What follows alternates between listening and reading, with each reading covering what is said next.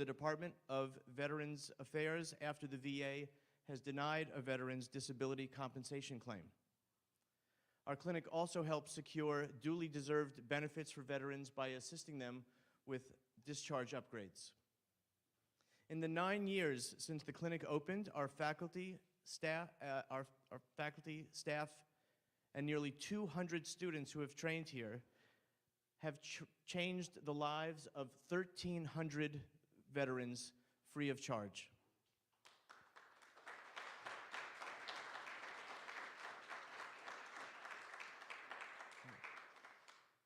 It's a staggering number of people touched by our clinic.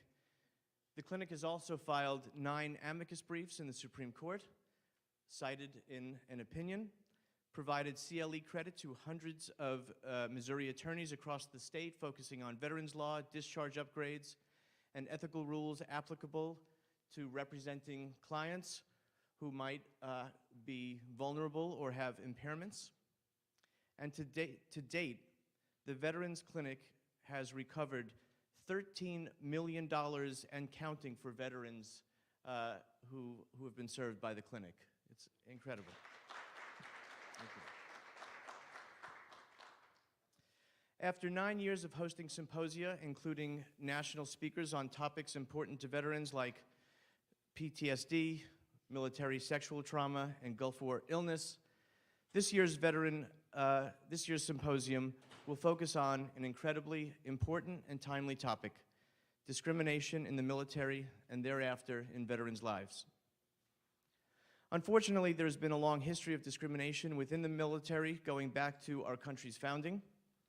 This discrimination has had and continues to have real and detrimental impact on service members, haunting them in their lives as veterans after service. The students in the clinic have worked with nationally renowned speakers to put together today's great program. We're excited to have legal experts, researchers, psychologists from across the country speak with us today. We also have an active duty soldier in a position of leadership here to kick off our day, as well as a veteran who was a victim of discrimination within the military to tell his story later today. Thanks to all of our speakers for being here. We're so grateful you are.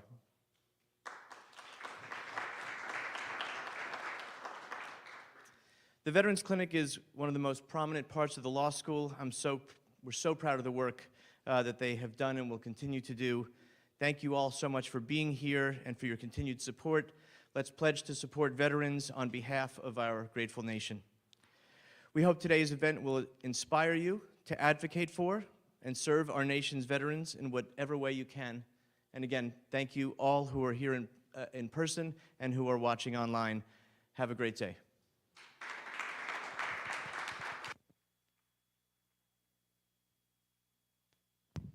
Thank you, Dean Linton. We appreciate it.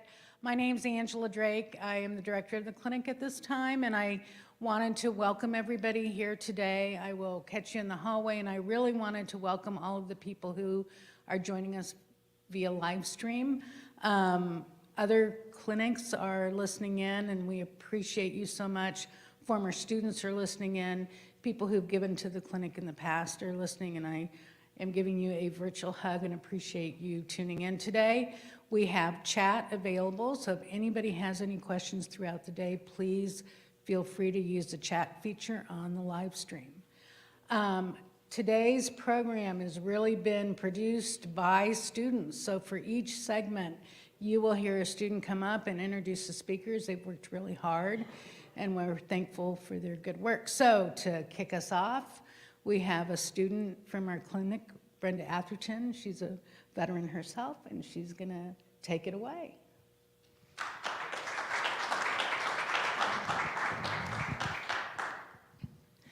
Thank you, Professor Drake. Good morning and welcome.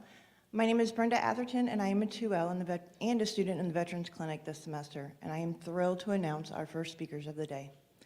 Returning to the Veterans Clinic Symposium is Amy Krakowski, a distinguished speaker and veterans advocate.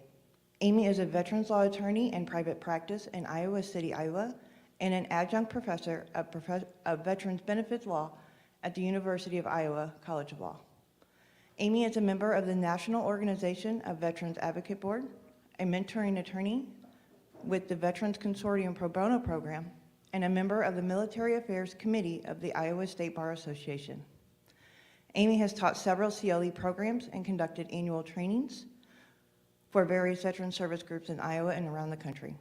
A favorite speaker at NOVA conferences, as well as here at the Veterans Clinic Symposium, Amy has also presented at several CAVC's judicial conferences. Amy trains veteran service officers in the effective advocacy of veterans and mentors attorneys across the country who are representing veterans at the CAVC through the Veterans Consortium Pro Bono Program. She began her career in veterans law in 2009 as a judicial clerk to the Honorable Mary J. Sholin, the first women's judge to serve on the United States Court of Appeals for Veterans Claims. Amy received her JD with distinction from the University of Iowa College of Law and her Bachelor of Fine Arts from NYU. Before moving to Iowa to study law, Amy spent 18 years as an independent writer-producer in the television industry in New York and Los Angeles. Amy has dedicated her legal career to helping veterans obtain the VA benefits they've earned throughout their service to our country. A first-time speaker at the Veterans Clinic Symposium, Angela Chipman is currently a lieutenant colonel in the United States Army and is a human resources director for the 1st Special Forces Command, overseeing greater than 23,000 active and National Guard personnel, Department of Army civilians, and the families that support them. Previously, Ange served as the Director of Sexual Harassment Assault Response Prevention, or SHARP, at Fort Hood and addressed the recommendations received after the completion of Vanessa Guillen's murder investigation. Ange enlisted in the Iowa Army National Guard as a combat medic. She was commissioned as a second lieutenant in the Signal Corps and has served at various levels, both at command and staff positions throughout her career. Ange received her master's degree in school counseling from the University of Iowa and her Bachelor of Science in both history and psychology from Iowa State University. She has been deployed to Afghanistan twice and to Europe once in support of the European Deterrence Initiative. Ange has been awarded numerous military decorations, including the Bronze Star, Army Commendation Medal, and Army Achievement Medal. Ange has dedicated her entire career, both civilian and military, to supporting people. We welcome both of our speakers this morning.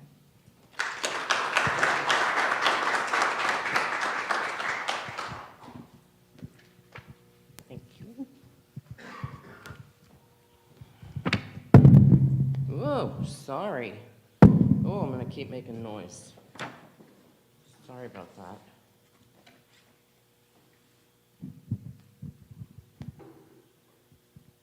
Hi.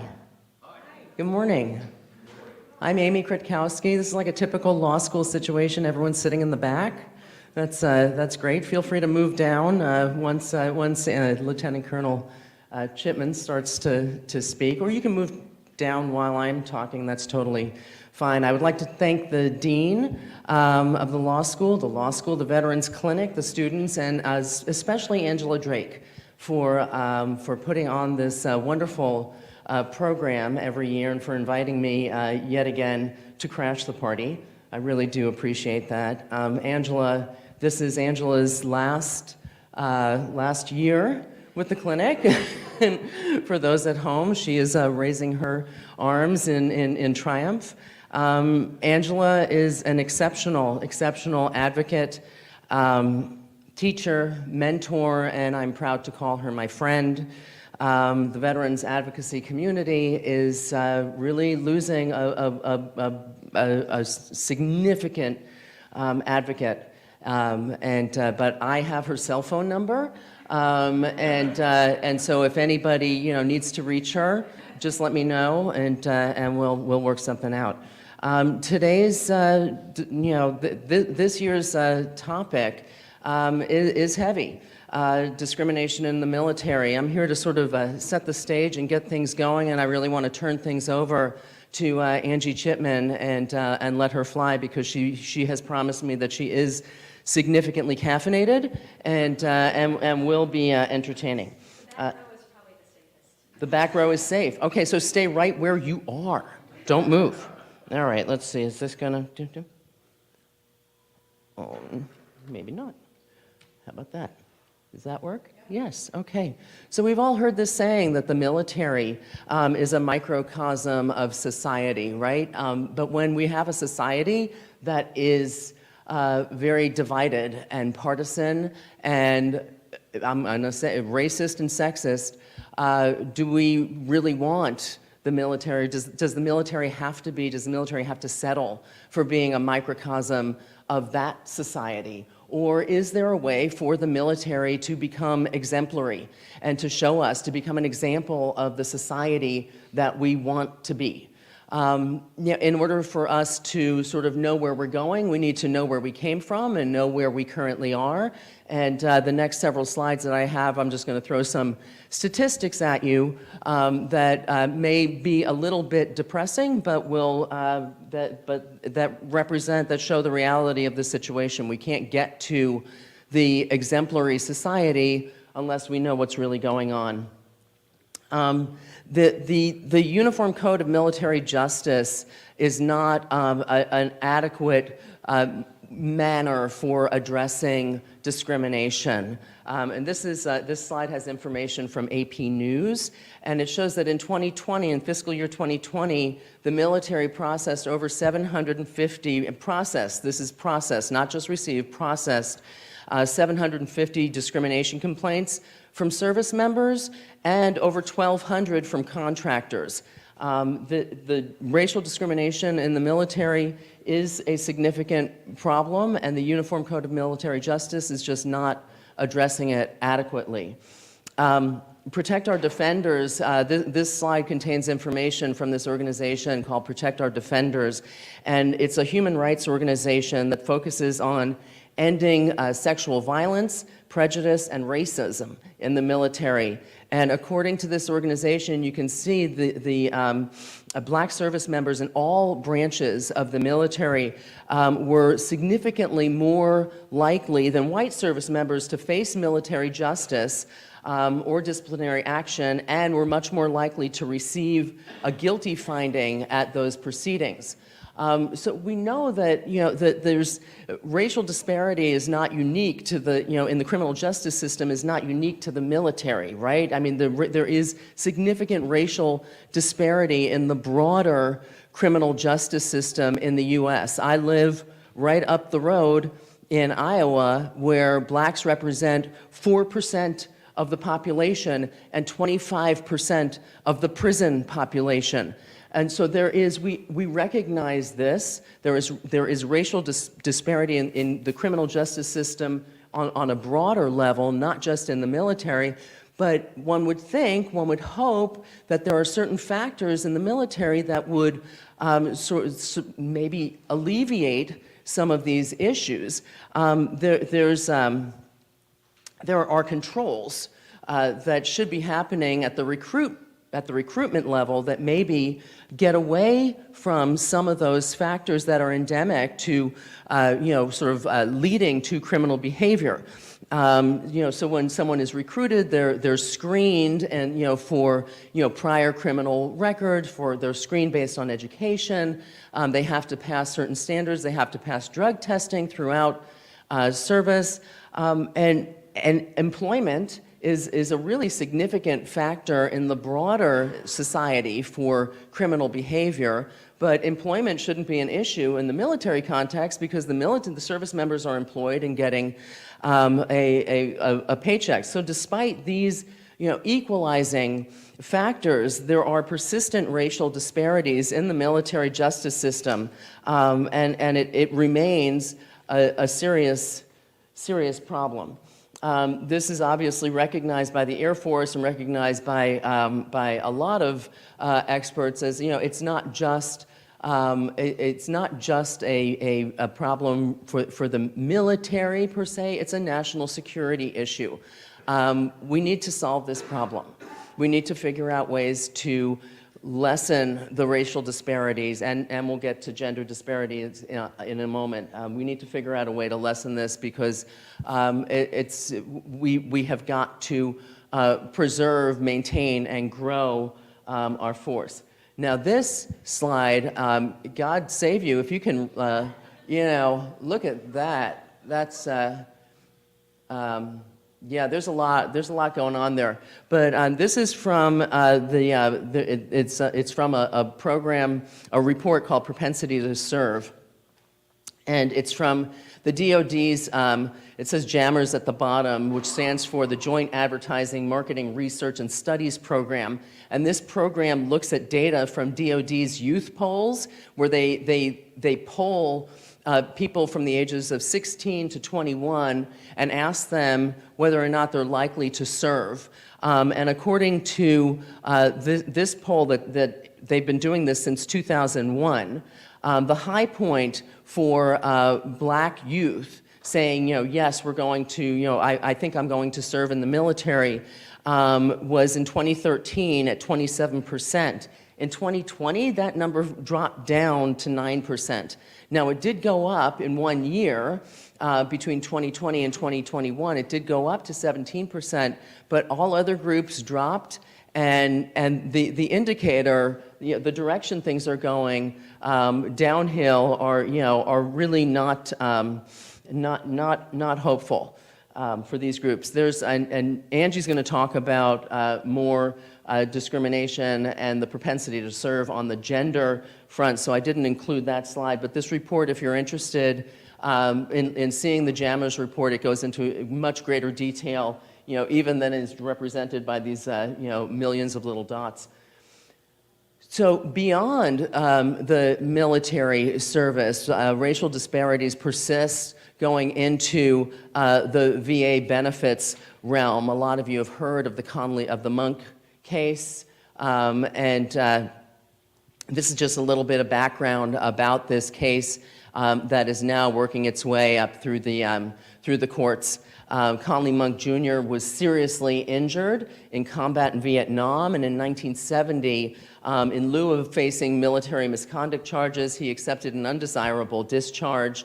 He came back to the States, and in 71 and beyond, he was repeatedly denied VA benefits. He was denied a discharge upgrade. But with his repeated denial of VA benefits, he kind of had the idea that maybe that there was some discrimination going on, but he had no way to prove it. In 2011, a psychiatrist diagnosed him with PTSD, and the diagnosis in the report, it said he had PTSD in service. He was experiencing PTSD in service, and currently. In 2015, the BCNR, the Board for Correction of Naval Records, upgraded his discharge, and finally, VA granted him benefits. In 2021, in response to FOIA litigation that was brought by his organization, Mr. Monk's organization, as well as the Black Veterans Project, VA finally disclosed records that revealed a pretty statistically significant difference in VA disability compensation decisions based on race. And the numbers, it just went back to 2001. That was like the year when they started keeping track of this information. In 2022, Mr. Monk, represented by the Yale Veterans Legal Services Clinic, sued VA under the Federal Tort Claims Act for the harm caused by VA's, and this is a quote, negligent failure to redress the longstanding racial disparities in Veterans Benefits Administration about which leadership has known or should have known for decades. The complaint goes on to talk about how VA's tortious conduct has caused Mr. Monk significant periods of housing insecurity, financial hardship, difficulty accessing proper medical care, and just significantly impacted his life beyond just obtaining a monthly check. So this is, this is actually taken from their complaint that was filed under the Federal Tort Claims Act, and this shows that the average, if you go through and average out these numbers between 2001 and 2020, the average denial rate for disability compensation for Black veterans was 29.5%, which was a full 5% more than the average denial rate for white veterans. The grant rate was just over 30%, which was a full 7% less than the grant rate for white veterans. Okay, so moving on to shifting gears and to tee off Lieutenant Colonel Chipman. I'll just call you Angie. I can call you Angie. Okay. She said I can call her Angie, so no one's going to shoot me. This is information. These next few slides are from a 2020 RAND study on sexual harassment and gender discrimination in the Army, and it describes the different types of discrimination that women experience versus the types of discrimination that men experience, and then the types of discrimination that both groups experience. I thought this was quite interesting. Women are far more likely to be harassed by someone in their chain of command. I don't know why I thought that this is like, of course, but more likely to be harassed by someone in their chain of command than men. I don't know why. I would think that everyone would be harassed by someone in their chain of command. I don't understand precisely the difference, the 48% versus 39% of women being harassed by someone in their chain of command. And women do experience more types of harassment and discrimination at more times and more places, and the perpetrators of harassment and discrimination of both men and women across the board are men. Moving into discrimination in the VA front and in VA law in particular, there are some people who have argued that VA's regulations are discriminatory. And the example that I have up here is 38 CFR 3.304F, which for those law students in the room and those practicing attorneys in the room, you know that this is the regulation involving establishing entitlement to service connection for PTSD. And the different subsections go through the various groups that may have PTSD and the different ways to establish entitlement to service connection for PTSD for those groups. F3 involves PTSD. If a veteran's PTSD is based on fear of hostile military or terrorist activity, that veteran's PTSD can be established, that event can be established by the veteran's lay testimony alone. Whereas F5, if the veteran's PTSD is based on in-service personal assault, then the veteran's lay testimony alone is not sufficient. There has to be some corroborating additional evidence. And anecdotally, and just based on my own experience with my own clients and with the VSOs who I work with in Iowa and around the country, people have said it is far, far easier to establish entitlement to service connection for PTSD based on F3, fear of hostile military terrorist activity, than it is under F5. Because you need this corroborating evidence. Now, it used to be that VA always would turn to the service records, look for service records to corroborate, which is, in my mind, the perfect sign of insanity. It's like looking in the sock drawer for the pair of socks that you know are not there, and you keep going back to the same sock drawer over and over and over again. And VA kept doing this. They kept looking in the sock drawer for service records when there was no way that there was going to be evidence of in-service personal assault in the service records, or if there was, I mean, that was very, very, very rare that was the case. The Federal Circuit attempted to help level the playing field here in 2013 when they issued the AZ case, which was actually a combined appeal. And this case said, no, the VA and the Veterans Court doesn't have to rely on a failure to report to determine that the event did not happen. They can't rely on the absence of service records to, saying that this assault happened to say that, they can't rely on that to say that it did not happen. A big general rule in VA law is that the absence of evidence is not substantive negative evidence, and that applies here. The absence of evidence is nothing. That's no evidence. And so you can't, similarly in this context, you cannot rely on the absence of evidence of a veteran reporting that they were assaulted as evidence that the assault did not occur.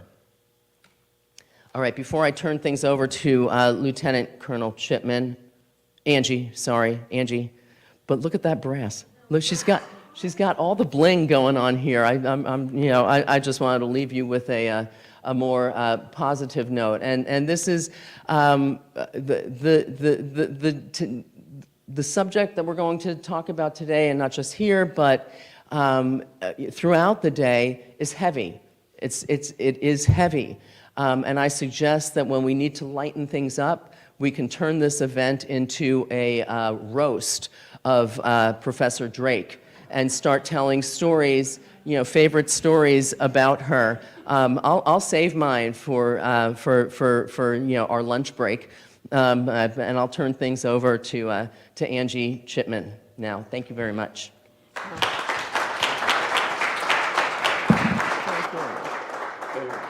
Can you guys hear me? You can. Okay, perfect. I didn't do a sound check, and I always feel bad about that. They did ask me if I wanted a podium, and I couldn't use that one because you wouldn't be able to see me. And so I very politely declined because I also move around. I'm going to try and see if this works. If you are okay flipping slides. All right, fantastic. I really appreciate it. That's okay. I used to be a signaleer, and if we didn't have technical difficulties, I would not be comfortable. So, once we go into the next slide, it'll be the agenda. And the agenda is extremely vague because the reality is that everyone here already knows that we have a problem, right? So I'm going to go into a little bit of who I am, just to kind of give you some background on my experiences. But the bigger takeaway that I'm hoping to get to is to provide granularity on the depth and scope of the problem. And once I can do that, my hope is that I can convey to you why you should care. And then if I'm really winning at that point, and you are now galvanized to jump in and support in an emotional way, I can give you some things to do that you can help us out with, because we do need your help, right? So first and foremost, who I am. This stuff is boring, right? And so I'm really more interested in a dialogue. I am highly caffeinated. I am a little person. And that is a lot of energy that has to have some place to go. So just know, situationally aware, I will work very hard to deliver the presentation at a reasonable speed because I am just underseeing noises. If I am failing and it sounds like you are listening to a tape recorder on fast forward, please let me know. Secondly, I come from a family of storytellers. I used to teach history. I was a school counselor.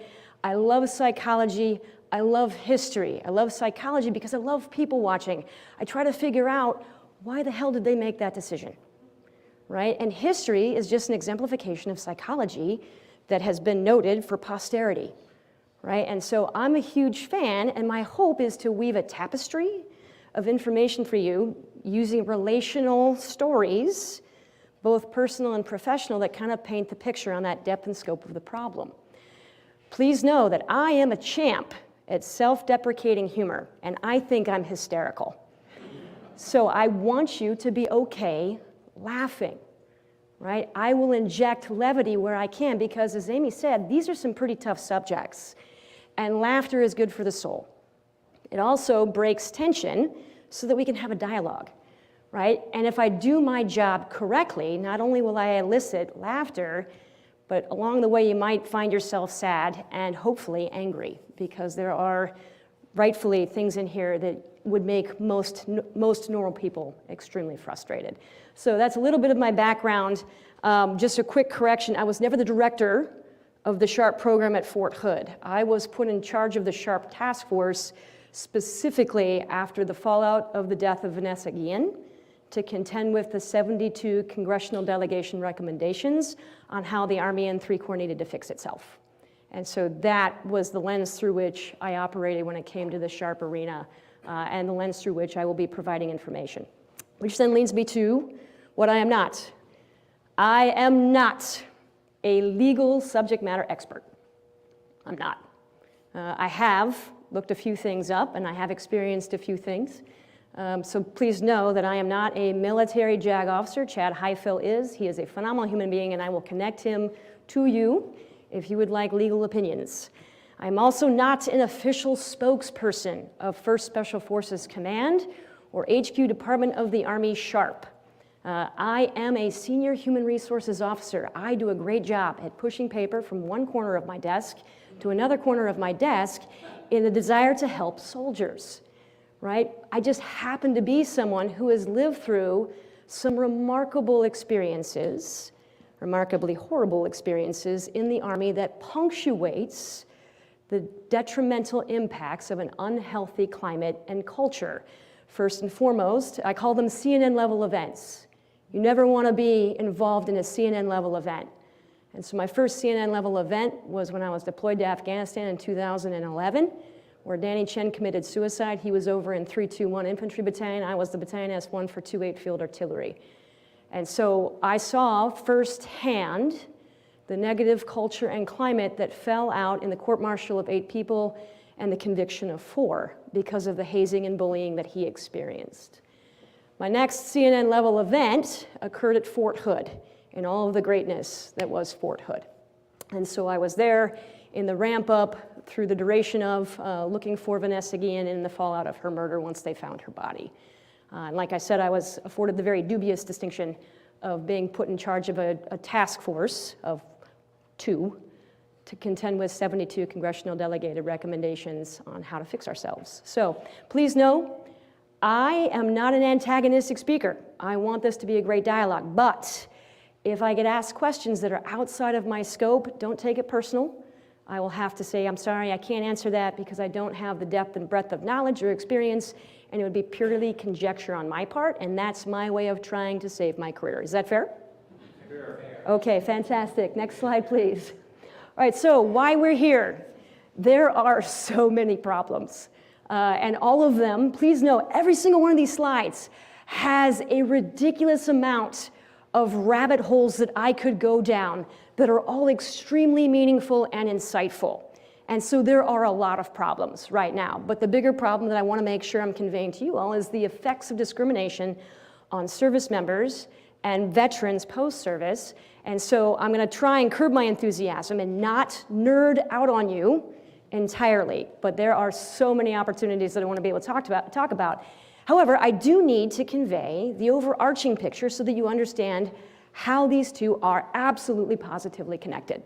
And so if you bear with me, again, history nerd, psychology nerd, it's all going to come together, I promise. So the Army has a big issue right now, and it's not just culture and climate. We acknowledge that that's a problem too. And my hands are in my pockets. I know there's probably some sergeant majors that are retired online that their heads are exploding. Again, caffeinated, I need energy, it's going in the pocket. So, big issue right now. Our recruiting and retention numbers are abysmal. They are historically some of the worst that we have ever seen. Our total Army has not been this small since 1927. That's how bad this is, and it's not intentional. Right? We are not intentionally getting smaller. We can't fill the billets, which is going to get to the propensity to serve. Right? Our active component structure has not been this small since 1940, before we entered into World War II. And to be perfectly honest, this couldn't happen at the worst time. Because as much as we would like to believe that we're not at war, and yes, granted, we're not in a kinetic war, depending on who you talk to in terms of research, there are 6 different types of war. And kinetic is just one of them. And we are already at 5 levels of war with some of our significant adversaries in the world, which then increases statistical likelihood of kinetic war greatly. And so we are standing at a very difficult precipice, and the Army knows that it is a significant problem, right? And there's a couple reasons why we have this problem. The first, and it does in fact exist, there are people who have a propensity to serve because they want to go to war, right? Sounds crazy, but they absolutely positively want to go to war. And that is a useful characteristic in certain arenas, right? The military needs folks who are willing to go forward and do what other people cannot and will not do, right? And so when the kinetic wars go away, their desire to serve also equally goes away. All right, well, I'm not worried about them signing up if and when we ever go to war again. And let's be honest, the United States has a long, long history of wars. We're a big fan. But the next problem, which in my opinion is the more significant problem on why we are not having people with a propensity to serve, is we have a terrible PR campaign, right? And it's all self-inflicted. We are having a very difficult time getting ahead of consistent headlines that paint the military as a inhospitable environment for minorities, in particular an inhospitable environment for women. I mean, in the wake of Fort Hood, Texas, with Vanessa Guillen, we heard time and time again, I don't want my daughter to serve, right? Why would I want my daughter to serve in that environment? You know, and it's not just coming from the civilian sector, and I'll get to that here in a little bit. It's coming from people who are also serving. And that's our main bread and butter when it comes to recruitment. So as strange as this sounds, only 1% of the population of the United States of America serves.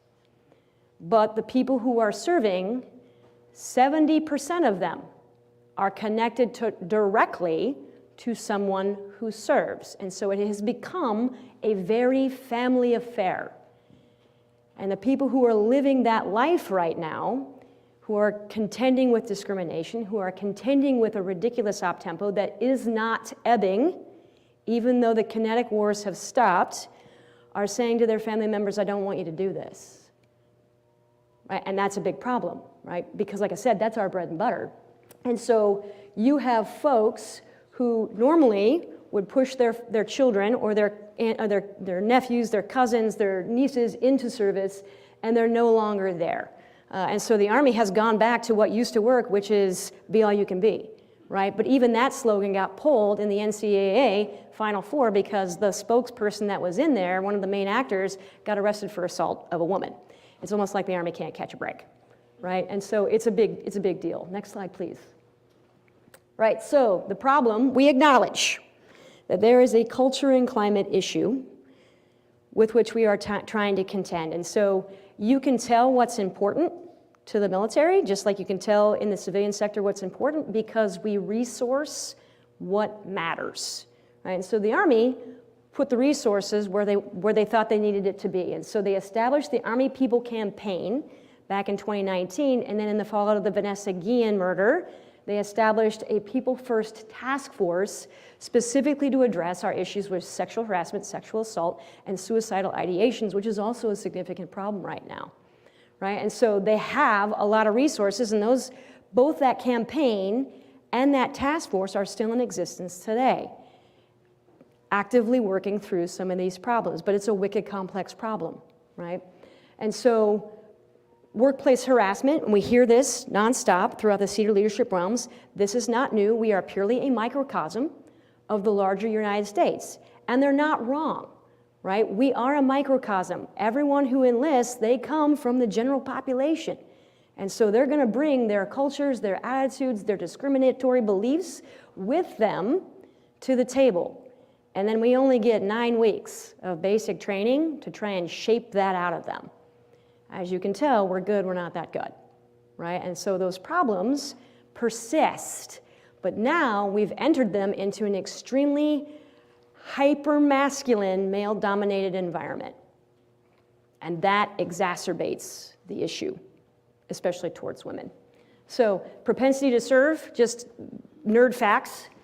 Right now, we have 23% of the population, the overall United States population, only 23%.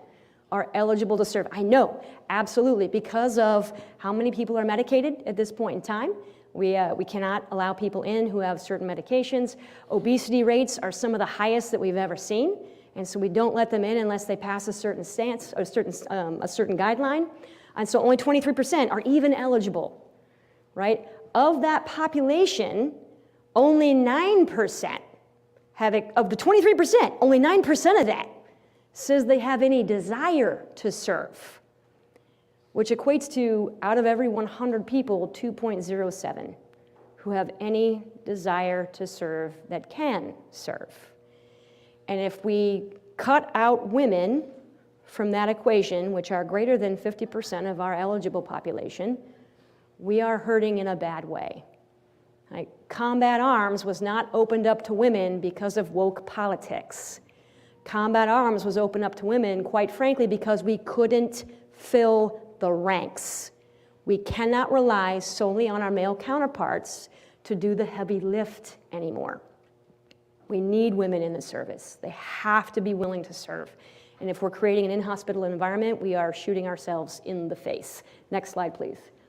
All right, so as much, I already went into the microcosm of why this is a societal issue, right? We have a lot of cultures and traditions that are creating this problem. I brought up just a few psychological theories that kind of lend itself to understanding this. And so one of the things that we hear nonstop in the military is that women don't have the skills to be successful in this environment.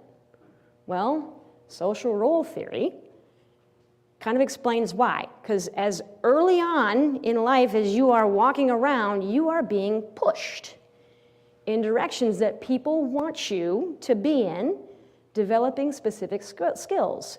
Girls are handed dolls. I want you to be maternal. I want you to develop those maternal skills. Boys don't get dolls, they get action figures, right? My brother, so I have a twin sister. I also have an older brother. My brother would come down and he'd get a glass and he would drink water and then he'd put the glass in the sink. And then he'd come down and like 30 minutes later, he'd grab a glass, he'd drink water and he'd put it in the sink. But he never did the dishes because my dad would say that's women's work. Well, maybe he would have learned the importance of economy if he had done the dishes every once in a while. But those were the skills that we were pushed into learning from the earliest ages. Whereas boys were pushed in their own directions because of cultural beliefs and biases towards what gender should be willing to do, which then, as an adult, exemplifies itself through the skills that we bring to the table, right? And so we're shaped and molded. It's not that girls are incapable of developing these skills, it's that we really weren't afforded the opportunity because you have role congruity theory, right? If women or men step outside of the expectation of how they should behave as a gender, they are not received very well. Case in point, me. I am a champ at self-deprecating humor because I grew up in small-town Iowa, and you cannot survive in small-town Iowa with these boyishly good looks without learning how to tell a joke faster than other people, right? I have always been this way. I didn't, glaring flash of the obvious, I am gay. I assume people assume that at this point in time, but I didn't realize what it was until the 7th grade. That was the epiphany. I did know I was different, however, pretty early on. And so how I operated, behaved was very much genetic in nature. And as people were trying to push me in directions that I didn't want to go, I obviously rebelled from that. The idea that girls love pink is bullshit. This one likes camo and cussing. I will keep the cussing, however, to a minimum because of the professional environment. And so you have role congruity theory, and then you have, finally, the prescriptive gender norms that result in the fallout for people who don't fit that criteria. And so an entire study was done on agentic versus, and I hope I'm saying that correctly, agentic versus androgynous women in the hiring process. Women were actually penalized if they appeared to be not nice enough. They weren't hired for positions if they were perceived to be too successful, because they would have to have completely undercut the maternal nature of who they are as a woman and being collaborative and nice and communal in order to be as successful as they are, right? And so I had a senior leader not very long ago, it was less than a year ago, who engaged me and said, hey, Angie, how's everything going in terms of the design of our new human resources system? And I was conveying to him that I was having a heck of a problem trying to get some of my teammates who were the same rank as me to be more collaborative in nature. And he said, well, Angie, you just need to hammer them. Like, you just need to come out and blast them in public. And I said, sir,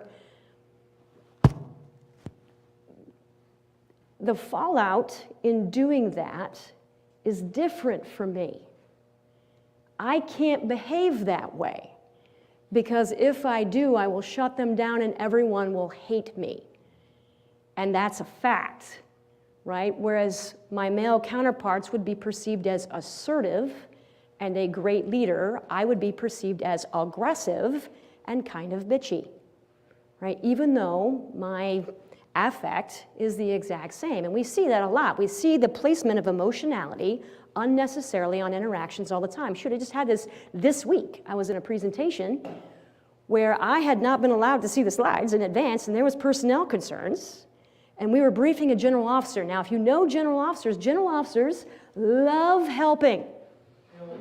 And if you bring them a problem, they're gonna fix it. And so the preferred course of action is that the staff gets to see the problems first in order to be able to identify what risk those general officers are accepting. Because they have to, it's informed consent, right? They have to be understanding of the larger scope of the problem before they make a decision. So I hadn't seen them yet. And so I looked at the engineer presentation, there was only one other person in the room. I looked at the engineer and I said, hey man, out of curiosity, what personnel concerns are in these slides that have not been run by the G1, which is what I am. I say senior human resources, nobody in the Army will know what that is. And so he said, well, I haven't had these slides very long, and there was a male counterpart who looked at me and he said, well, there's no reason to panic. And I looked at him and I said, I'm not panicking. I would just like to be able to see these slides before the general officer comes in and we present it to him. And so I stood up and he stood up and he's like, well, there's no reason to panic. And what he was noticing was my growing irritation at his overt sexism, because I was not in a state of panic. I was mildly irritated, and justifiably so. But how do you address that without seeming like you're being an overly emotional and sensitive woman, right? And the behavior was not okay, and I do need to address it. I just haven't figured out how to do that without bringing angry Angie into the conversation. So that happens all the time. But this is cultural in nature. He's a civilian employee that brought it up. It's not just military, it's not green suit. And so you, the larger audience, and I know your education level is higher than most people that I would be presenting to, and so I know you're aware, right? Every single day you are being shaped and groomed and bombarded with how you should think, how you should behave, what you should feel, all the way down to our earliest levels of education, and I can prove it to you. Next slide. So women have been directly involved in almost every aspect of improvement in our society. But where are they represented in history? Right? I shouldn't have to go to a women's history class to see examples of great people who are women in nature doing great things for our country. I should be able to see that in a regular history class, right? But they're markedly not there. We see examples of like Martha Washington. Who knows who Martha Washington is? All of you. Why do we know who she is? Because she was married to George Washington, right? Like, we know her because she's married, but there's a whole bunch of other people we know nothing about who had tangible impacts on our society. And so I think, and this is, again, my opinion, that we have been largely ignored, overlooked, and written left out of history books, and people now want to portray that it is woke politics for inclusion, right? It's not woke politics. History happened. This is part of our history, and including this reality in what's being taught is critical for us to understand our full history. And again, how we got here. How the hell did we get here? So, next slide. Sybil Ludington. Again, you all probably know who she is, but who doesn't know who Sybil Ludington is? Probably a few people in here who don't want to admit it, right? We know who Paul Revere is, right? He is an icon, immortalized as an icon of revolutionary spirit for the United States of America. Sybil Ludington was half the age, went twice as far, did the exact same thing. Arguably, she was in more danger doing it. He got immortalized in our history books, and she got a thank you and was promptly forgotten. Right? Next slide. Sarah Emmon Edmonds, we hear all the time, women are not capable of serving. They were never in combat ever before, insert whatever timeline. Demonstrably false. So Sarah Edmonds enlisted in the Michigan Infantry pretending to be a man. And she was so good at what she did, pretending to be a man, that they asked her to be a spy. And they asked her, as a man, to be a spy, pretending to be a woman. And so she was a woman, pretending to be a man, doing it so well, they asked her to pretend to be a woman. And she was feeding information all up until she got malaria. And the problem when she got malaria was that she couldn't go seek medical help, because then the gig would have been up, right? So she had to leave and go find help, and they discharged her for being AWOL. And it wasn't until after she wrote the book explaining what she had done that they granted her status as a Civil War veteran. Like, she's one of, I think, the only ones as a woman who's been granted that status, right? She was there, operating very successfully. Next slide. Mary Walker. Mary Walker, if you didn't know, we do have a woman who has received the Congressional Medal of Honor, right? Mary Walker volunteered to be a doctor during the Civil War, and they wouldn't accept her because women aren't doctors. Didn't matter her experience or her education. They're like, no, no, no, no, no. We'll take you as a volunteer nurse. And it wasn't until much, much later in the game that they said, okay, she actually knows what she's doing. We will give her, the status of being a doctor. And then she got captured by the Confederates and was eventually released near the end of the war. And so they gave her the Congressional Medal of Honor for all she had done. And then they tried to take it away because she was a woman, right? Fortunately, it was reinstated, right? But we do have a woman who has the Congressional Medal of Honor. Next slide. Marie Van Britten Brown. If you enjoy security services, ADT, something along those lines, this is the woman who created it. She was a nurse living in New York City. And obviously, New York City, pre-Giuliani, right, wrong, or indifferent, was a little bit sketchy. And so she created a system that allowed her to both talk and see folks who were coming to her door. We don't even know who she is. Right, next slide. Hedy Lamarr. Everyone knows who Hedy Lamarr is, but why do you know who she is? She's beautiful, an amazing actress. Right? She's also a genius. If you enjoy GPS, Bluetooth, or Wi-Fi, you have her to thank. Right? Her work as a scientist led the way for these things. So thank God we remember her as a beautiful actress. Next slide. Josephine Baker, phenomenal jazz singer. Amazing capability, left the United States because of racism, right? Went to France, and when the war broke out, because she was so successful, she had been traveling throughout different countries, and she kind of enlisted herself in the war effort to support the Allies by writing in invisible ink notes on her music, so that as she would travel from place to place to place, she was able to deliver critical information. The French love her. When she passed away, they gave her the highest honor they had to bestow. And it is a shame that the United States lost that kind of talent, dedication, and courage because of our behavior, right?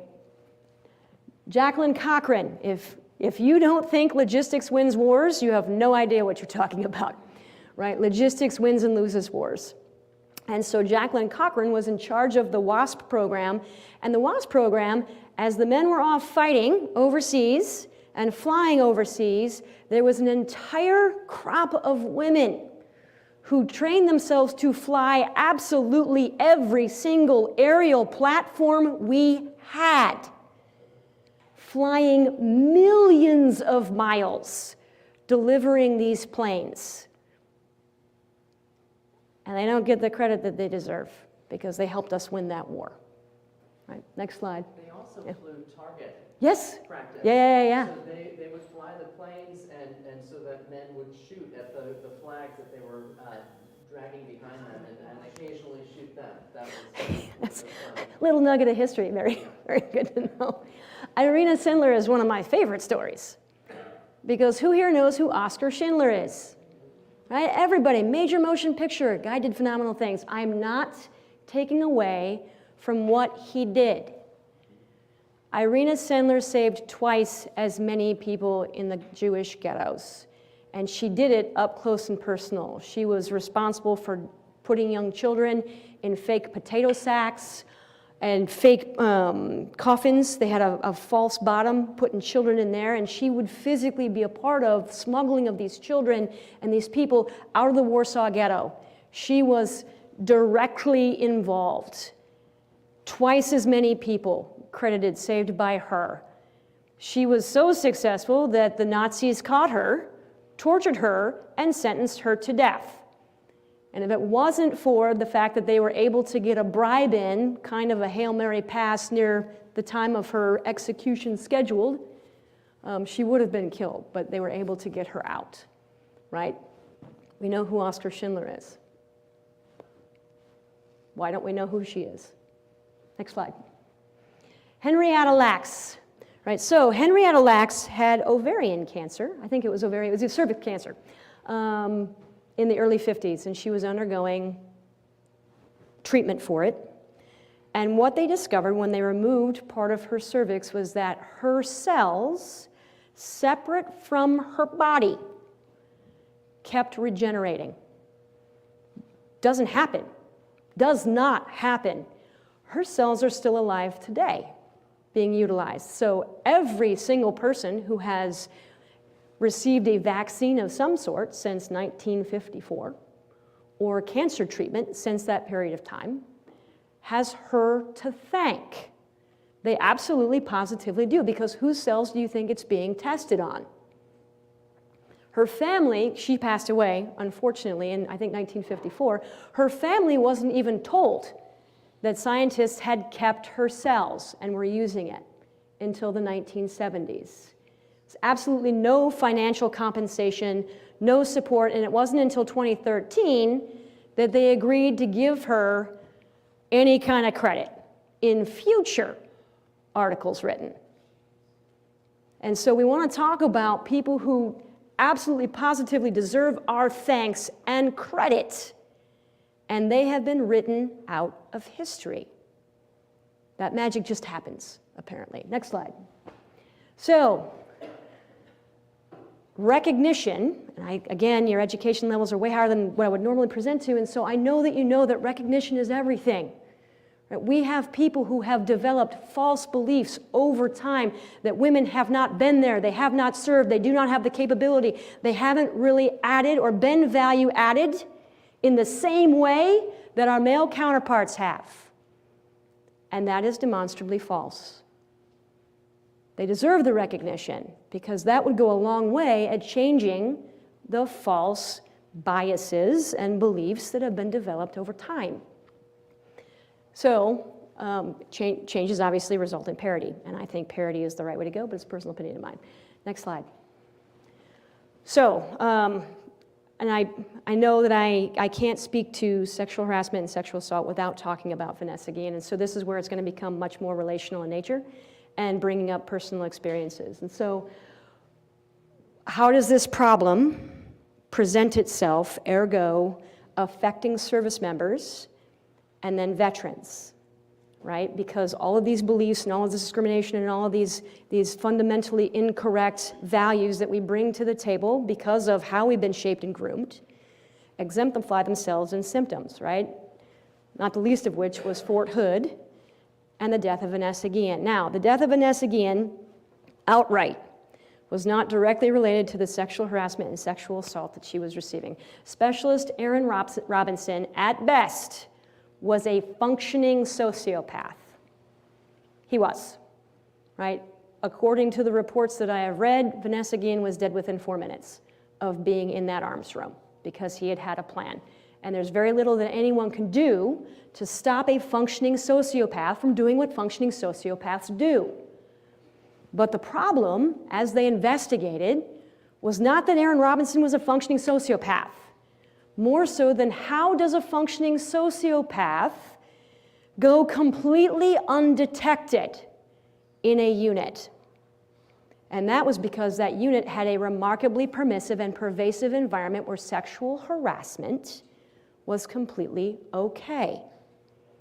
And if there is an increase or propensity to accept sexual harassment, that immediately correlates to an increase in sexual assaults.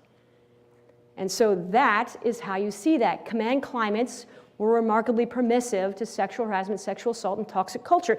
And that continued to happen even after the fallout of Vanessa Guillen's murder, the congressional delegation's visit, and the 72 recommendations that we were given to fix ourselves. Because as I was working through this, we started to discuss or present to every single person who would come to Fort Hood, hey, here's the problem. Here's the implied task. You should not hit people, touch people, or call people names that they do not feel comfortable. Like, this is adulting at its bare minimum. And this is the history of Fort Hood right now, and you should probably respect that, right? So it was so bad that the commanding general of Fort Hood, a 3-star general, had to implement a call line directly to his office, being answered by a senior leader of some kind, either a CW3 or higher, or a major or higher, and they're all field grade officers, to receive complaints because the leadership at all echelons was not doing what they were supposed to do in taking care of this problem. And so we had one situation where we had 19 deltas, and I'll throw these acronyms at you, and I don't expect you to know what that is. Those are cavalry scouts. They were young women who had enlisted in what had been previously closed MOS, and they'd been there for greater than a year. Now, women, we tolerate a lot. We do. We accept a lot of hazing and bullying because we want to belong, and we don't want to seem like we are being too sensitive up front, ergo why I have not yet addressed the DA civilian who was extremely frustrating earlier this week, because is it worth it, right? And so after a year, they're like, okay, I'm going to earn my keep. I'm going to prove that I'm a value-added member of this team. And after a year of being there, they finally approached the sergeant who had been sexually harassing them from the moment they had arrived. It was their team leader, the #1 person who's supposed to be that individual that delivers support to you. That person had been sexually harassing them since the day they got there. And so after a year, they said, okay, namas, right? We have proven ourselves. We are value-added members of this team, and we would like it very much if you would stop. Right? They did everything we ask people to do at that base level where harassment is occurring. And that sergeant disrespectfully declined. So they did what any soldier would do, right? We train people to go up the chain of command. Don't skip the chain of command because you get in trouble. Go up the chain of command. So they did. They went to the next step. They went to the platoon sergeant, who is a sergeant first class. That's an E7. That's someone who's been in for probably close to 15 years, solidly. And they said, platoon sergeant, we need your help. Sergeant so-and-so has been harassing us since the day we got here, and I guarantee you sergeant first class so-and-so knew it, because it's not done in private. It is a permissive environment, especially in 3CR, 3rd Cavalry Regiment, 3CR for short. And the sergeant first class said, hey, I know sergeant so-and-so, he's a great cav trooper. Don't say anything, you'll get him in trouble. And they're like, well, that's obviously not the right answer. And so they went to the first sergeant. Now, the first sergeant is a senior non-commissioned officer in a company that's greater than 100 people. That person is the senior enlisted advisor to the commander and the #1 person to take care of the troops. They said, hey, top, we got a problem. Right? We went to sergeant so-and-so disrespectfully declined. We went to the platoon sergeant. He said, hey, this guy's a great guy. Don't do anything because you get him in trouble. Can you help us out? You want to know what that first sergeant said? Stop acting like a victim. Stop acting like a victim. And so we gave those soldiers absolutely no recourse except to call the CG directly. And all 3 of those non-commissioned officers, their careers ended that week. Yes, I agree. But the emotional recourse, the social fallout, is almost always, you guys ruined their careers. Trash, right? Their trash behavior ruined their own careers. And so let's apply consequences where consequences is due, based on someone else's behavior.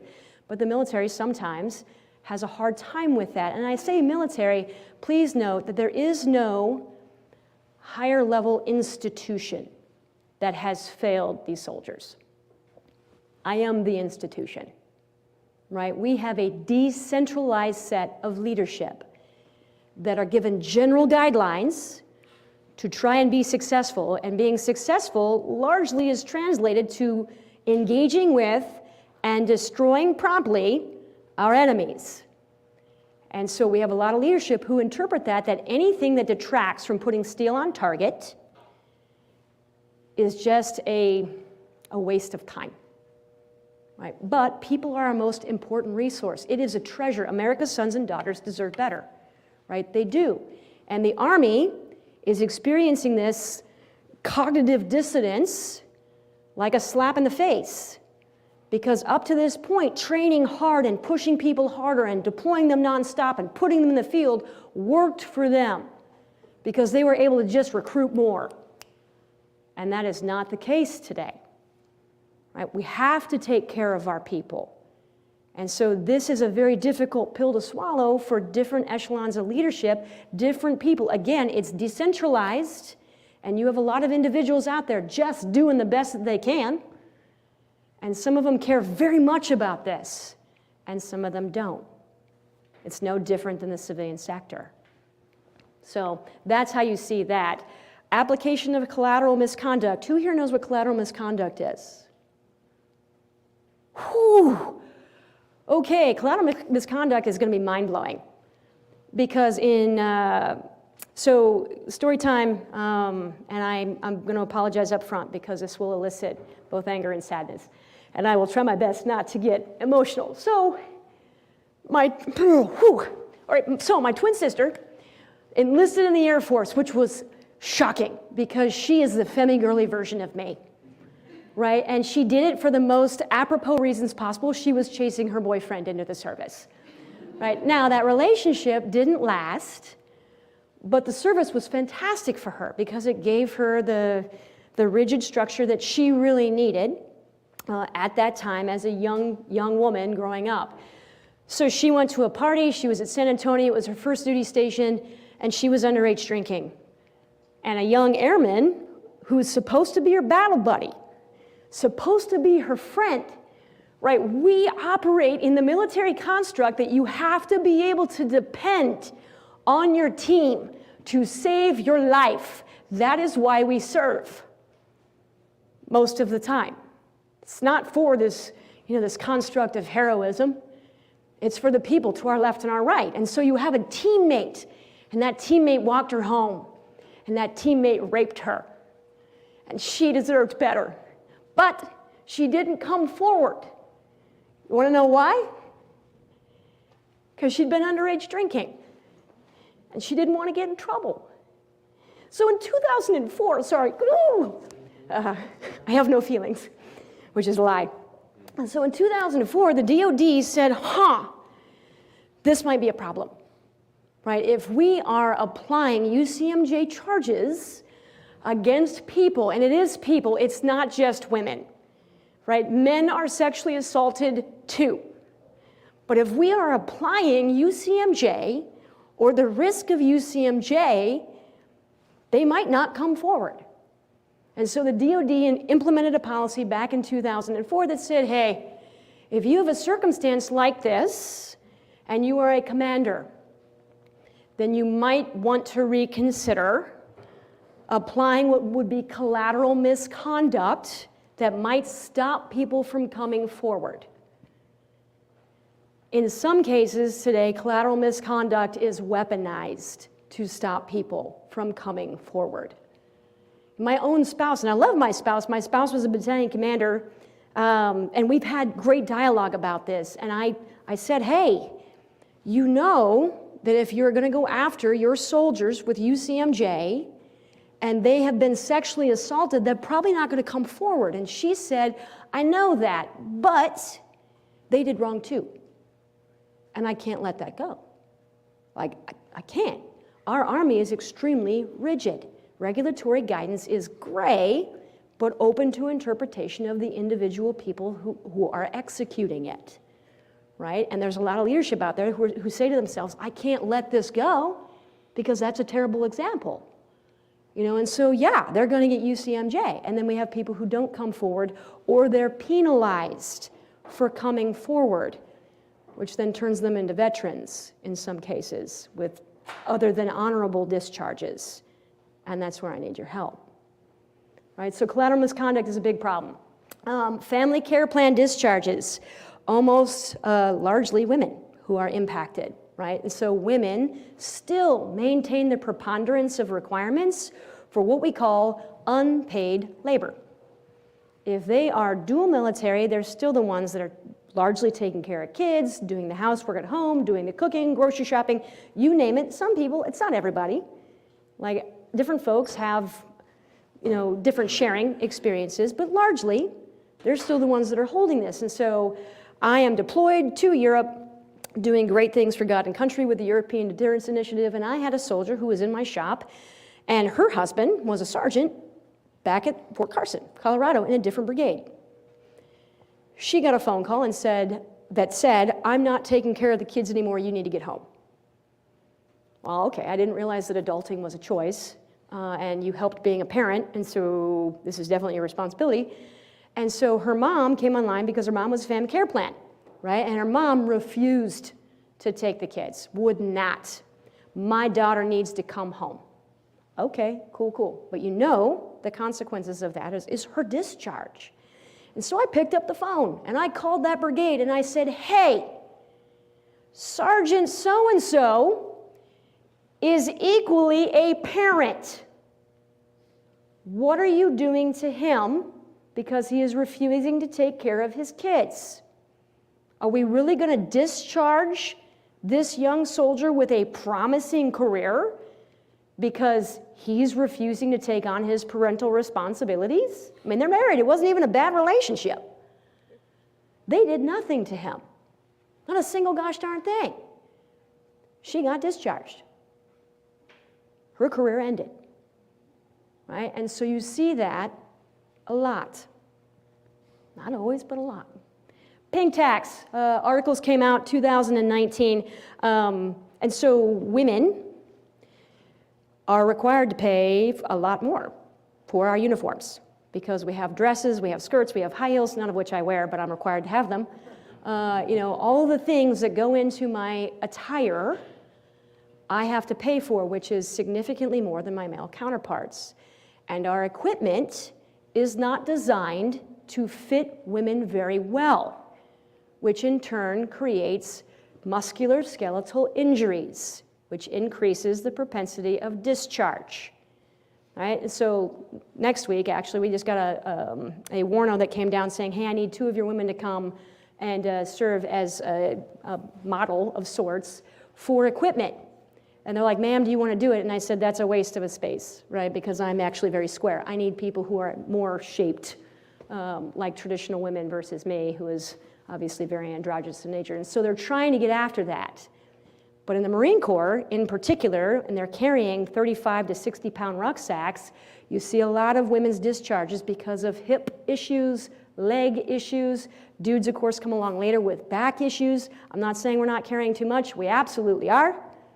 But until we can get equipment that is designed for the different body types that exist, women are going to be affected at a disproportionate rate.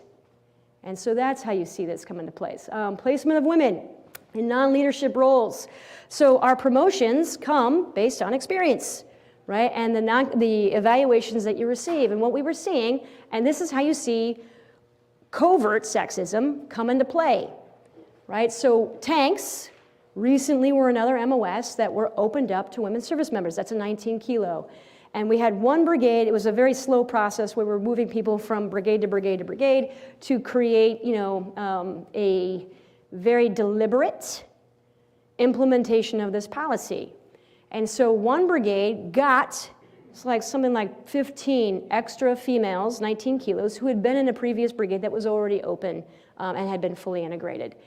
And that brigade commander promptly took all of those 19 kilo females and put them into administrative positions. Not a single one of them was in a tank. So when it comes time to receive a promotion, do you think they got it? Do you think they were receiving the professional development that they deserved in the MOS that they'd signed up for? Or were we putting them intentionally in more feminine roles? What time is it? I'm so sorry. Okay. So, and then development of policies that disproportionately affect women versus men. My personal favorite most recently was the development of the ACFT, the Army Combat Fitness Test, which hit the news a lot because we have minimum standards. So we have a physical fitness test, and that physical fitness test gets used to calculate promotion points, right? The higher you score on the test, because it's a sliding scale, we do have a minimum standard, and then we have what we call a maximum standard, and then for ego, we have the extended scale, right? And so they created this test. We'd been using the exact same Army physical fitness test for decades, which consisted of a run, push-ups, and sit-ups that was gauged based on both age, because I'm old and my body hurts, right? The Army has asked me to do some gloriously dangerous things, and I would never turn that opportunity down, but over a period of time, obviously, things start to hurt. And so as you got older, the standard decreased slightly based on age and the fact that you're probably stuck to your desk working rather than out in the field doing things that younger soldiers would do that would help facilitate increased physical fitness. And so they changed it. They're like, you know what, innovative Army, Army of 2030, we're gonna make this new test with 6 different events. And that included a different style of push-ups. It is a full body push-up at this point in time, which is different inherently than the original push-ups that we had. You have a sprint drag carry where we're dragging 90 pounds around, 245, it's boring. But the one thing in particular was a leg tuck, which they claimed measured abdominal strength. But in order to even get to the point where you could execute that exercise, I, as a midget, had to jump up onto a bar, pull myself into a 90-degree corner, and pull my elbow or my knees up to my elbows. Now, I have T-Rex arms, right? I am designed in an extremely unique way, and that's okay because I think I'm beautiful. But it doesn't really help with different body types and doing certain things. And what made it even worse is that that exercise was proven to measure in absolutely no way, shape, or form abdominal strength. It was proven to measure upper body strength, which gave the benefit to our male counterparts because most of that entire test was designed for upper body physical fitness. And so as that translates into scores, women inherently score less, especially if it's gender neutral. If they score less, they have less what? Promotion points, which means they get promoted less. Now, as much as I would like to believe that my running time translates to my leadership ability, it does not. We conflate all the time knowledge, skills, behaviors, and characteristics that are physical and easily measurable into leadership ability. And that's where there is a, again, disproportionate effect where women are not getting promoted or were not getting promoted at equal rates to their male counterparts because we were stacking the deck, right? We were. But what you saw in the news were headlines like, Army lowers standards to help girls pass. We weren't even women, right? They didn't even have the gumption to call us women. And I didn't hear most senior leaders step up to correct that narrative. Right? Very easy narrative to correct. We designed a faulty test, and we're fixing it. But this environment has become extremely political, and so I helped design R4 rollout for IPSA, and so I was doing things like coffee talk, and so I'm kind of a big deal. If you were to look at me up on YouTube, you'll see little vignettes of me kind of trying to get people jazzed about our new HR system. But what was happening on Instagram and social media, because it was being put out in the environment where we were trying to capture soldiers' attention, I was getting attacked because of my physical appearance. These people have no idea who the hell I am or what kind of person I am, but they feel very comfortable behind, keyboard warriors, physically or attacking my physical appearance, right? They would never do it to my face, but they're very comfortable doing it online. And so we have an entire policy on bullying. It's in AR 600-20, command policy, you shouldn't do it. And so I looked at the Sergeant Major and I said, hey, Sergeant Major, where are you in stepping up and protecting your female soldiers? Because they were just experiencing an onslaught of insult for serving. It wasn't just me. I don't care if they think I'm attractive. Like, trust me, their opinions mean absolutely nothing to me. But I do care very much about how other people are being made to feel. And the response I got from the top sergeant major in my program is, well, it's political to get involved.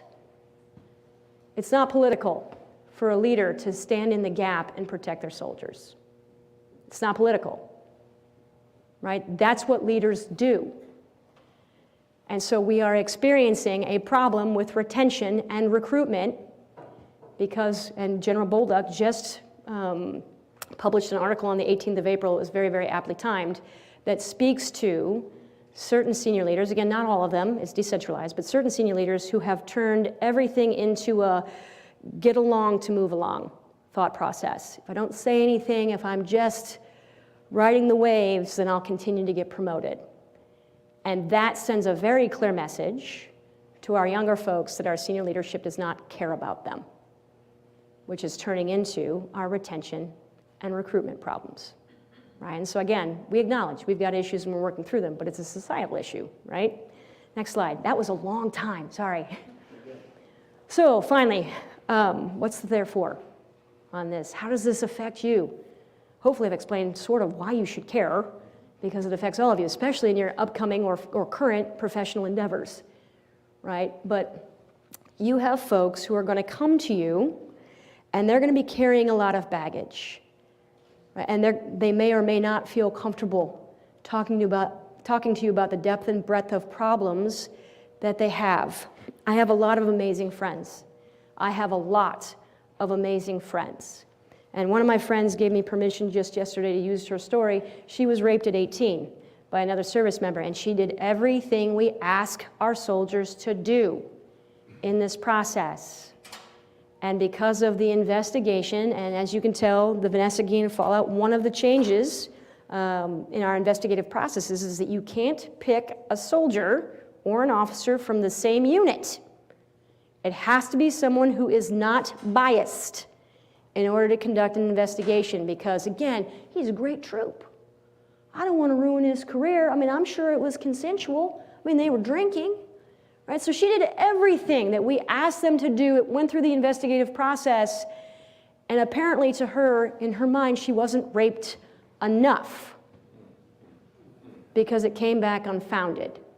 The very same things that women do to survive in that situation, getting quiet, going limp, also makes it seem like they're being compliant, right? So they're going to carry that baggage, and they may or may not feel comfortable talking to you. Women have been removed from the military for personality disorders because of the PTSD that they experience from being sexually harassed or sexually assaulted. That is a second victimization. Right? The very organization that they joined to selflessly serve in, surrounded by people who were supposed to be folks that they could count on, brothers and sisters at arms. We fantasize about this. Some of our biggest recruitment points is to look at the band of brothers. I want to be a part of that. I want relationships so close that for the rest of my life, I will have this group of people that I can rely on. And so you have women who are out there who join for the exact same reasons, only to be victimized by those who are supposed to be there to protect them. Right? That's going to affect how they come to you for help. Their status of discharge deserves that kind of scrutiny. How are you going to help them fight for the benefits that they deserve? Because a lot of them, especially in years prior to, I would love to say not so much since the fallout of Vanessa Guillen, but it still happens, got a raw deal. And we need your help. right? And there's a couple different pitches here. I promised Chad Hadfield I would absolutely pitch this. If you find yourselves wanting to serve as an Army lawyer, the entire state of Texas, which consists of Fort Sam Houston, Fort Hood, Fort Bliss, all like 24 hours to drive across the state. How many lawyers do you think they have in the military that are dedicated, and that's just Army, total lawyers, DOD, dedicated to sexual assault and sexual trauma? How many do you think there are? 6. There are 6 total. There is a backlog of support. Finding medical professionals who focus on sexual trauma is equally difficult. And so again, if you find yourself desiring to serve, we need good leaders. We need good lawyers. And we need people who understand the depth and scope of the problem so that they can help. And so there's always an opportunity there. But if you find folks who are coming to you, understand the culture and climate from which they are coming and apply that in your enthusiasm and vigor in supporting them. Next slide. I am coming to a close. I'm so sorry. So. There will be time for questions. Oh, perfect. Perfect. I had a whole lot of therefores, and now I feel like, I'm like, okay, I can continue to nerd out. So I talked about the DOD policy in 2004, medical and legal. God, I'm so good at this. I got ahead of myself. PTSD, support and differences, urogenital issues. So what they found is that women who were deployed, and this happened to me, right, we will starve ourselves of water so that we don't have to go to the bathroom when we are on, yeah, absolutely, when we are on the road, right? And so I went out of the wire at least 3 times a week my first deployment in Afghanistan, and there was one time they dropped us in Daman district area by way of Chinook helicopter, and we spent 3 days walking our way across Daman back to our fob, right? And so I am the only woman in that entire environment, and we are in a desert because that is Afghanistan in the southern region. And so there is no trees and no cover. And so how then do I go to the bathroom? And so women have, again, disproportionate increased propensity to develop urogenital issues, overexposure to sexual hormones. Early on in the global war on terror, you'd have women who were handed entire vials of birth control. I don't need this for obvious reasons. No, but you're going to take it because it'll help you control your hormones, but I don't need it, right? Well, but you're going to take it, right? And so, because you're told to. The Army tells us to do a lot of things. And so what you see now, 10, 15, 20 years later, is increased physical ailments that are directly related to an overexposure to sex hormones, or a refusal to provide sex hormones, birth control, even though women need it for the balancing of their hormones. And so you, again, decentralized process. You had some doctors who were like, no, you're not supposed to have sex overseas, and so I'm not going to give this to you. Well, no offense, who the hell are you? Like, I need it for obvious reasons, medical reasons, and you're now not giving it to me, and you're a dude. And so you don't understand. Like, you don't understand what we are doing to female service members, but because it's decentralized, everyone gets a vote, even if they don't deserve it, right? Ongoing discussions with height, weight standards and ACFT. And so one of the interesting byproducts, which should not have been a surprise in my opinion, is that as we asked people to change how they were working out for the ACFT implementation, women gained muscle mass in areas where previously there wasn't a lot of muscle mass. And that was causing an increase in failures on body fat. Because if you don't know, our body fat is measured with a tape measure on different parts of your body, right? Every single body type is different. I am designed very differently from most other women in the service, but we have one singular standard by which we are supposed to be measured that accurately portrays our body fat. And so you have people who are being kicked out of the service because they're doing exactly what the Army asked them to do, which is increase their capability set in 6 different exercises. And so just, again, understand where they're coming from. Women are being disproportionately affected in ways that are completely unnecessary because what we're doing doesn't always, most of the time does not, relate specifically to our ability to be successful in a combat environment. It'd be different if it did, if the research showed that, but the research shows that it is not, right, which is increasingly frustrating. Next slide. All right, so conclusion. Thank you for keeping up with me on this. I don't want to end with empty platitudes. The big thing I want you to take away is that people are going to come to you and they're going to have a sequence of problems, and believe them. Please believe them. They have been through a lot, in many cases, of people who just emphatically do not want to believe them, and help them, because there are benefits that they deserve. There is support that they deserve from their service, right, that we have gone through and in many ways unjustifiably denied. Men up front, we need your help, right? We can't get there without you. I'm the first one to acknowledge that, right?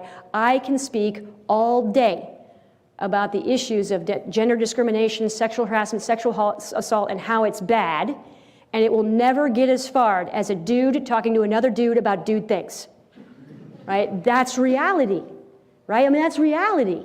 We'll never get there without you. You are our biggest supporters, right? And so I'm giving credit where credit is due. But galvanize your circles, because what I promise you is that there's not a ton of people in 3CR who are sexually harassing other people. There are a minority of people who are sexually harassing other people, but there are a ton of people who are refusing to do anything about it. That environment would not exist if we had people who were willing to step up and say, hey, stop being an asshole. But we don't, right? Because I don't want to be on the out. Ladies and gentlemen, I was born on the out. And it's great, we have cookies here. And so I encourage you, please galvanize your circles and be that support, because it happens in the civilian sector too. And we all see it, right? Yeah, I think I will end it there.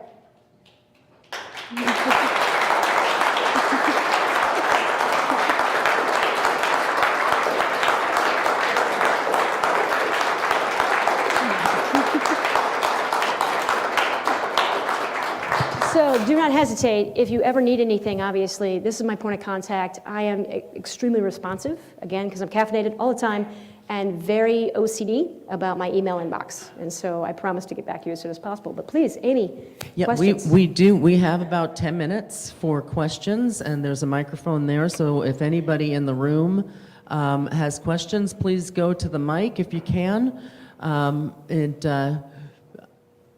And we'll take questions, or if there are questions, did people put questions in the chat?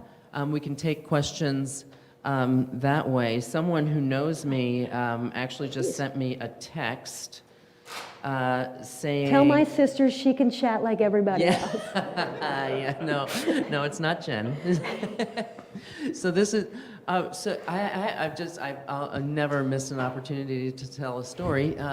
So I first met Angie several years ago when I do the annual training for Iowa CVSOs, and the person who's in charge of the VSOs who's in charge of their education program I had sent her the agenda, and she called me and she said, I need to my sister wants to do a session, and my initial knee-jerk reaction was like, oh dear God, really?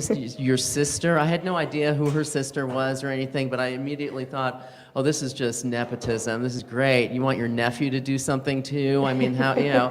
And then I met her sister and was completely blown away. Oh yeah, and Jennifer writes, well done, ladies. So she did, she did.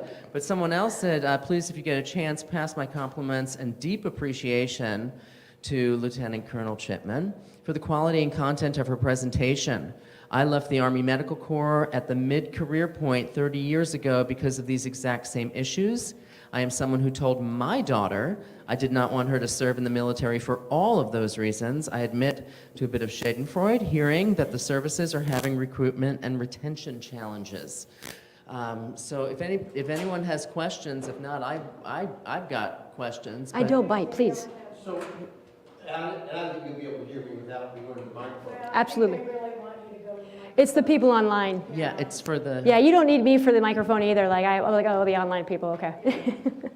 So I don't know if this is a phenomenon or how much of a phenomenon it is, but in terms of harassment, discrimination, and not being put in a position that would lead to promotion, I went in the Air Force in the 70s, served as a medic. So I was, and in those, the hospital was run by nurses. In those days, all the nurses were female. And I thought, am I naive, or was I just lucky enough to be in a position where I didn't see any discrimination going on? So do you see discrimination happening especially in the medical corps, although someone just texted and said they did? Is that a different environment or not?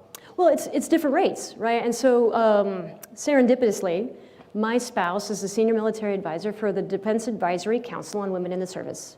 And they are doing around a whirlwind of tours to different installations to ask service members, different groups of service members, these very type questions. And so it's fair, like I'm not gonna dive into all of the things that she saw last week and the week prior because they were doing a whirlwind tour in North Carolina and included Fort Bragg, Camp Lejeune, and Cherry Point. But that is one thing of note in the branches that have been integrated longer, where there are more women and have been more women, there's slightly less overt discrimination. Now, it's decentralized. Every single unit is different. Every environment is different. And so am I going to say that it's not there? No, I'm not going to say that it's not there. I enlisted as a medic back in '97. And so it's great genetics. I know I look young. I'm intentionally going gray so people know that they're not talking to a 14-year-old boy. But I've been around a long time. Right, and so the discrimination that I experienced, again, very, very small, select group of people, it existed back in '97, probably still exists, little small microscopic little packets right now, versus the environment where women are recently integrated. I go back to Storytime 3CR, they had a platoon sergeant who had been called onto the carpet, which is a term that we use, had to explain their behavior, because the statement that he made is that if women fought to get here, then they can be on their knees at my immediate front.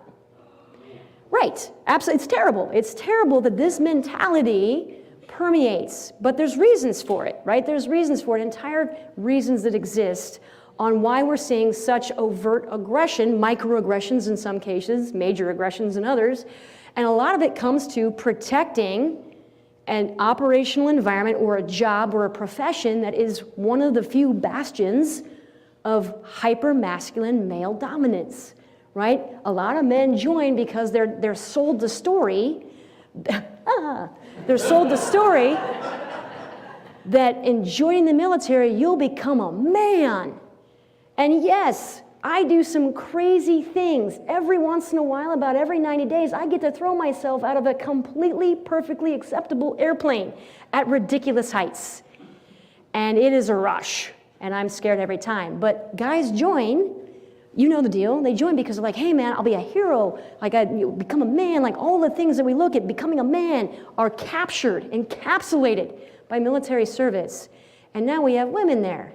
I went to Air Assault School in 2008. Now, it's this little bit of bling, right? Air Assault School's not easy.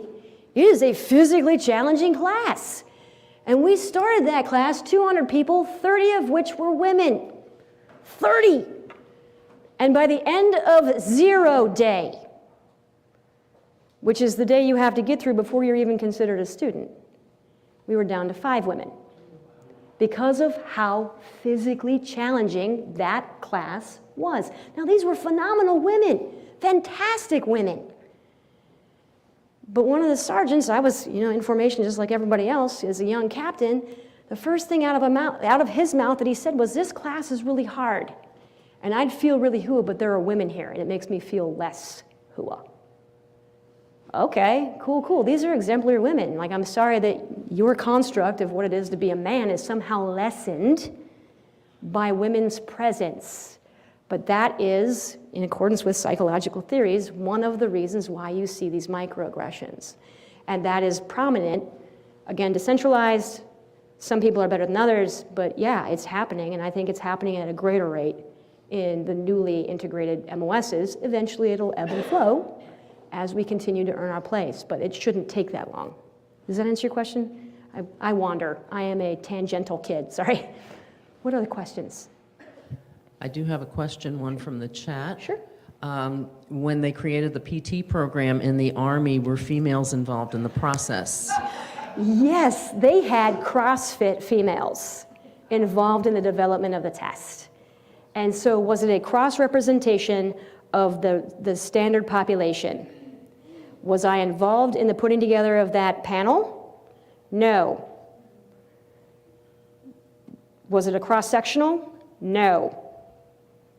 And so in the designing of that test, yeah, I think that there was a lot of erring on the side of we're going to find physical specimens. Again, the 5 women who made it through air assault school. Well, we're going to pick these women to help design this test.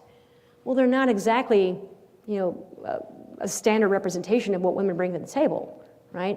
We also, also believe that fighting smarter is better than fighting harder. And so people bring different things to the table, but there is this constant back and forth on that everyone's an infantryman. Again, demonstrably false, right? I do not need someone who is a cyber expert to be able to carry an 80-pound ruck for 25 miles in under 8 minutes per mile. I don't need that. I need that person completely tweaked out on Mountain Dew, wearing flip-flops in their mom's basement, putting lethal cyber on our enemies, right? But it's getting over that thought process that everything needs to be kinetic. It doesn't. Like, we had 16 million people serving in World War II because we were just throwing quantity at this problem. And no offense, America doesn't want to give up their children to that kind of number, right? We are unwilling to see that kind of death and destruction at this point in time, and I think justifiably so. And so how then do we balance our efforts and fight smarter, not harder? Again, tangent, sorry, ACFT, Roger, got it. Love your tangents. Love your tangents. And I think that's it. I think it's time for us to take a little break. That's right. But let's please all thank Lieutenant Colonel Andrew Chipman. Thank you.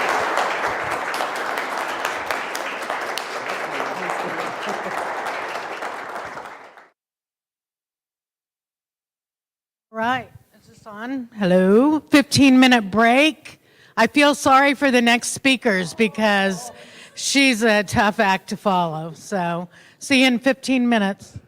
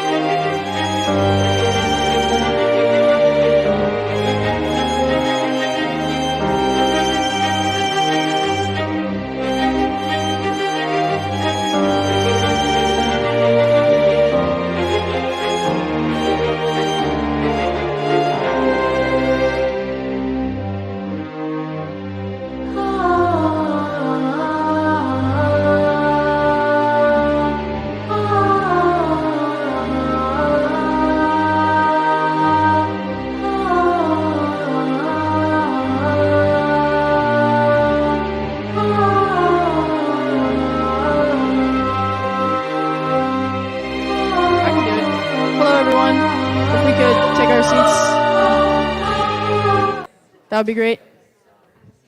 We're going to get started in just a second.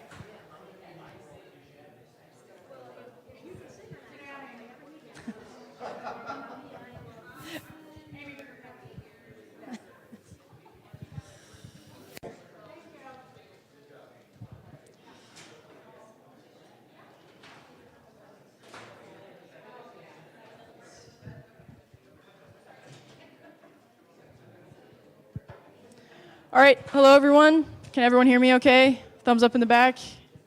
Great, awesome. All right, hello, welcome. Good morning. My name is Savannah Sire. I am a second year law student here at the University of Missouri School of Law.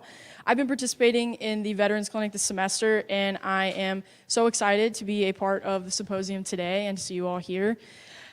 This hour, we're going to be presenting on discrimination in military discharge and discipline. I'm going to be presenting studies and reports on discrimination within the military, specifically with respect to discipline and discharges. I know some of this has been already talked about in a session this morning, so a little bit of it might be review, but it's important that we have some background for what our panelists are going to be talking about today. One thing that really stood out to me in my research is just the high number of veterans that are affected by discrimination within military discipline and the discharge process. So I'm really glad and very excited to be having this conversation with you all today. I'm honored to introduce you to our panelists, Brent Filbert and Martha Bradley Klein-Hesslink. Brent, until just recently, was the Director of Military Law at the Veteran Advocacy Project. He previously served as the Clinical Director at the Mizzou Law Veterans Clinic from 2018 to 2021, and is returning to the Mizzou Veterans Clinic to become the Director, which we're very excited about. Prior to joining the Veterans Clinic, he served for 30 years as a Navy Judge Advocate, retiring as Captain. He also spent time in private practice as a partner at Shokardi & Bacon. He is an undergraduate alum of Mizzou and received his JD at UMKC and his LLM in trial advocacy from Temple University School of Law. He is also a distinguished graduate of the Naval War College, College of Naval Command and Staff. Martha is the Thomas Fellow at the Mizzou Law Veterans Clinic. She works as an attorney in the clinic representing veteran clients and runs the clinic's rural outreach program, Tigers for Troops. She also plans and executes free CLE programming for Missouri attorneys who are interested in representing veterans. She's a graduate of Central Methodist University and earned her JD from right here at Mizzou Law. So we're excited to have them here. I promise I won't take too much of your time so you can get to the meat and potatoes of this presentation. But before that, just a little bit of background. So there is a long history of discrimination within the military justice system dating back to the Revolutionary War. For example, just as one example, during the Korean War in the 25th Army Division, there were 4 times as many white soldiers as black soldiers, but twice as many black soldiers were subjected to courts-martial. A 1972 study by the Secretary of Defense showed that racial minorities received a disparate portion of general and the other than honorable discharges. So it's very clear that throughout our history, soldiers of color are being treated differently in the separation and justice process in the military than white soldiers. In 2002, Congress ordered the military to conduct periodic surveys to assess discrimination within the armed forces. In 2017, a Protect Our Defenders report found that racial disparities occur in all branches, just an example, in the Air Force, black service members are more likely to face court-martial or non-judicial punishment. In the Marines, black service members are 32% more likely to be found guilty at court-martial or non-judicial punishment, and 61% more likely to face court-martial or non-judicial punishment in general. In the Navy, from 2014 to 2015, black sailors were 40% more likely to be referred to a special or general court-martial than white soldiers. In 2019, the Government Accountability Office report found, even when controlling for factors like rank and education, black and Hispanic service members across the armed forces are more likely than white service members to be investigated, receive non-judicial punishment such as an Article 15, or to be court-martialed for alleged violations of the Code of Military Justice. In November 2022, the Connecticut Legal Veterans Center had a report that found that black service members receive over 25% of other than honorable discharges and over 30% of general discharges, despite only making up 18% of the separations within the military. And black service members across all service branches were approximately 1.5 times as likely as white service members to receive an other than honorable discharge and twice as likely to receive a general discharge. Between 2014 and 2020, there was no discernible improvement over time, but racial disparities in the discharge status. So it's clear that even today, throughout all of our history, the discipline and discharge process is very different for our service members of color than they are for our white service members, which, as all of us know, has very real impacts for them in their lives past the service as well. So moving into another group of folks who have a similar discrimination issues within their discharge and discipline processes are LGBTQ plus service members. According to the VA, over 100,000 service members have been discharged from the U.S. military because of their sexual orientation. And from the 1940s to the beginning of the 1990s, LGBTQ plus people were banned from service in the military. It was a disqualifying factor. Around 17,000 people were discharged for their sexual orientation just in the 1990s alone, according to the Government Accountability Office. And during this time, white LGBTQ plus women represented 6.4 service members, but over 20.2% of those discharged. In 1993, Don't Ask, Don't Tell was enacted as a sort of compromise to the outright ban on LGBTQ service members. However, as we might know, it didn't quite work out the way they would have hoped, I suppose. Military investigators during this time used a variety of invasive tactics to investigate LGBTQ plus service members and oust them from the service. There are lots of accounts of folks who were in the military during Don't Ask, Don't Tell that discuss the wide-ranging interrogations of their unit members, of their family and friends, even just being alleged to be gay or lesbian in the military.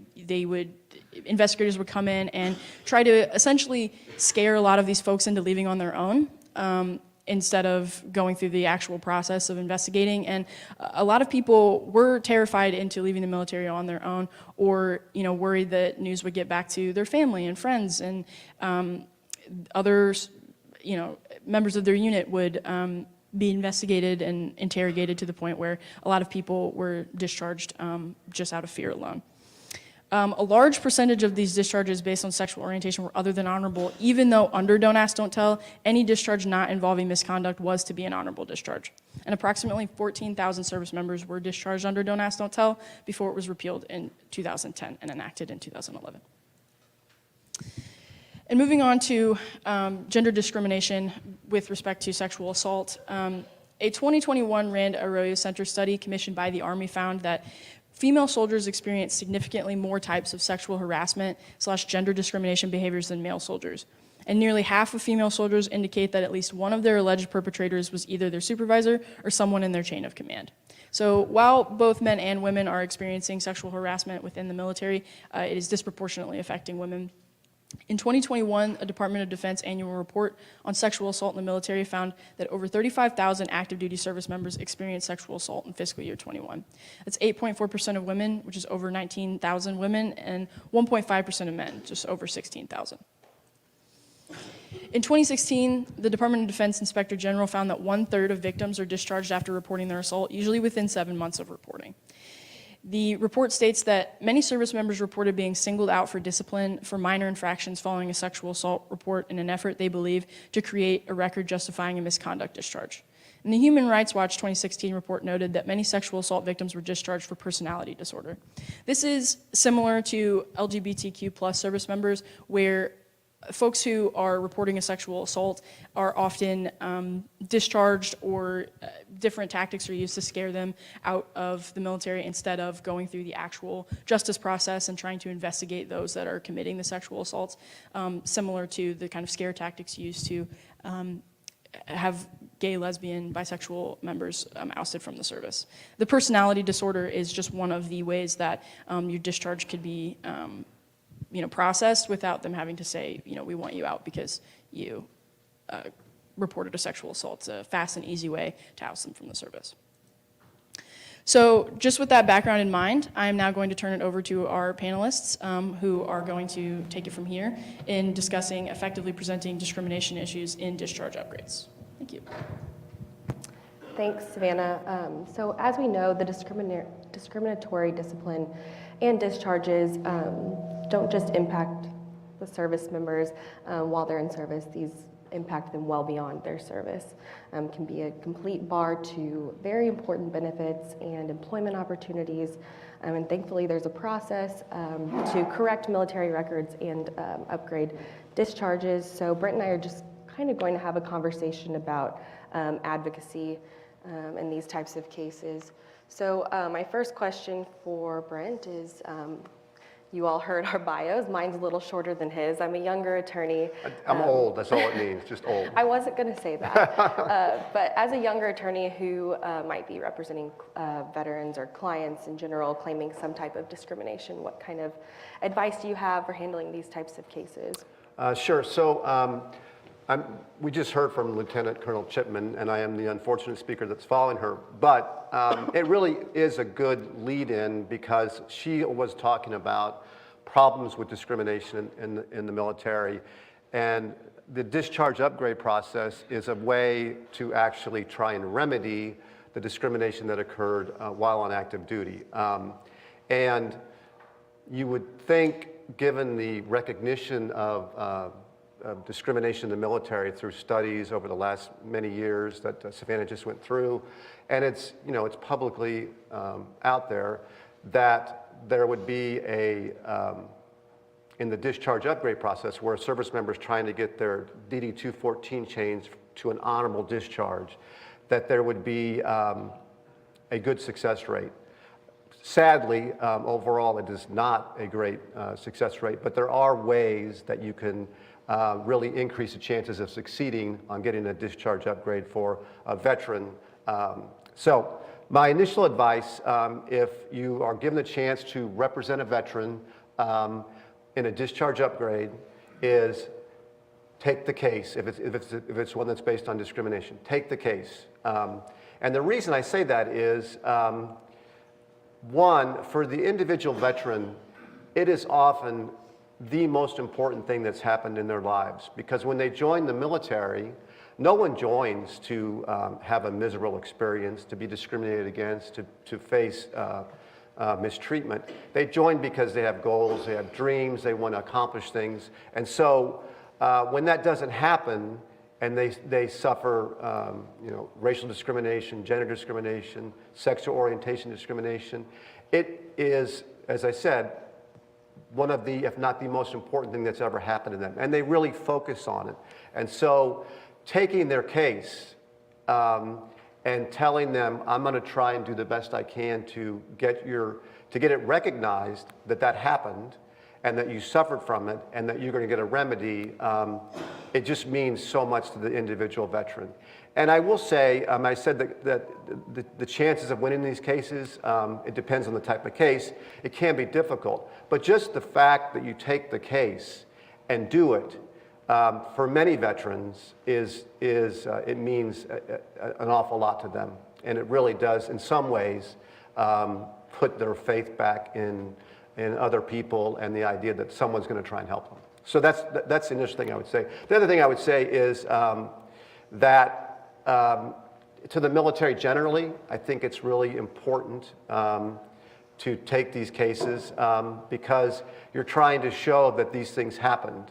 And the more that happens, the more of these cases that are filed and pursued, the chances that later on there may be rules put in place that really help veterans who were the victims of discrimination while they're on active duty in terms of being able to get their discharges upgraded. It's happened in other areas of the law, and so I think just as a general proposition, it's extremely important for the military as a whole. So you mentioned these cases are difficult. What advice do you have in terms of succeeding and setting your client up for success in these Sure. cases? Can we do the next slide? So the one thing I would go ahead and say is that if you think that you're going to go before a discharge review board or a board for correction of military records, which are the boards that decide these discharge upgrades, and say to the board right away or in some way that's very direct, my client was kicked out of the military with a less than honorable discharge because of discrimination, and the reason they were discharged was because of discriminatory intent, you're going to lose.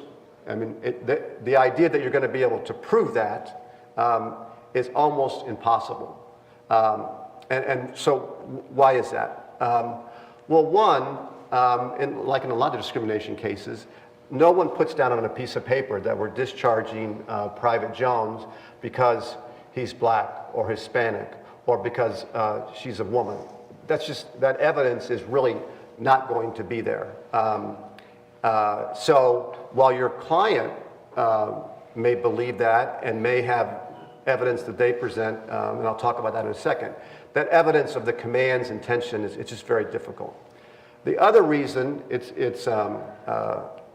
difficult in terms of trying to prove it is unlike in cases of veterans with mental health conditions, and we'll talk about the CURTA memorandum, which was a really sea change in discharge upgrades that occurred in 2017 in terms of DoD policy.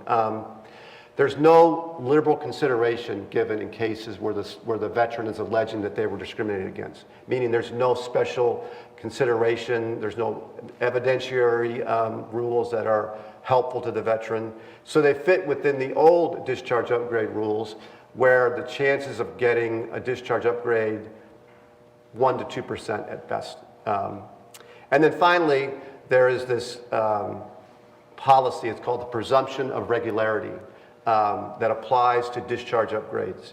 And if you do this type of work, it's the 3 words that you hate the most, right?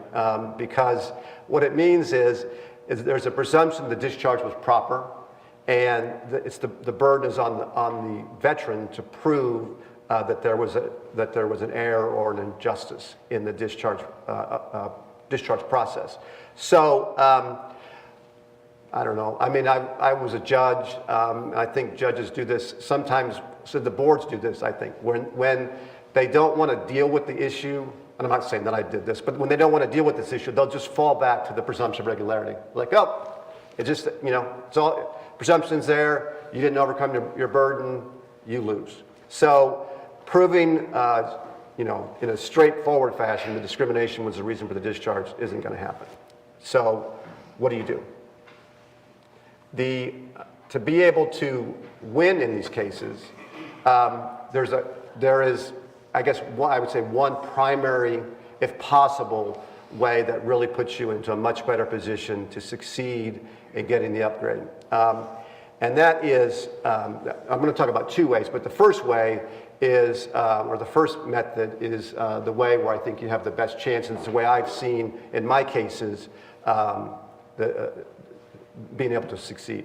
So I mentioned the CURTA memorandum, and that was a policy that was put into place that were in cases where a veteran has a mental health condition or was a victim of sexual assault or sexual harassment while on active duty, their cases are given special consideration. So the goal is to try and tie the discrimination to either sexual harassment, sexual assault, or that there was a resulting mental health condition from the discrimination. That puts your client into the category where you want to be in. So I'll tell you a story about a recent case that I had, which was I represented a sailor who served on board a submarine. He was a culinary specialist, and almost as soon as he got on board the submarine, he was a black sailor, he began to be subjected to racist comments almost from the outset. And they continued all the way through his time on board the submarine. He also was subjected to sexual harassment from male sailors on the submarine as well. Lots and lots of sexual comments, some inappropriate touching and brushing up against him. And he made it known from the very beginning that he did not like this. And he went up to his chain of command and said, this is not right. This should not be happening.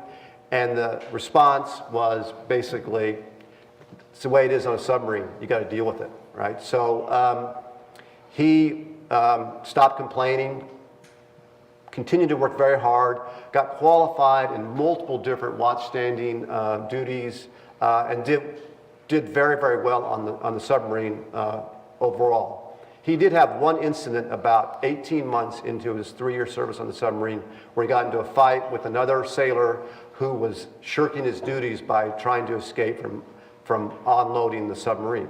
He went to Article 15, non-judicial punishment, was not reduced in rank. He got a little bit of restriction and some forfeiture pay. He then, following that non-judicial punishment, he went on deployment with the submarine. He was promoted to all the way up to E4, third-class petty officer. He received a Navy Achievement Medal for his performance during the deployment. So he was doing great as a sailor on board the submarine. But he was having mental health issues internally because of this constant repetition of sexual harassment and racist comments and conduct towards him. Eventually, he finally went to his chain of command and said, I can't take this anymore. I just cannot deal with this. I don't know what I'm going to do because I'm in this terrible environment. I just can't take it. So his command sends him to a Navy psychologist. The psychologist diagnoses him with personality disorder. And the sailor is out of the Navy within 2 weeks with an other than honorable discharge. They went back to that NJP, the non-judicial punishment, a year and a half earlier and used that, commission of a serious offense, and kicked him out. And so, yes, it really was it was unbelievable. So in that case, that's a case where, when I looked at the case, proving the discrimination, not going to work, right? But I was able to show and I'll say initially he applied and was denied based upon documentary evidence. So we had a hearing before the Naval Discharge Review Board. We presented evidence that this racist comment and the sexual harassment was occurring, and from my client, and he was a great witness. He was just tremendous. But anyway, he presented that evidence, but also showed that he had this ensuing mental health condition, and he was the victim of sexual harassment. So therefore, he should get liberal consideration for his case. And it put him into a different category, and the board, I'll say, they were very receptive, and he ended up getting his discharge upgraded all the way to honorable. So that is a case where we use the CURTA memorandum in terms of getting a successful outcome for the veteran. I mentioned the other way that you can try and succeed, and this is more difficult, and this is conduct by the veteran directly in response to discrimination. I had a case also recently, an Air Force case, where an airman was in Iraq. He's on duty with his sidearm. He had been facing these sort of racial taunts from other personnel in his unit for many, many months. And it was kind of, they would repeat the same things. Anyway, the same thing was said to him while he was on guard duty. He pulled out his weapon, started waving it around and screaming about, that it had to stop. And that was directly in response to the racist comments. So a little different situation, but still I was able to present that evidence. And you're using, in that situation, you're using the rules at discharge review boards and at BCNR to show that this was either injustice or was inequitable. And then the other thing in that type of situation is there's a memorandum called the Wilkie Memorandum, which was issued in 2018, which is based on the idea of fundamental fairness. And I think responses to discrimination fall within Wilkie, and there's lots of great things in the Wilkie memo that you would want to bring out. So those are the two primary ways.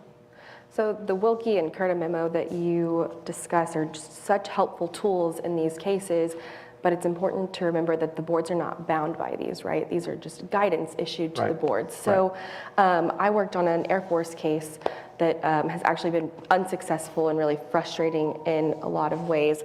This veteran served while Don't Ask, Don't Tell was still in place, so he had to hide his sexual orientation. Eventually it did come to light and he became a victim of severe discrimination from his peers and supervisors within the military, which led to mental health issues, and of course a few minor instances of misconduct. He was ultimately discharged for being homosexual, which is just not right in many ways. So our office applied for a correction of his military record and a discharge upgrade, and the discharge review board came down and granted one of our requests, but still left 2 remedies ungranted. And you know, using these memos, you kind of think, I have a slam dunk case, right? These memos are so helpful and kind of describe your case to a T, and then you get unfavorable results from the board. So in many ways, it's been frustrating and hurtful to the veteran, the way that the Air Force has treated him and continues to treat him. So with all that said, have you seen improvements in success rates since the issuance of these memos? Have you been able to tell at all how those have impacted these cases? Yeah, I think we go to the next slide. So I would say, yeah, overall, yes. Since the issuance of particularly the Curta Memorandum in 2017, the success rates are much higher, except for the Air Force, which was your case. So if you look at these statistics here, you can see that the Air Force Discharge Review Board, and I'll just focus on the mental health cases here for right now because of time, that only 8% of the cases before the Air Force Discharge Review Board was relief granted, whereas if you look at the Army Discharge Review Board, 36%, the Naval Discharge Review Board, 44%. So much higher success rates at those boards. So if you have a client who has been subjected to discrimination and they have a mental health condition, then you're going to be in a much, much better position in the Army, in the Navy and Marine Corps, and the Air Force, hopefully in the future, and we'll talk about that in a second. Yeah, so these numbers are shocking. I mean, to compare the Air Force to the other branches, why is there such a difference with the Air Force? So my perception is, so not to get too wonky in terms of the law, but there were class actions that were filed against all 3 services. And when I say Navy and Marine Corps together in the discharge review process, there were class actions that were filed against all 3 services alleging that the discharge review boards were not following the Curta Memorandum. And that was Yale Law School, their clinic was the one that was really behind that. And so the Army settled first, Navy Marine Corps settled, so Army in 2021, Navy Marine Corps settled in 2022. And my perception in appearing before these boards is that those settlements had a big impact on how these cases are reviewed by the boards. And in those settlements, what they agreed was, they agreed that they were not following the Curta Memorandum. They agreed that they were going to follow the Curta Memorandum in the future, and also that they had to reconsider all cases where a mental health condition was raised 10 years prior to the settlement date, and then if there was another group that was another 10 years before that. So it's a hell of a lot of work that was created for the services, and I think it had a big impact on how those boards are deciding cases. That's my perception, and actually sitting in front of those boards, and arguing cases, I see that as well. They do seem to be receptive to that. So the Air Force, their class action was just settled 3 days ago. And so I was getting ready for the presentation, and I was like, I should just go look and see what the Air Force has settled or not, because I was sure if I didn't, then somebody would say, well, did you know it was settled? And so it was settled 3 days ago. So and I'm a very optimistic person, I am hopeful that the Air Force will get in line and start applying the DoD policy as they should. Have you experienced any backlog since the class actions have been decided? You said they have to go back 10 years and some to take another look at these cases. Has there been a backlog, have you noticed, in getting those decisions out from the boards? Yeah, so that's a good question. So the Army, they're so slow. I don't know why they're so slow, but I don't mean that as a general term, and I was Navy, but the Army's been very slow to issue opinions. The Navy, the Naval Discharge Review Board has been fast in issuing decisions. I had a Marine Corps case, sort of the classic post 9/11 case in terms of discharge upgrades. Marine deploys, Afghanistan, combat, starts suffering PTSD, comes back, smokes pot, gets kicked out, gets an OTH. The Naval Discharge Review Board, we filed for reconsideration under the settlement. 2.5 months later, they issued an upgrade all the way from an other than honorable to a full honorable, which is unusual. So they've been pretty quick. So we'll see with the Air Force. Yeah. So you talked a little bit about how you're never going to find a record that says so-and-so was discharged because they're black and it was discriminatory. You're never going to see that in a record. So when you're building a case, what evidence are you looking for, and what kind of arguments are you developing to have success in these cases? So you're looking for evidence in two places, right? One is that the discrimination occurred, and while you're not going to have the direct evidence of the discharge related to the discrimination, you can establish in different ways that the discrimination occurred, or that the veteran experienced discrimination. One, you're going to have a detailed affidavit from your client. And they're going to go through in a detailed and clear fashion what happened to them. You're also going to look for evidence that the veteran complained on active duty. Maybe didn't say I'm being discriminated against, but very well may have said I'm not being treated right by my chain of command. Things have happened to me that are unfair, but sometimes they will make an allegation of discrimination that occurred while on active duty, or after they're out at the VA, they will detail what happened to them on active duty, either in disability compensation applications or in medical records if they're receiving health care from the VA. You can also get statements from fellow soldiers and sailors and Marines. I've been very impressed with the other people who were around, their willingness to step up and provide a statement that says, yes, this is what occurred with regard to my client. And those are very, very powerful because they do corroborate.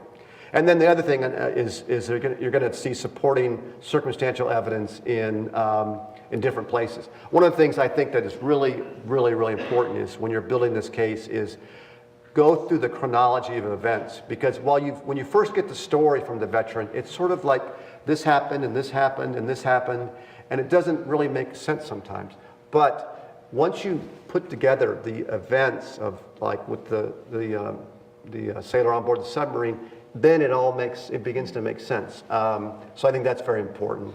You look at the decline in performance by the veteran on active duty, and then if they sought mental health treatment generally in the military, that can be very helpful as well. And then, so the second part is you are going to try and establish that the misconduct that got your veteran discharged with a less than honorable discharge, that was related to the discrimination.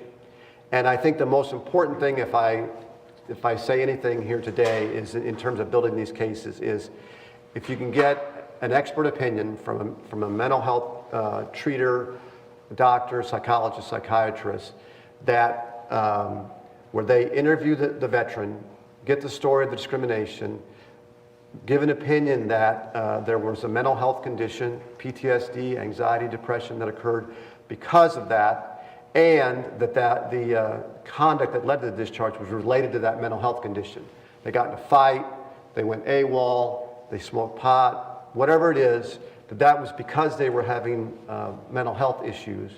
That is the most powerful thing, I think, in terms of being able to present evidence, because the boards, they have a tough time getting away from that, because it's right there from somebody that under CURTA, you pretty much have to accept it. So I think that's one area.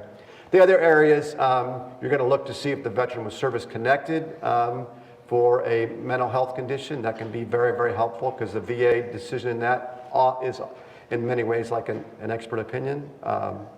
You're going to look at service treatment records while they're on active duty, VA medical records, and private medical records. And I would say about the medical records, part of it is because these things are so important to the veteran, they often will have elaborated in those medical records what happened to them.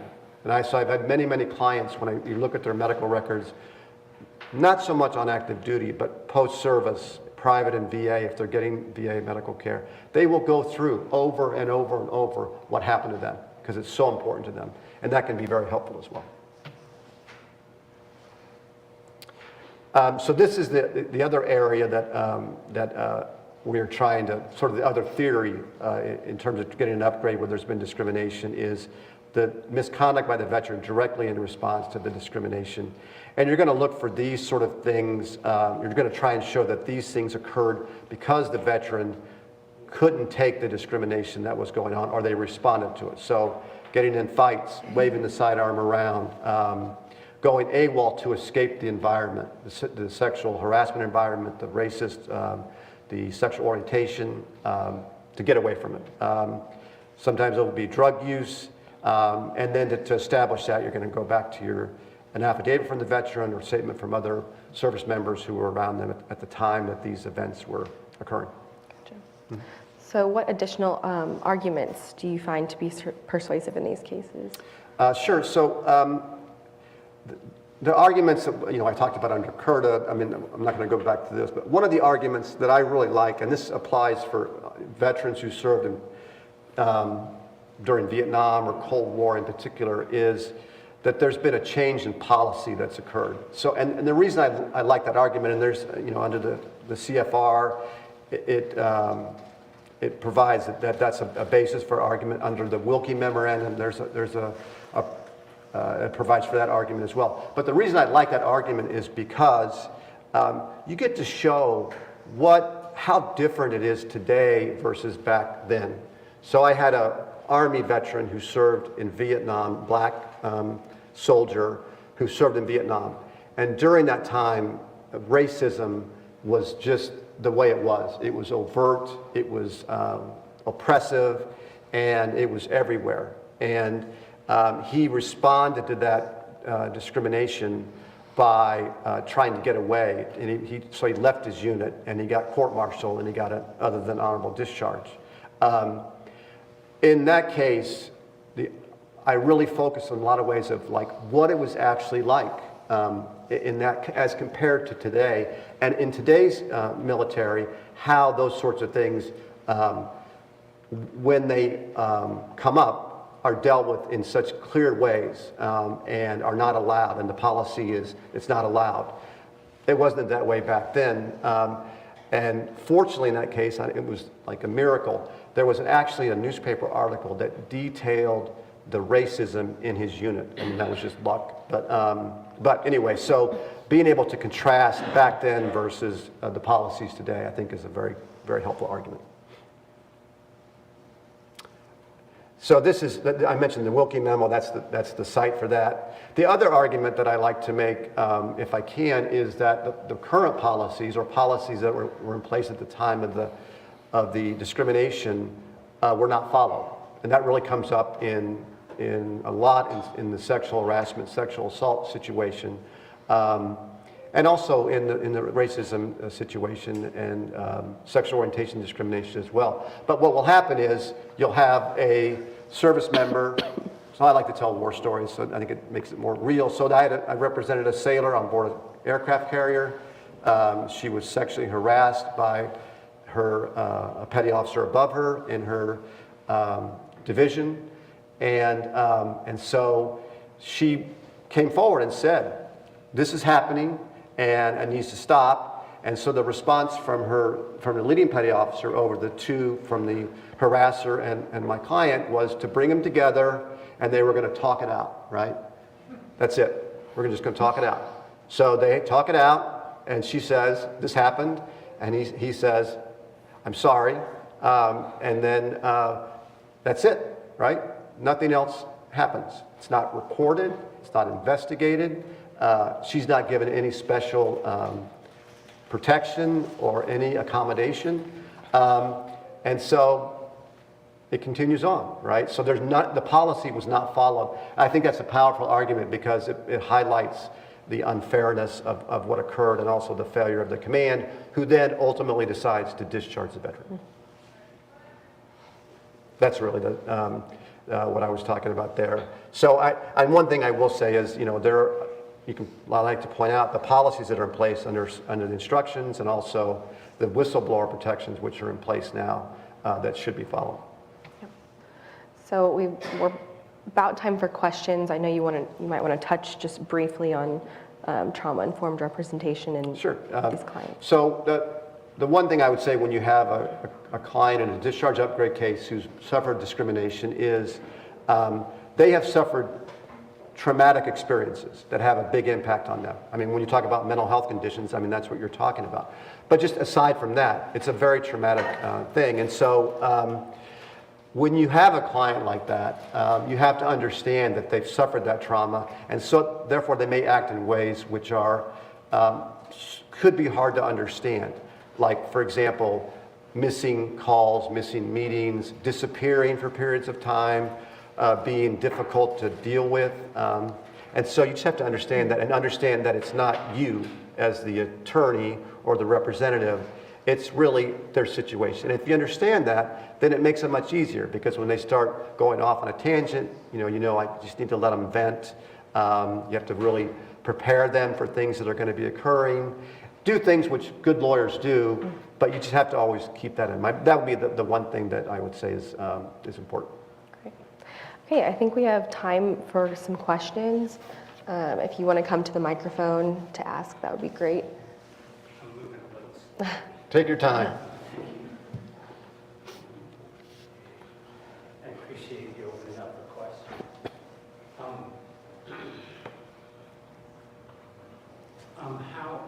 How have you seen much success in discharge upgrades from, say, the 1950s? And I'll give you a quick case in point. I worked with a family last year in my capacity as a VSO. They had applied for their grandfather to get a marker for through the National Cemetery Administration, of course, and had been denied because he had an undesirable discharge.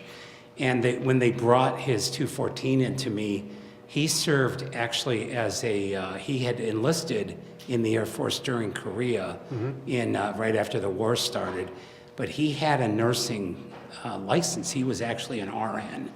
And because it was 1950, of course, men aren't nurses.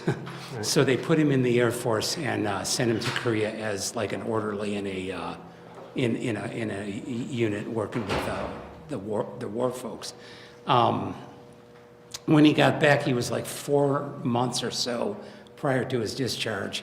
And on his 214, it actually said they discharged him for not overtly homosexual acts, but it was because of effeminate tendencies, I think is what they called it, because he was a guy in a predominantly female profession that they didn't accept, and he had an undesirable discharge. He'd won a Bronze Star with V and a Purple Heart. Wow. I mean, this guy was, but he deceased, I think, about 8 years ago, something like that. Have you seen much success? We filed with the Air Force Board, and your statistics today were pretty disheartening. I mean, it's, you know, what, I mean, how do we follow up with that? How long does it normally take, and what Sure. success would we expect here? So I'm applying for, for service members who were discharged, you know, they would, usually it was homosexuality. There is a DOD policy that came out in 2011. It's called the Stanley Memo. So I have all these memos I talk about. But it dictated that veterans who were discharged under Don't Ask, Don't Tell and prior policies should get their discharges upgraded to honorable unless there is some misconduct that occurs. Yeah, So this your guy's, situation- yeah, this guy certainly had no misconduct Okay, so in his under service. the Stanley Memo, it should happen. Even and- from 1953 or Yeah, oh yeah, 1954? it applies Okay. to all the policies Good. prior to the end of Don't Ask, Don't Tell. I'd love for the family to get back to me to let me know Yeah, that. if you want to talk afterwards, I'd be happy. I would love to, sir. yeah. Thank you. No problem at all. Appreciate it. Yeah.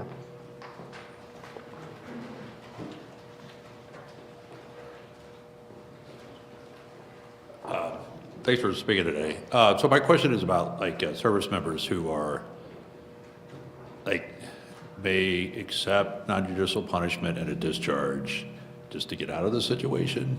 Yeah. And even though, you know, they have a right to a court martial or whatever, but they don't want to take that risk or they just want to be done with it. And also the mistaken belief that it's easy to get a discharge upgrade. I mean, I knew people, I don't know if I'm too close, that were essentially told, well, you can apply in a year and you're going to get your discharge upgraded, which is not true at all, right? Right. Is that ever come up in, and is it effective at like? So it comes up all the time where your client, I don't know if you've had this situation, but the client will say, well, first of all, in the submarine case I described, it was that situation where they are in a terrible situation, they've gone to non-judicial punishment, and then they are given the right to have an administrative separation board, but they will almost always waive it because they're like, I got to get the hell out of here. This is like terrible. And they will also be told, hey, in 6 months you could automatic upgrade will occur, or if you apply, it'll get it. So that's what happens. But that argument before the board is really not going to be very successful because of those three words I mentioned, the presumption of regularity. So it's a difficult situation, but it does come up all the time.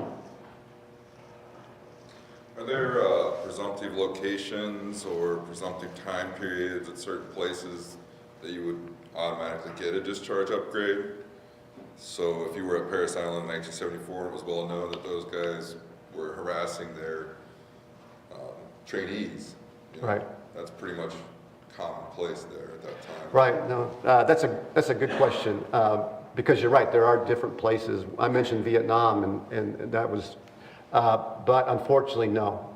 And the boards, I will tell you that representing a veteran before those boards and winning, it's like the greatest day you'll have in your life as an attorney when you make that call.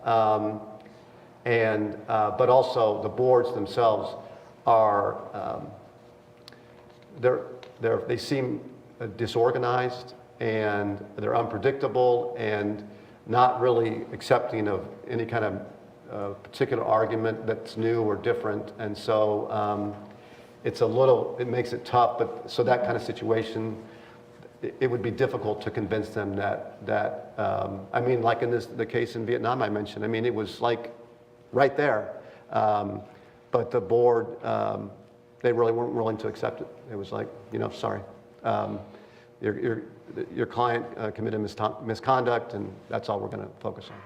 Seems like the closest thing you'll get to a presumption in discharge upgrade cases are the memos, when they finally recognize a pattern and issue guidance. I mean, it's certainly not a presumption, but Right. in this world, compared to VA disability, I think it's probably the closest you'll get to them having a presumption. Oh, there you are. Can you use the same arguments for clemency discharge upgrades?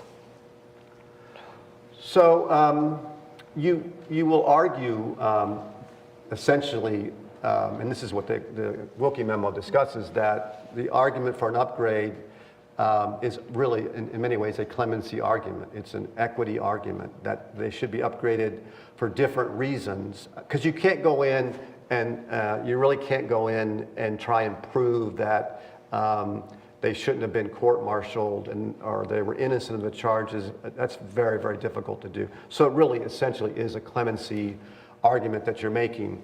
Mental health condition, maltreatment while they were on active duty, good things that they've done post-service is very, very helpful. So yes, it is, clemency really is a big part of it.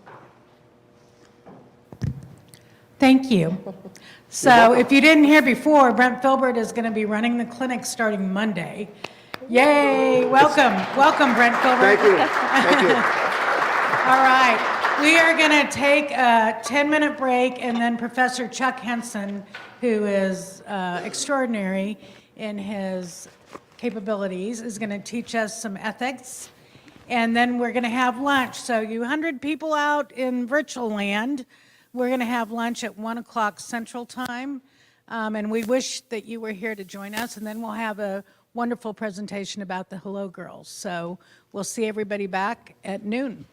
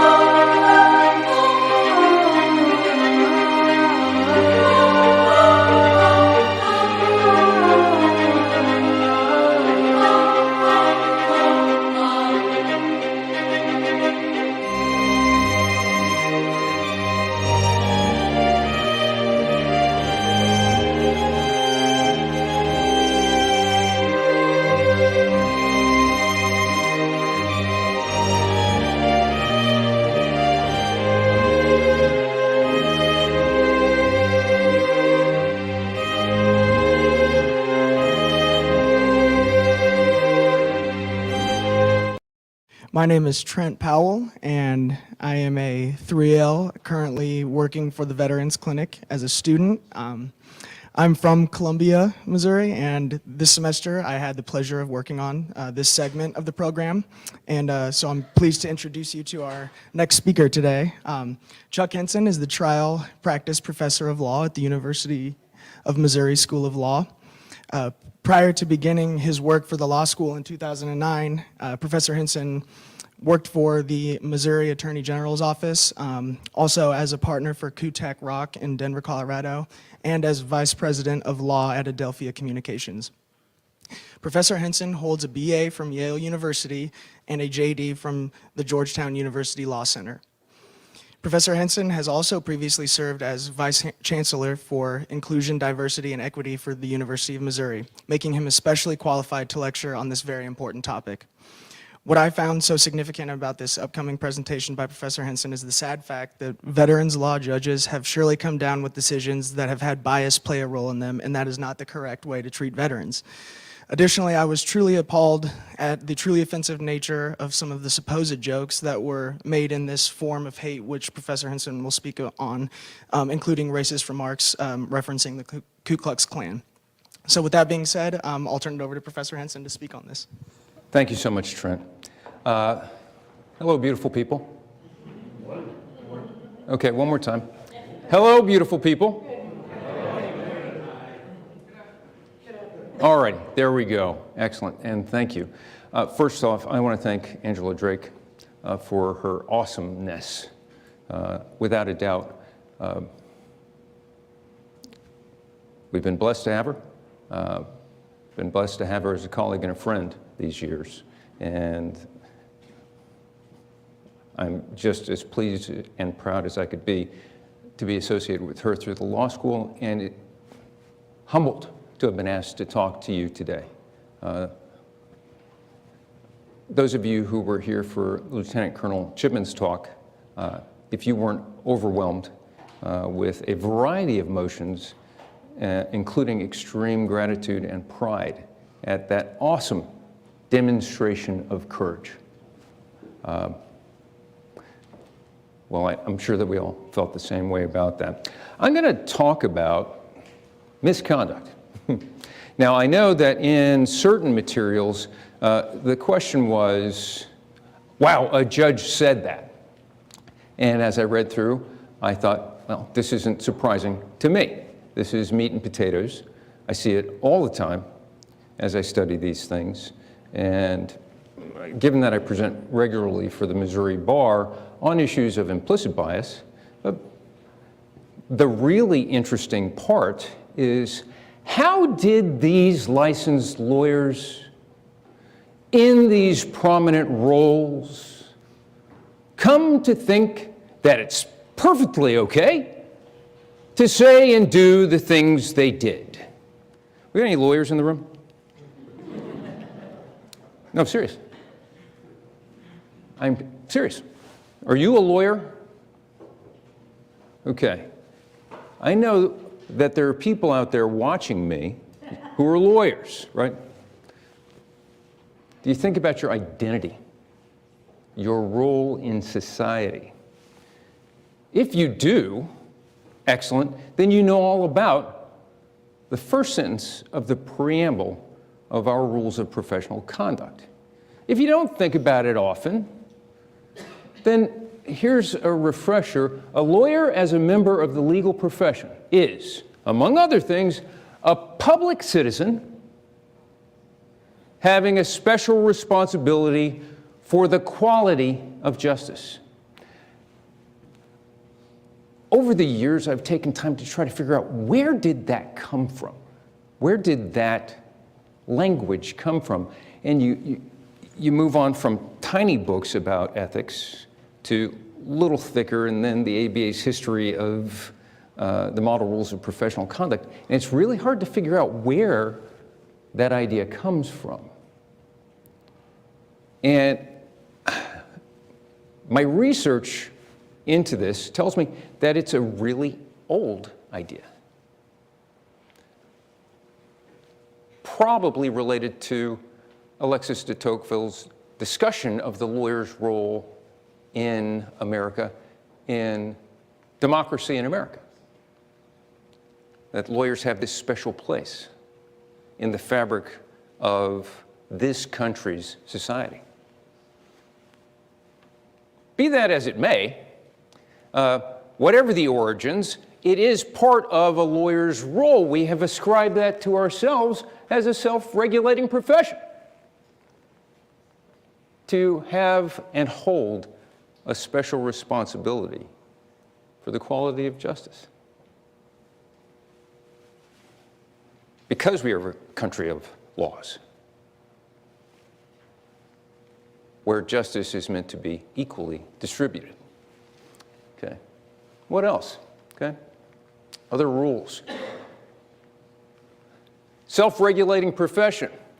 One of the ideas that Colonel Chipman talked about this morning is, all right, how do you, in the Army, get people to do what they're supposed to do? If you've got a complaint, right, something happened to you, you witnessed it, you go up the chain of command. Remember that story?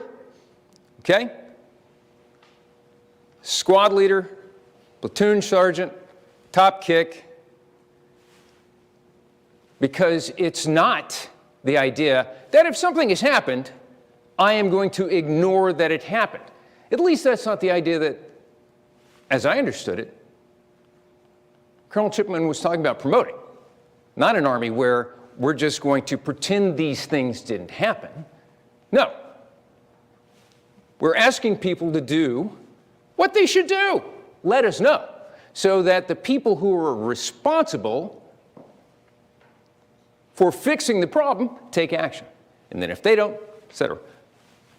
We are responsible for the problem within our profession. So that's the idea. And then, one of the last rules, right? Which amazes me. Why isn't the fact that a lawyer shall not engage in professional misconduct one of the first rules? And here are the rules. Do these things, but the first thing you need to know is don't. But it's in the aft section of the rules of professional conduct. It's funny, the primacy given certain things. So what are we going to do? I think it's worthwhile we take some time to highlight this special responsibility. I tell my students, and just about anyone else who will listen to me, the law is a thing. The law is a thing. The law is not justice. Justice is how people treat other people within the law. How do people experience the law, and whose responsibility is it to assure that whatever that contact is, there is nothing less than an effort, a full effort, to assure the preservation of a sense of justice. So the next thing I want to focus this on is the idea that some of our conduct cannot be seen. And if it's a secret and cannot be seen, then it's not a problem. You're going to hear some amazing information, much of it quite disgusting. Okay? And while I wish I could unsheath my flaming sword and cut them down,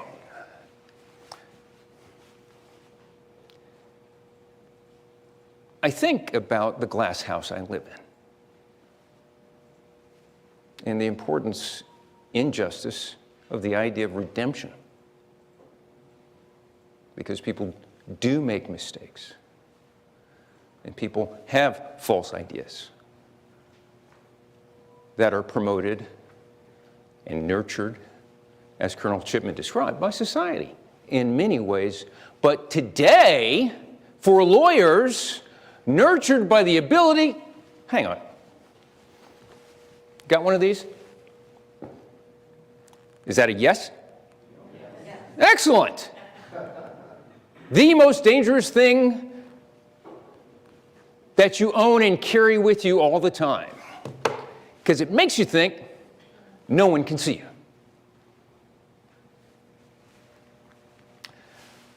Anybody know what that figure is on the left-hand side there? Is it your right-hand side? Anybody recognize that figure? All right, you're whispering at me. Thank you. Justice. And what is justice meant to be? And why do you think that is?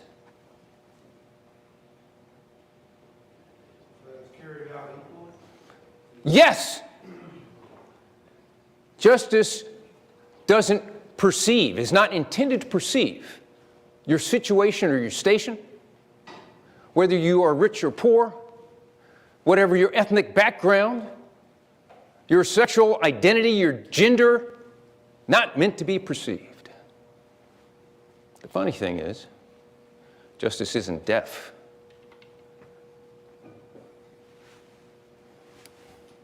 We'll come back to that.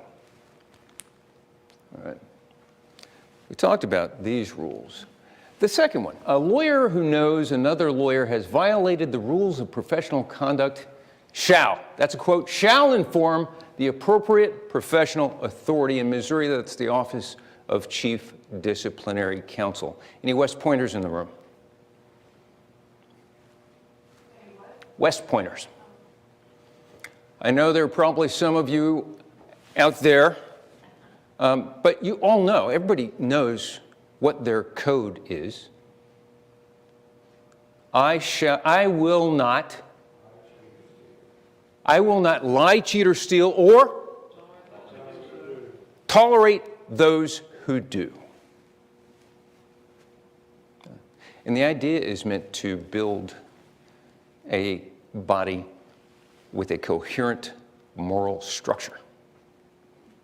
Okay? Still, we know at the military academies there have been issues with a variety of things. Ultimately, somebody must have come forward. Likewise, I like to think that something of that code has entered our lives as lawyers, right? If you know something is happening, do something about it. Not the least of which is let the appropriate authority know.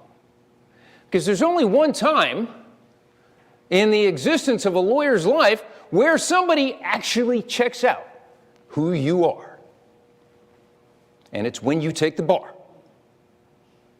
And in the ordinary course of business, nobody ever looks at you again. It's also always made me wonder. The idea that we were good then, we must always be good.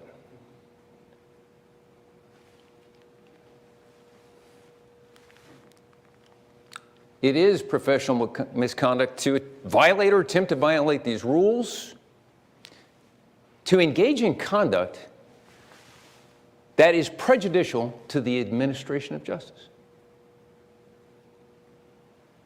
and to engage, to manifest by words or conduct in representing a client bias arranged along these categories. Okay? Now, I raise these issues because in the centerpiece case of our talk, they all came up. But I want to talk about this secret thing for a minute. So the idea of being a public citizen with a special responsibility for the quality of justice is amazingly charming to me. There's poetry there. And I can't think of a time when I am not a licensed member of the bar. And yeah, I know you're going to say, I know what you're going to say. You're going to say, yeah, but Chuck, you're not always practicing law. You're not always representing a client. True. When am I not to those who know that I'm a lawyer, when am I not the walking embodiment of the profession that I belong to? When is that not true? When I decide? Or so long as nobody knows I'm a lawyer? Just questions, folks, questions. This is to cause you to think, okay? It was meant to be private. So here are the excuses and justifications. One of the things that we learn in studying the psychology of how people behave, what they know they're doing, which is only that you think you know what you're doing, right? Very, very smart, Nobel Prize-winning people tell us, you don't know what you're doing? You're acting in many ways very automatically. And it's after the fact, when somebody literally says to you, why did you do that? That you figure out why you did it. Okay, you know what we call that? A justification. And these are the justifications for people who got caught in their secret lives as lawyers. I took precautions to make sure it was private. I thought it was private. I am so far above the standards of others that it was private in my mind. Now, that last one, people don't generally say out loud, but looking at the conduct, and you're going to see it, you think to yourself, what were you thinking? Well, that's what they were thinking. One of the most potent, I have a constitutional right to behave as I see fit. The thing that I don't have up there is the idea of there being a kind of a group, right? It's a chat room. And let's say I call my chat room the Forum of Hate. Okay. This was under the Maryland rules of professional conduct, okay? At the Board of Veterans' Appeals, a very important organization for the people in this room and the people that you serve. Okay. Markey, a veteran law judge, and Hancock, an attorney advisor, who helps the judges writing opinions and making decisions, right? Use their, and three others, sorry. It's not just two, there were more. Members of the Forum of Hate. Use their departmental emails to create this forum and exchange messages. The more hate-filled, the better. After all, it's the Forum of Hate, right? Why give it a name like that unless, you know, my wife says, and she's right there, go big or go home. Right you are, and they did it for 7 years. You can read this on your own. This is one of the things that, where did Trent go? One of the things that Trent called out, he did a lovely job assisting putting together this deck. And I understand from Angela that you all have access to the opinion. And it goes on and on and on. It goes on so much that it's overwhelming. There's nothing but a sense of revulsion, I think, that one can come away with from reading what they had to say here.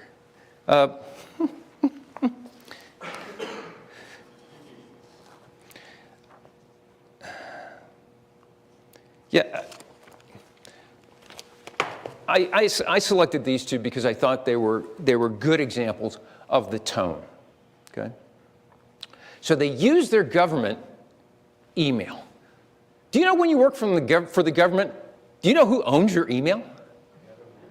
The government owns your email. That's right. Okay? But the government has this entity. It's called the Inspector General. And the Inspector General got busy inspecting. And guess what the Inspector General found? Go ahead, guess. Yes. They hired a bunch of morons. Well, okay. That's an interesting point, right? I mean, seriously, these people must have been like, where'd they get their law degrees from? The Cracker Jack box?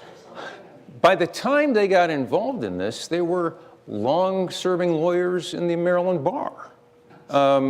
And you know, this is the part I think about, okay, I'm looking at this, and I've got, because of my internal construction, a propensity towards judgment of those who break the rules, okay? And I know I've got to be careful with my bag of stones. And I know that we always have to ask the question, okay, why? What were you thinking? Okay. Well, they weren't thinking about what the standards were, because we don't return to these ideas after a while. We get involved with people who we get involved with. We become friends with them, and we have friends. Does anybody have a friend or friends who, if you were talking to someone else about them, you might say something like this: oh, that's just how they are. You ever said that? Have you ever had that said to you? Okay. We shall not tolerate those who do. That doesn't mean to cast them out, as I would do, left to my own devices as galactic commander. What it really means, I think, for us is we should say something to them about their behavior. Why are you talking to her, him, them that way?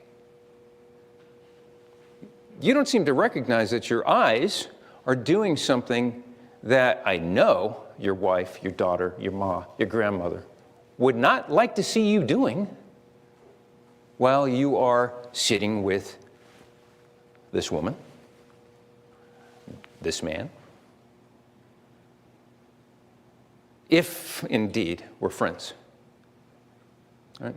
But this congregation in secret places, where people who think like you do, you think they do. Yes.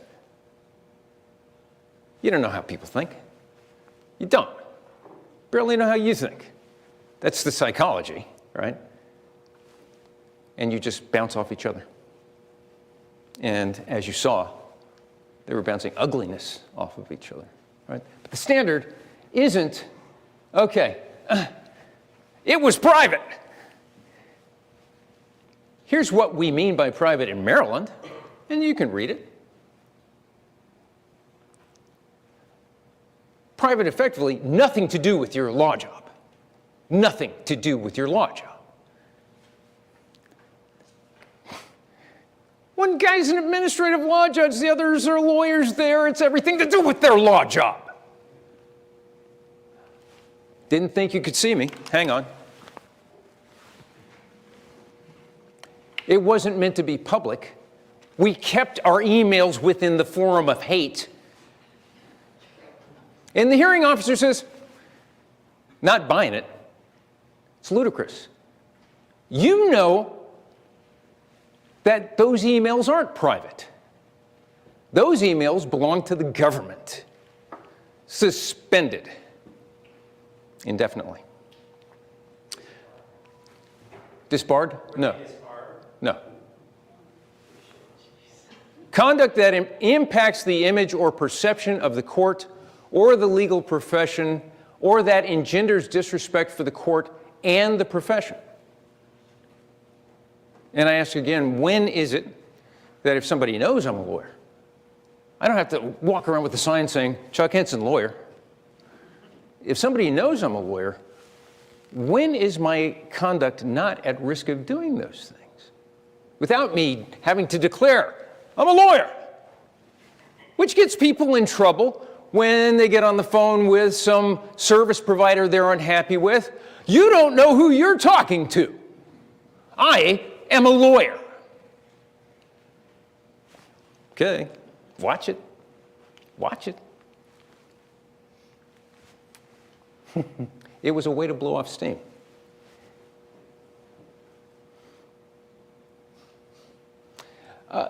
You heard of taking a brisk walk?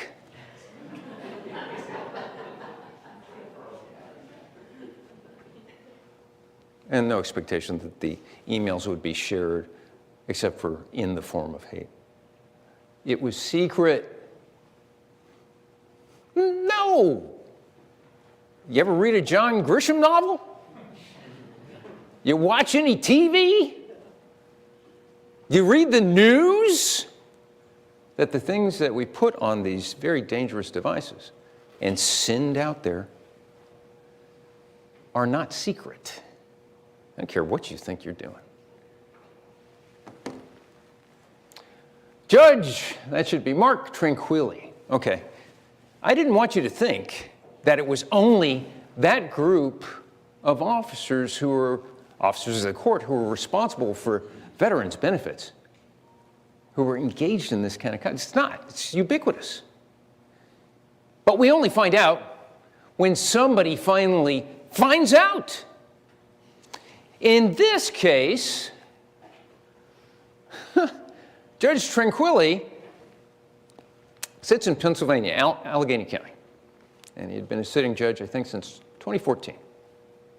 In 2020, he's hearing a case, retrial of a drug possession. Verdict comes back, not guilty. And he is visibly unhappy. Calls the ADA and the defense lawyer back to chambers and says this: you weren't out of strikes when you decided to put Aunt Jemima on the jury.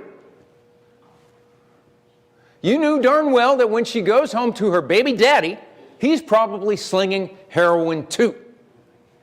Okay. You know what's interesting about this? Very public, of a sitting judge, directly to the ADA who tried the case with defense counsel present. Shocking, right? No, it's not shocking. Because at a certain point, somehow, people decide there is no reason for me to hide my secrets. I can say exactly what I want to say. Now, apparently Judge Tranquilli hadn't had one of these classes recently, and so it didn't occur to him that the people he was talking to had a duty to let the disciplinary authorities know about him. Oh, it's worse than this. It's worse than this.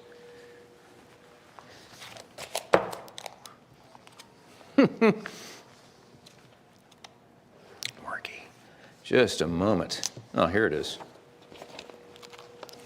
Family court. He was sitting in family court. Black mom, black dad. At various points during the conciliation, Judge Tranquilli stated the following, or words to the effect: I don't care about your children. My legal experience was as a homicide prosecutor. I'm merely passing through the family division until my eventual reassignment to the criminal division. I'm not a brain surgeon. All those other family court judges think they are. I'm more of a slice and dice guy than a brain surgeon. I'm a butcher. And I will split your baby in half like Solomon and sleep like a baby that night.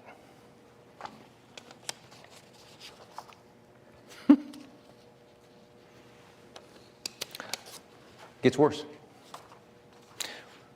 When Judge Tranquilli discussed the issue of communication between the parties, he affected an accent and dialect described as Ebonics. And he said to Mr. and Mrs. Patterson, and when I say communication, I don't mean, and then the bitch done this and the bitch done that. You can read it for yourself. It's available online. So finally, and this is well before the Aunt Jemima incident, finally, those two lawyers reported Tranquilli. He is no longer sitting and may never serve as a judge again in Pennsylvania. Judge Siebel. This is an older one. Obama was president. And again, The things that people think are secret. Okay, I'm a sitting federal district court judge. I've got Article 3 power. You know what that means? I can fly. I can leap tall buildings, right? I can also, with impunity, use my email in this way. I'm not reading the joke. You can read the joke, right? Have you read the joke? Everybody?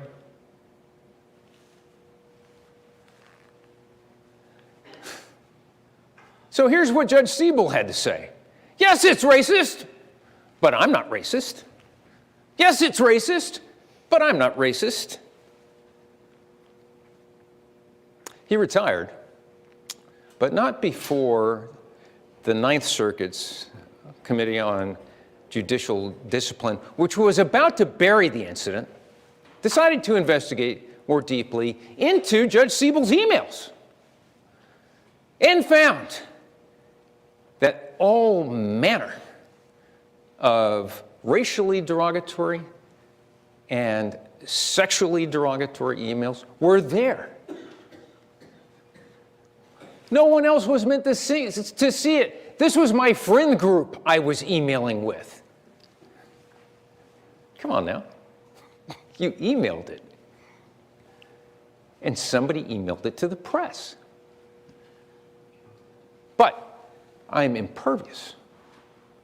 I literally can't be seen doing the things that I ought to know I shouldn't be doing.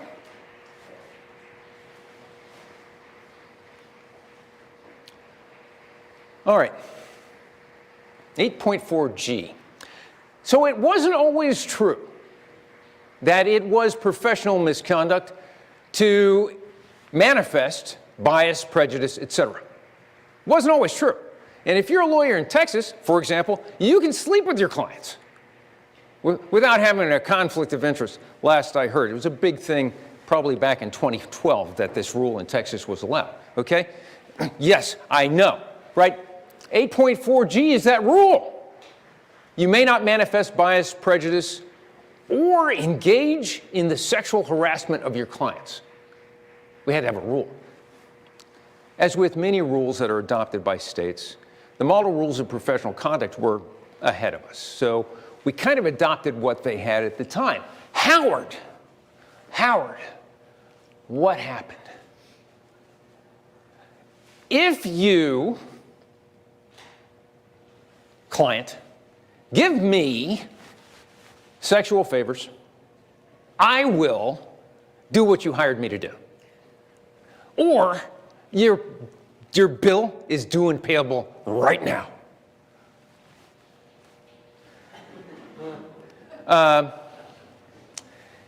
He was found guilty of placing his own prurient interests paramount to and in conflict with his client's best interest, and shortly thereafter, Missouri adopted 8.4G, which applies to all of us. Henry, a little more recent. I used to be very racial. You can read it. I'm not going to read it. I've read it so many times. Okay?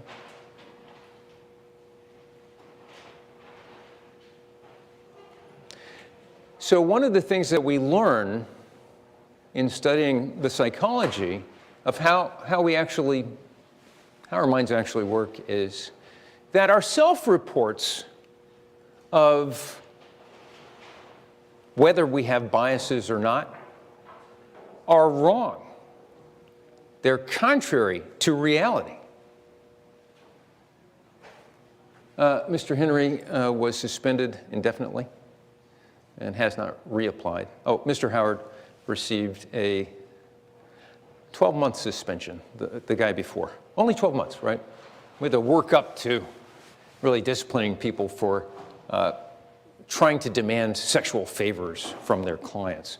More recently, under the heading of nobody can see me doing these things, Henry Purdy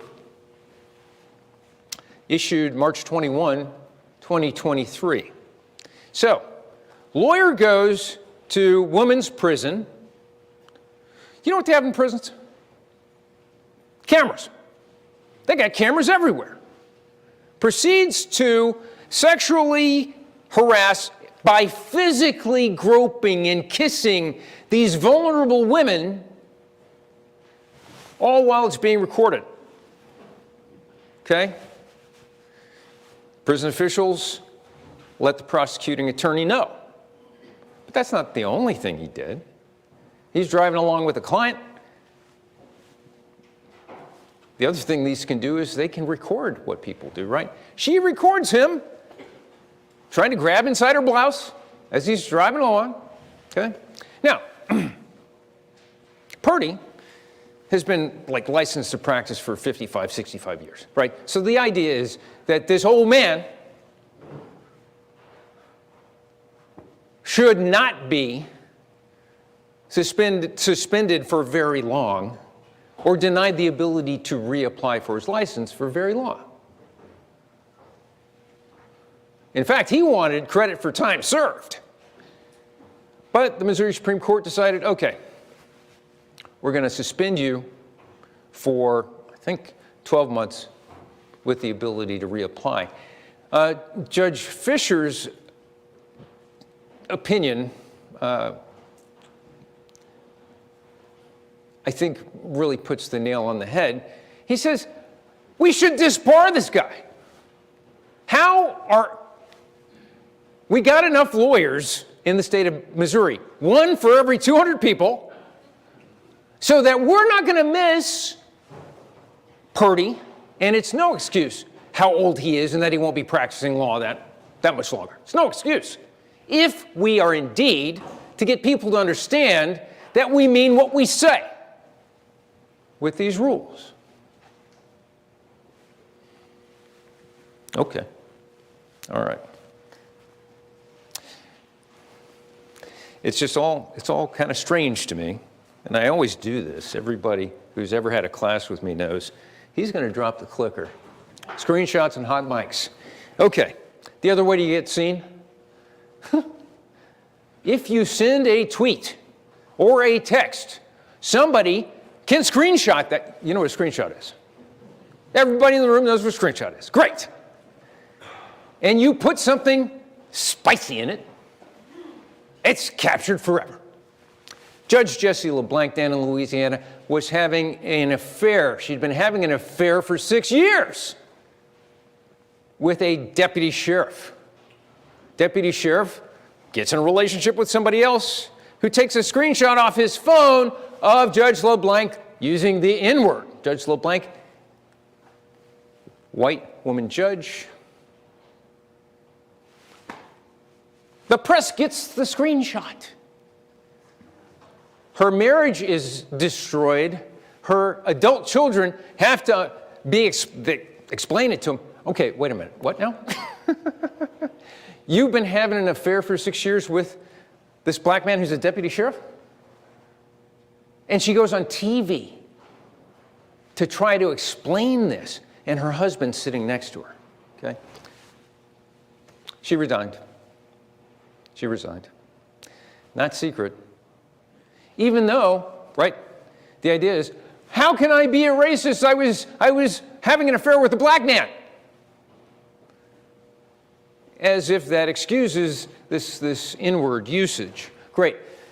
Donna Makovsky, Chicago. Zoom hearing. Black woman federal district court judge says or does something that lawyer Makovsky doesn't like. N-word! Expletive, expletive, expletive in the hot mic. Okay. Order to show cause, right? The judge says, I'm not gonna do anything to you, but I am gonna report you to the disciplinary authorities. It's pretty fresh, so we don't know. Judge William Raines, sitting on the bench, hearing. You've got a couple of prosecutors there, the judge, defense attorney leaves. She leaves. And the judge And these two prosecutors proceed to exchange some really kind of nasty kind of form of hate speak about this woman lawyer who just left. He's been suspended and is on other administrative duties. Mute button. Mute. Like that's right. Like that's the right answer. That's not the right answer. You don't do that. That's the right answer. Prisoners, and I'm looking forward to somebody saying, Judge Raines, why did you think that was okay? Why did you think that was okay? In Missouri, you can ask the question of the Office of Chief Disciplinary Counsel. Dear Office of Chief Disciplinary Counsel, what if the following happens to somebody else? Okay. I'm representing in a divorce, opposing counsel, my client, their client. We're negotiating. Opposing counsel has something to say about my womanness and my ethnicity that are disparaging. And guess what? What are we doing? Are we representing clients? Is that a manifestation of bias or prejudice? Okay. Do I, as it turns out, I do know when somebody is calling me the N-word. Most of us do know when somebody is doing something to us. So the standard is knowledge. Do I have to report that? Am I required to report that? It takes a whole page for OCDC to, excuse me, to effectively say, yes, you have to report that. Now, you do have to get your client's approval because your client was there, right? And there are confidentiality issues. Of course you have to report that. It's not rocket science. You know 8.4G just as well as anyone else, or ought to. Report it. Yes, report it. So somebody can ask Attorney B, what made you think that was okay? Explain yourself. So what do you think? What do you think of the scope of a lawyer's special responsibility? Is there a place where you ought to be able to go and hide and have your little form of hate? Or talk to people like they are things? See, if we have a special responsibility for the quality of justice, so that people who need justice in our society, everyone, can I get agreement on this? Doesn't everyone in our society need justice? Yes. Thank you. I would ask for an amen, but y'all are kind of silent. Everybody in our society needs justice. So when would it ever be all right to treat some members of our society like they're things? I can address you as a thing. I can describe you as a thing. You know how we treat things? We treat them like they're things. We don't have to have a relationship with a thing. We can abuse it and abandon it. Just questions, okay? When does a lawyer's actions not have a propensity to either promote the profession, the idea of justice, the administrative justice, the quality of our courts, or the opposite? When does that happen? These aren't rhetorical questions. Y'all can shout back. I won't be mad at you, and I'm not afraid of you. I'd like to, I would want to know why. Why? Why is that necessary? I mean, you know, I didn't get my law license because of my personal beauty, even though, I got to tell you, right? I was given, thank you, I was given my law license on swearing an oath. The idea being the faithful service and protection of the rule of law. And I can disagree with what the law is, but I have to use the methods that we have agreed to as a society to change those rules. I can raise questions, and I should, that's my job.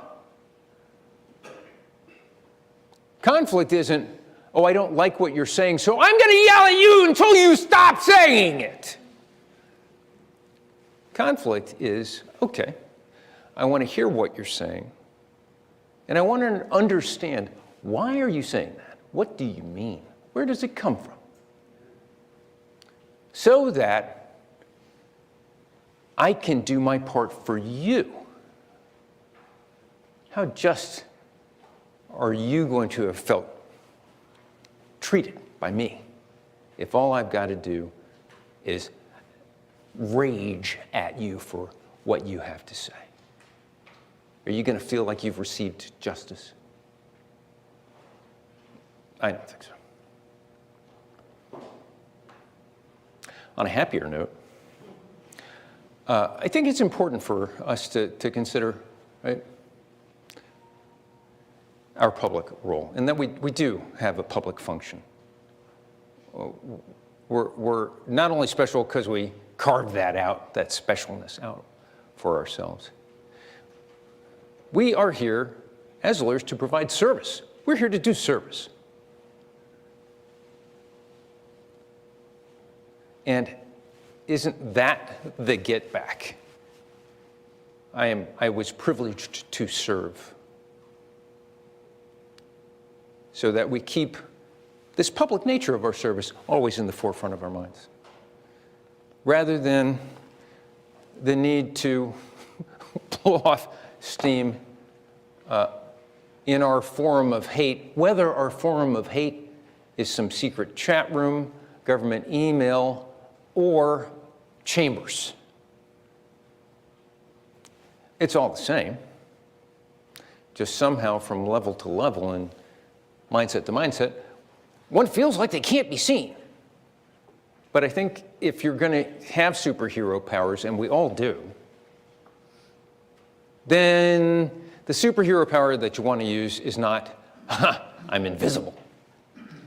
The superhero power that you want to use is, I am visible, and I'm here to see that you all feel that you have received fairness, that you have received justice. Because I deeply believe that you and I engaging with each other is where that quality of justice is tended. That's the garden. Let's tend the garden. How about doing that to blow off some steam? Thank you.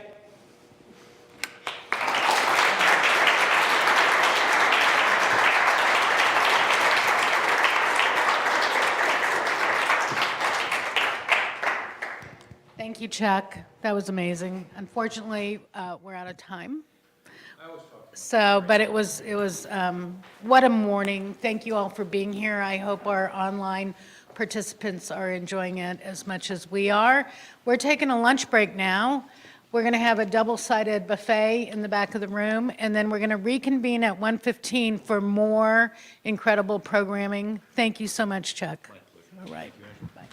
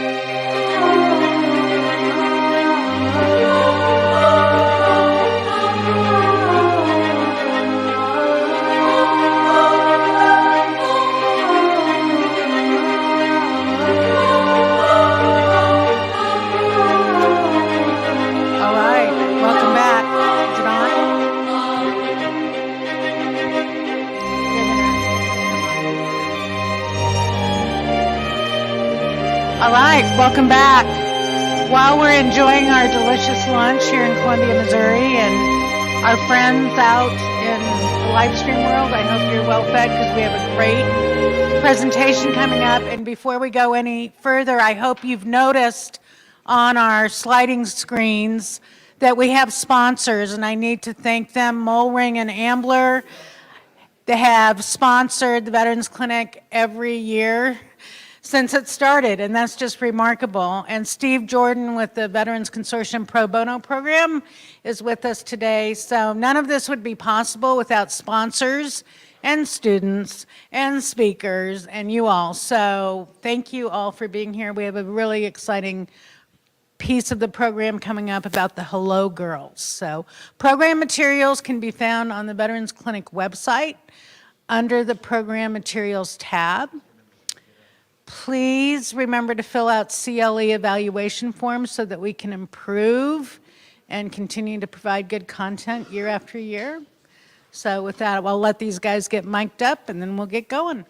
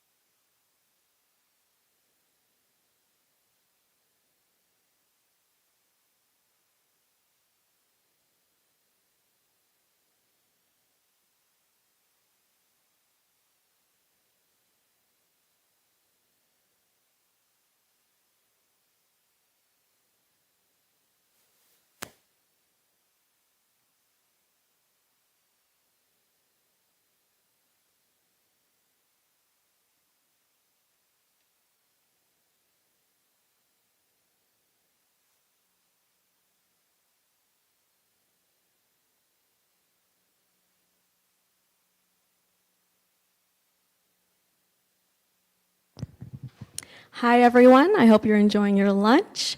My name is Allie Wynn, and I'm a 3L at Mizzou Law. I was in the Veterans Clinic this semester and had the privilege of working on this section of the symposium. This part of the program is about the Signal Corps operators, affectionately called Hello Girls, who are America's first women soldiers. During their time in service, their skills were integral in winning World War I. World War I, also known as the Great War, began in 1914. It was a fight between the Central Powers of Germany, Austria-Hungary, and the Ottoman Empire against America's allies, Great Britain, Russia, France, and Japan. New military technology led to unprecedented carnage. 16 million military members and civilians died in this war. Initially, the U.S. remained on the sidelines of the war and attempted to remain neutral under President Wilson, but continued to engage in commerce and shipping with European countries on both sides of the conflict. In 1915, Germany declared the waters surrounding the British Isles a war zone, and German U-boats sunk several commercial and passenger vessels, including some U.S. ships. In February 1917, Congress passed an arms appropriation bill to prepare the U.S. for war.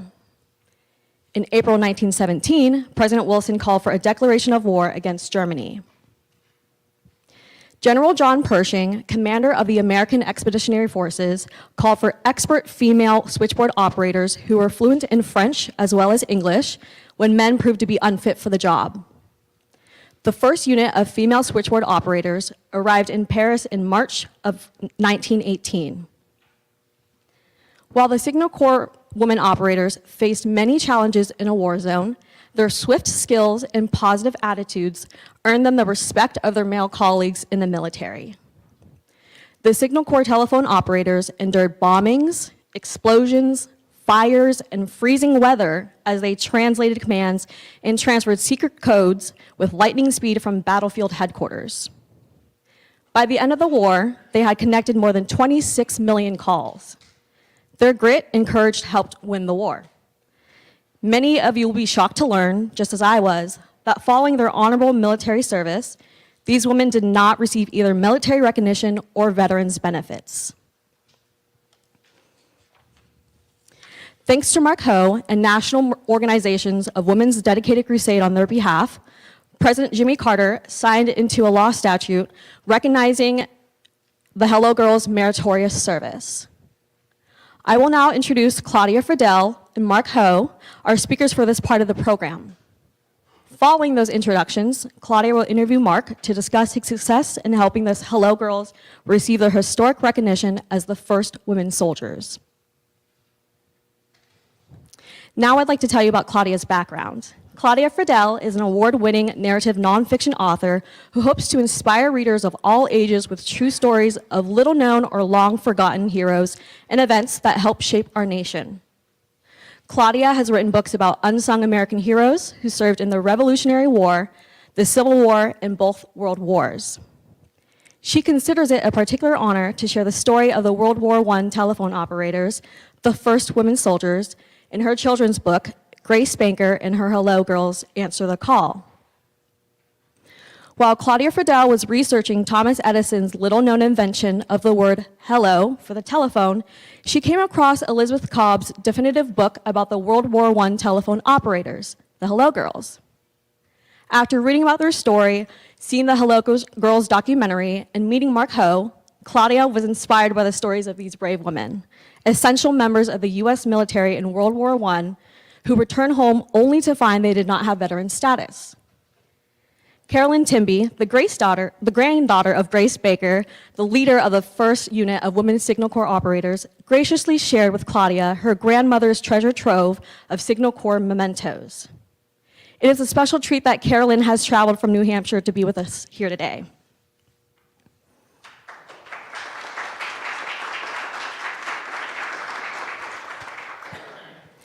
The Signal Corps place in history remains relevant, and Claudia has joined the efforts to support the passing of a bipartisan bill to award the Hello Girls the Congressional Gold Medal. And now I'd like to tell you about Mark Ho for our last introduction. Mark Ho is an alum of the University of Washington in Seattle, where he received his undergraduate degree in 1966 and JD in 1971. Mark has worn many hats throughout his career, all of which exhibit his dedication and determination to the law and to the community. Mark served as a technical senior advisor and as an advisor to the Kosovo Judicial and Prosecutorial Councils. He was a visiting lecturer at the University of Pristina in Kosovo. In Afghanistan, Mark taught at the University of Washington's Asian Law Center and was a senior legal advisor working with Sharia and law faculties in government universities. He was the president of Bastyr University, the only accredited naturopathic school in the United States. Most recently, Mark was a Supreme Court Inspections Advisor and an advisor to Judicial Inspections Department of the Afghan Supreme Court. Mark's legal career and litigation experience show his commitment to fight for his clients. As a practicing attorney, Mark tried antitrust cases and practiced in the areas of lender liability, copyright, and non-competition trade secrets. Throughout his professional career, Mark remained involved in community work, including addressing and helping those with mental health and substance abuse use disorder issues. He was a board member and served as president at Eastside Recovery Center and continued in those roles after it merged into Therapeutic Health Services.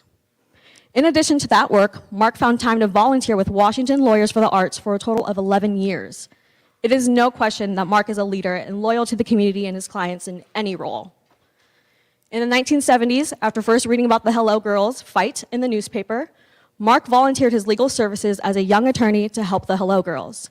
Due to Mark's dedication and persistence on their behalf, President Jimmy Carter signed the law requiring official military discharge papers and the award of victory medals to the Hello Girls. Because of Mark, the government finally acknowledges the women in Hello Girls as not only veterans, but the very first women soldiers in the military. It is an honor to have Claudia and Mark here with us today. Please help me welcome Claudia Friedel and Mark Ho.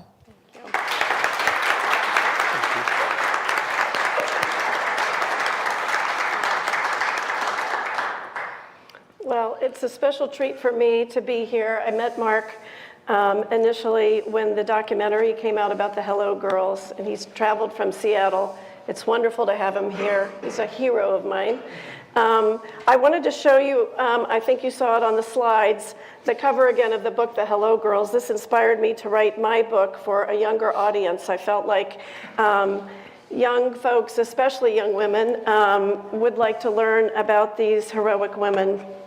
I do like to focus on little known nuggets in history that I think have been long forgotten. And I think if not for this book, they would have continued to be long forgotten. And this inspired a Broadway musical, and inspired an amazing documentary, and it allowed us to reconnect with many of the descendants. So I really wanted to start off, before I start asking Mark some more questions about his experiences with the Signal Corps women, I just wanted to read a little bit, short little bit from Elizabeth Cobb's book. The Hello Girls returned after helping to bring back 2 million doughboys, or infantrymen.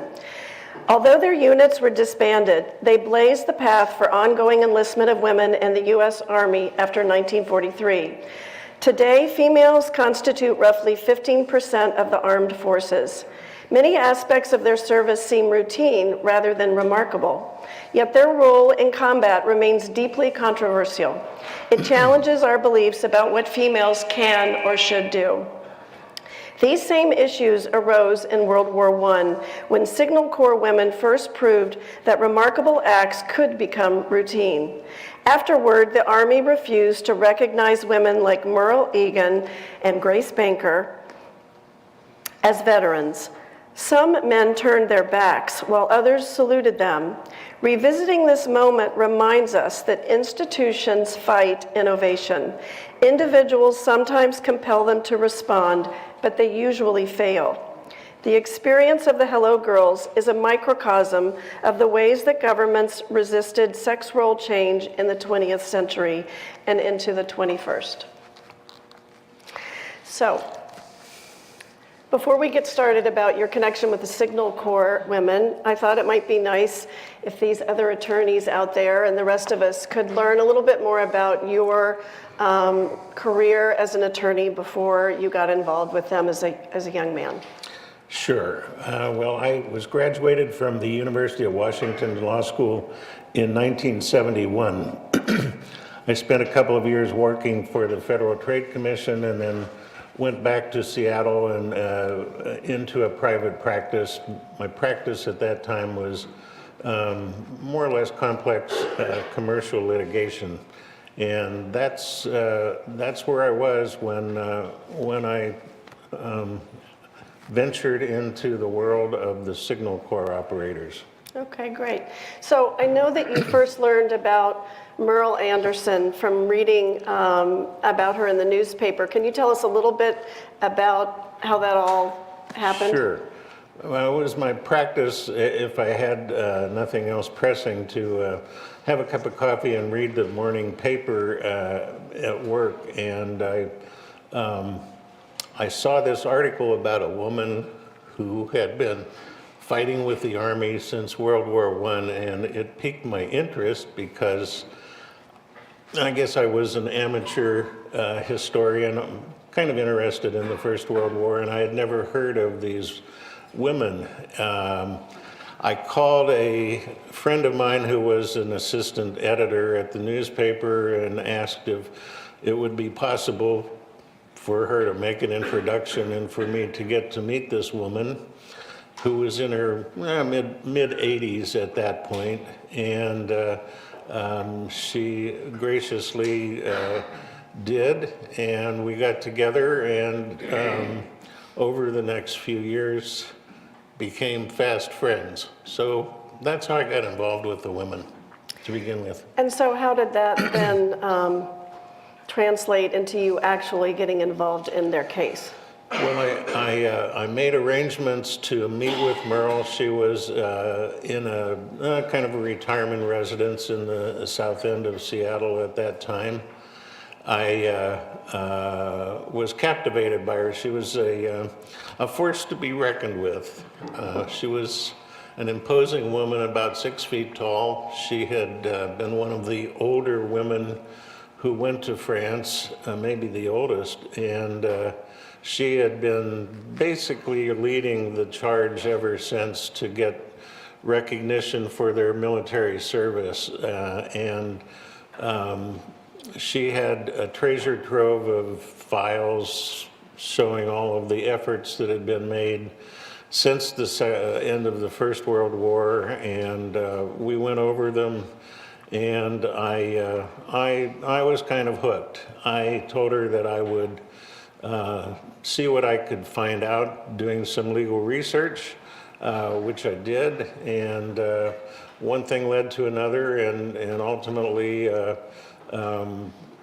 I told her that I would take on their case and see what I could do for them. Okay, so I don't know if most of you all read about this in the little preview, but there were 52 previous attempts, and that spanned 49 years. They failed every time before you got involved. So you are the 53rd attempt. Tell me a little bit, or tell us a little bit more about why you think it failed so many times and why you thought you might be able to make a successful attempt. Sure. Well, the 52 times were not litigation oriented. They were all efforts to get a congressional bill and a law enacted. So they were all legislative attempts.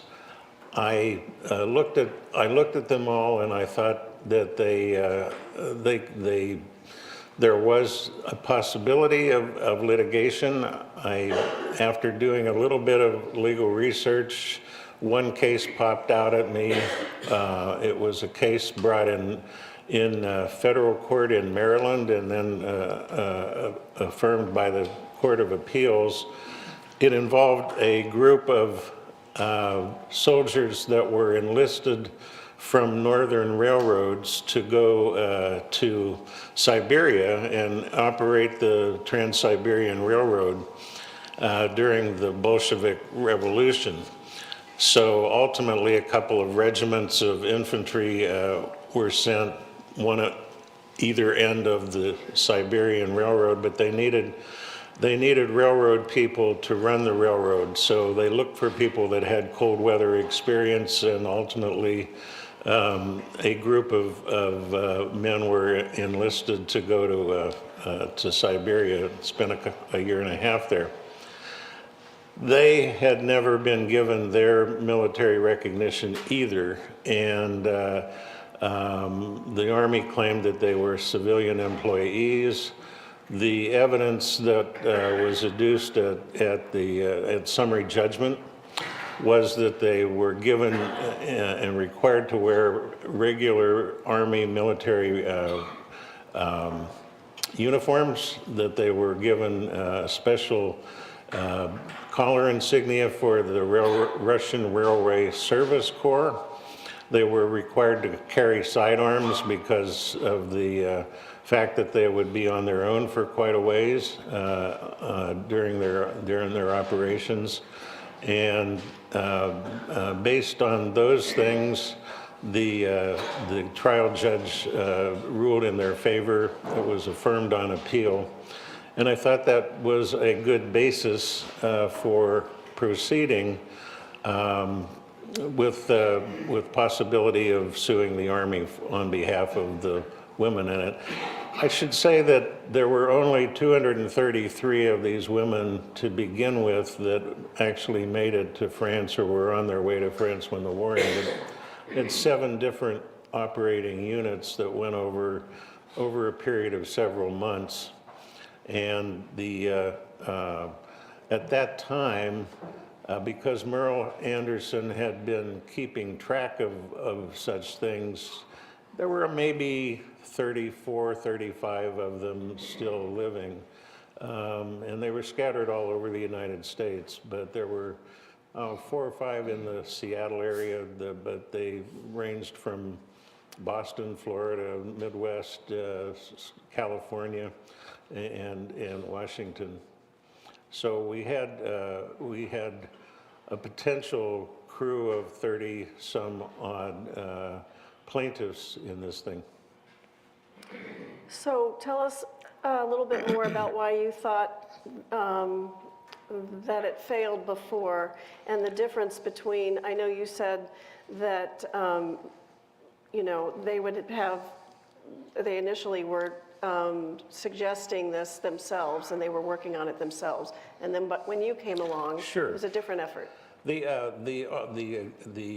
Whenever these things were presented to the Army over that 50-year period, the Army's response was, well, okay, we didn't have any legal authority to enlist women into the Army. The way that the statutes were written for the Navy, for instance, allowed them to enlist women, and they did in the Marine Corps and the Navy, but not so much in the Army.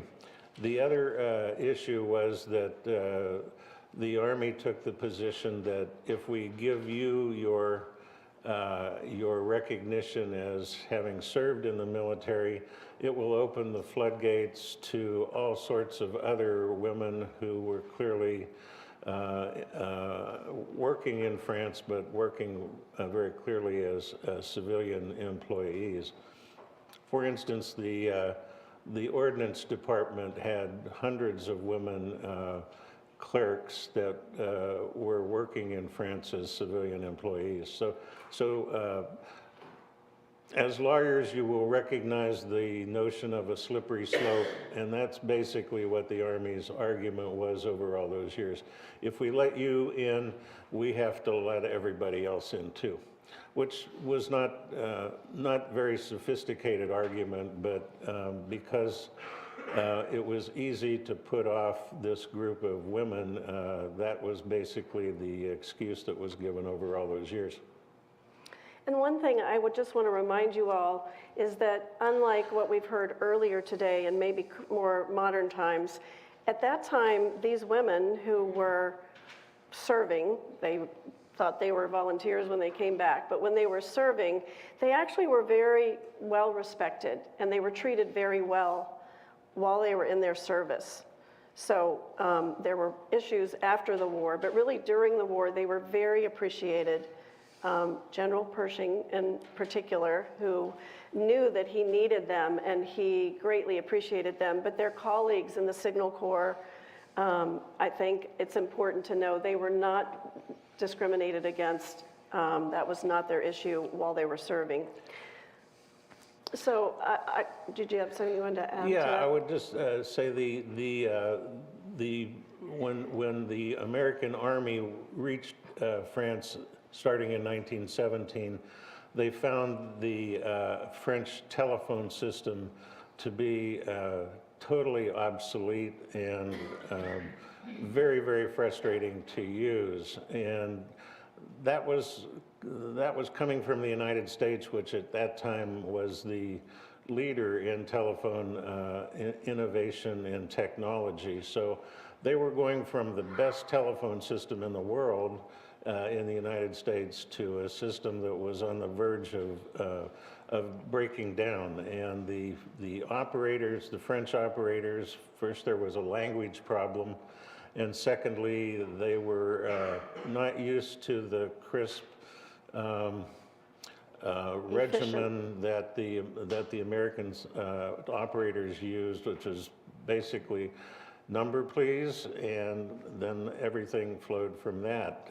When the French operators got on the line, it was, oh, how's your mother doing, and how's how's Uncle Bob? And yeah, the weather is pretty bad here, and so on and so forth. So there was a cultural gap and a technological gap, and it made the mission of the Army almost impossible, because it was clear by that time that we were going to be scattered from ports of debarkation to the front lines all over France, and with millions of servicemen ultimately stationed there, they were going to need, and ultimately did, develop their own system. So the United States Army built its own telephone system on the scale of one in the United States, and staffed it all with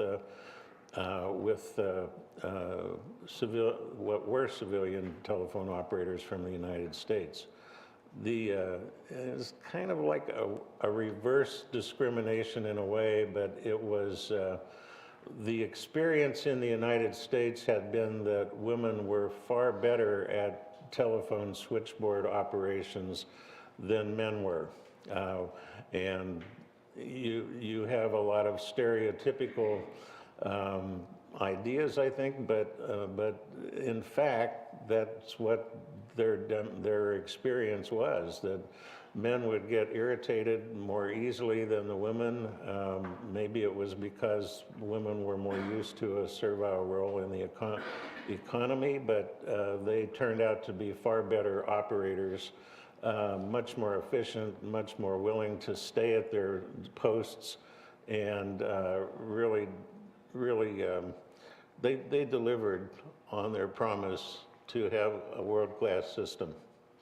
And it was in no means part of the war effort and the fact that we won the war, that we had communications that went all over France, from the headquarters down. And these women that went over there, depending on the size of the telephone exchange, were scattered all over the country. And not only did they have to also translate, but also decipher codes. So constantly codes were being changed, so they'd always have to relearn new codes. So it was complicated and very demanding, and they were, some of them were giving just general communication information, but then we had those who were on the front lines who were really giving battlefield commands.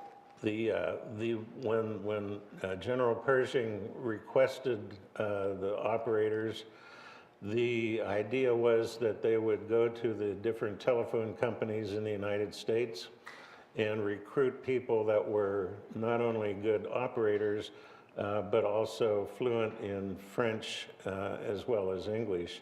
And as you can imagine, it didn't take too long to find out that there weren't that many operators that fit that bill. So at some point during the process, they concluded that it was easier to teach people how to use switchboards than it was to teach them how to speak French. And so they opened up the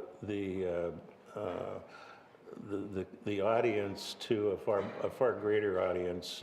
For instance, at my school, the University of Washington, there were maybe 8 women from the French department who volunteered. They had no telephone experience, but they were all trained in that in a fairly quick amount of time, and that's how it all came about. But there was no precedent for this, and that's why there were nebulous ideas about what these women's status would be, whether they would come under the full-fledged authority of the United States Army, whether they would be in some kind of quasi-capacity.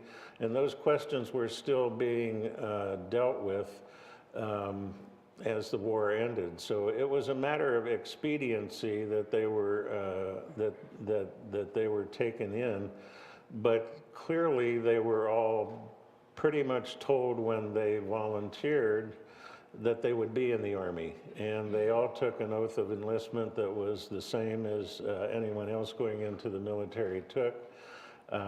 They weren't given Army uniforms, but because of their, they needed a uniform suitable for women.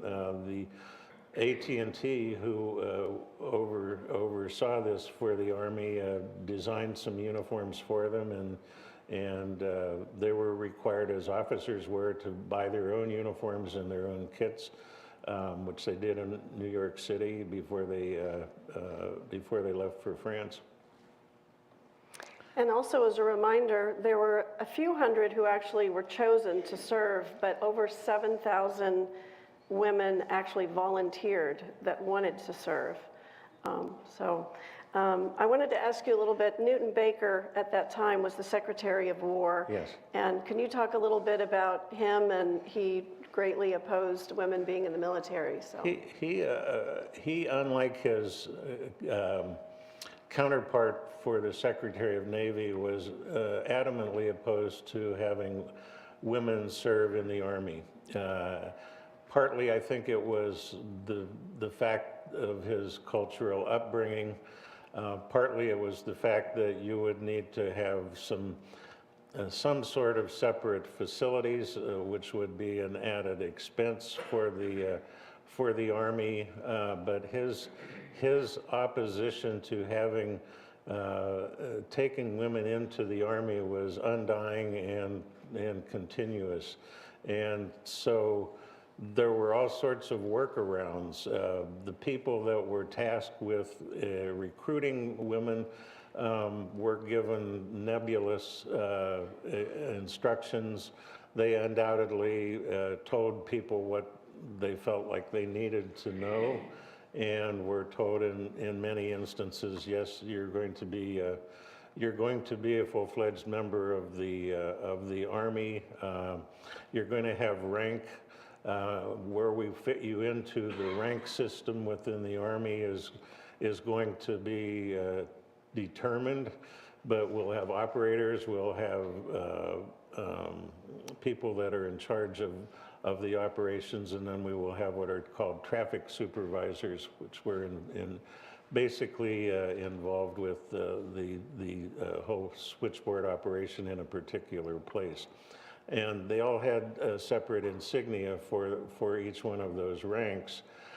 There was a thought that they would be somewhere between officers and enlisted men, but it was never really clear, because most important to the Army was to get them working and get the telephones working properly, and these other things were just not on the top of the priority list.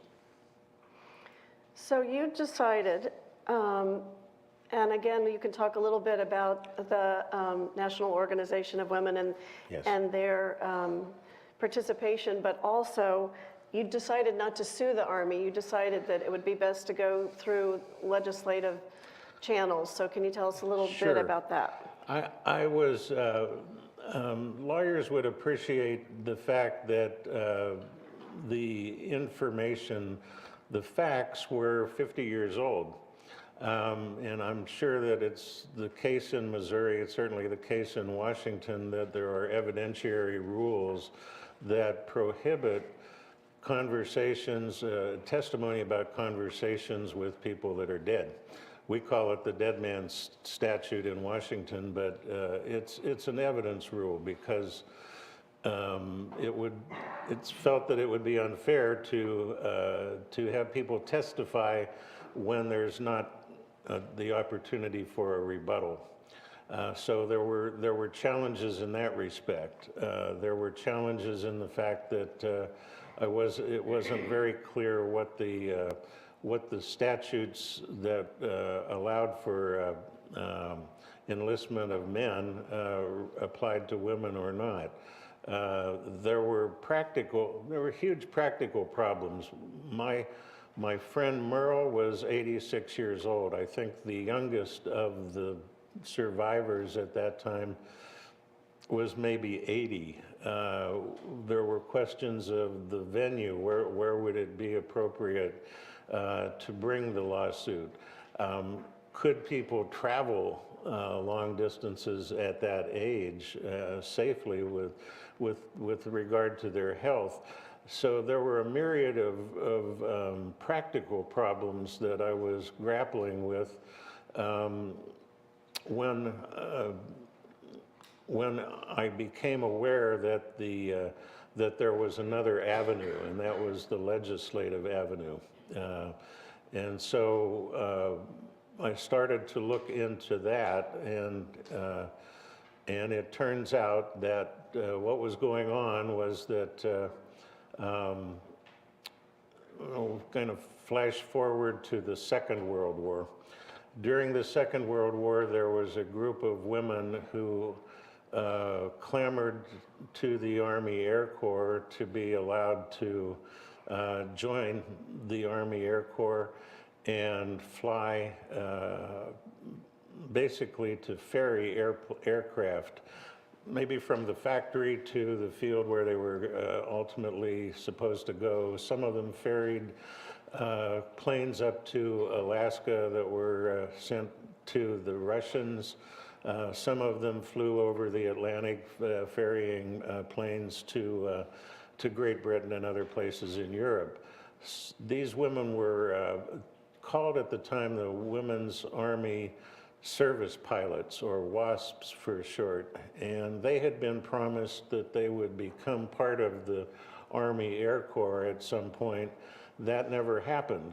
So there was another group of dissatisfied women from the Second World War. Fortunately, they found someone who would champion their cause, and as unlikely as it might seem, it was Senator Barry Goldwater from Arizona. Not necessarily a very liberal person, very conservative in his views. But he had been in the Army Air Corps in the Second World War and was actually a brigadier general in the Air Force Reserve while he was in Congress.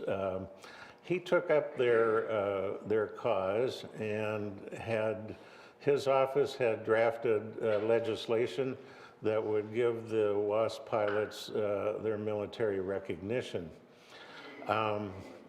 They had been working with the National Organization of Women, so a very unlikely group of people from different ends of the political spectrum. But together they had fashioned this legislation giving the WASP pilots their military recognition.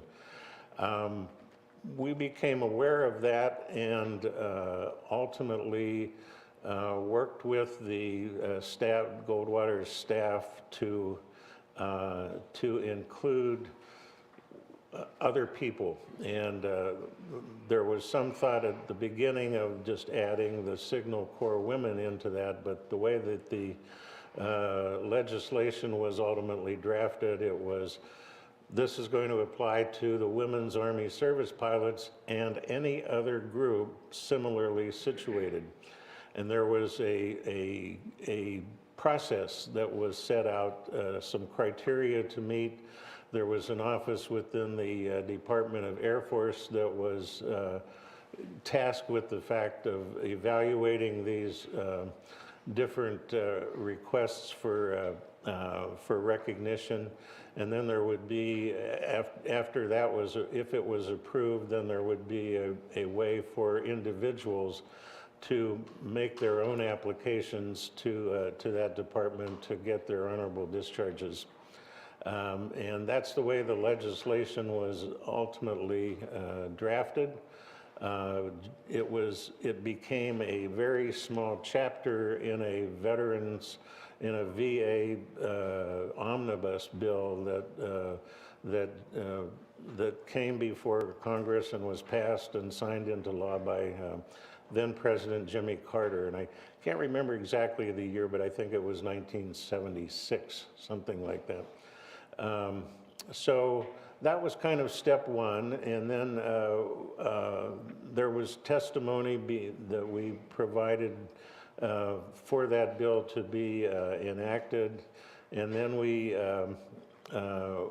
made an application for the Signal Corps women. It was the second group that made application, and the second group whose application was granted. And then there was the process of preparing the information for each one of the unit personnel to get their own personal recognition. The recognition came in the form of honorable discharges. They got victory medals.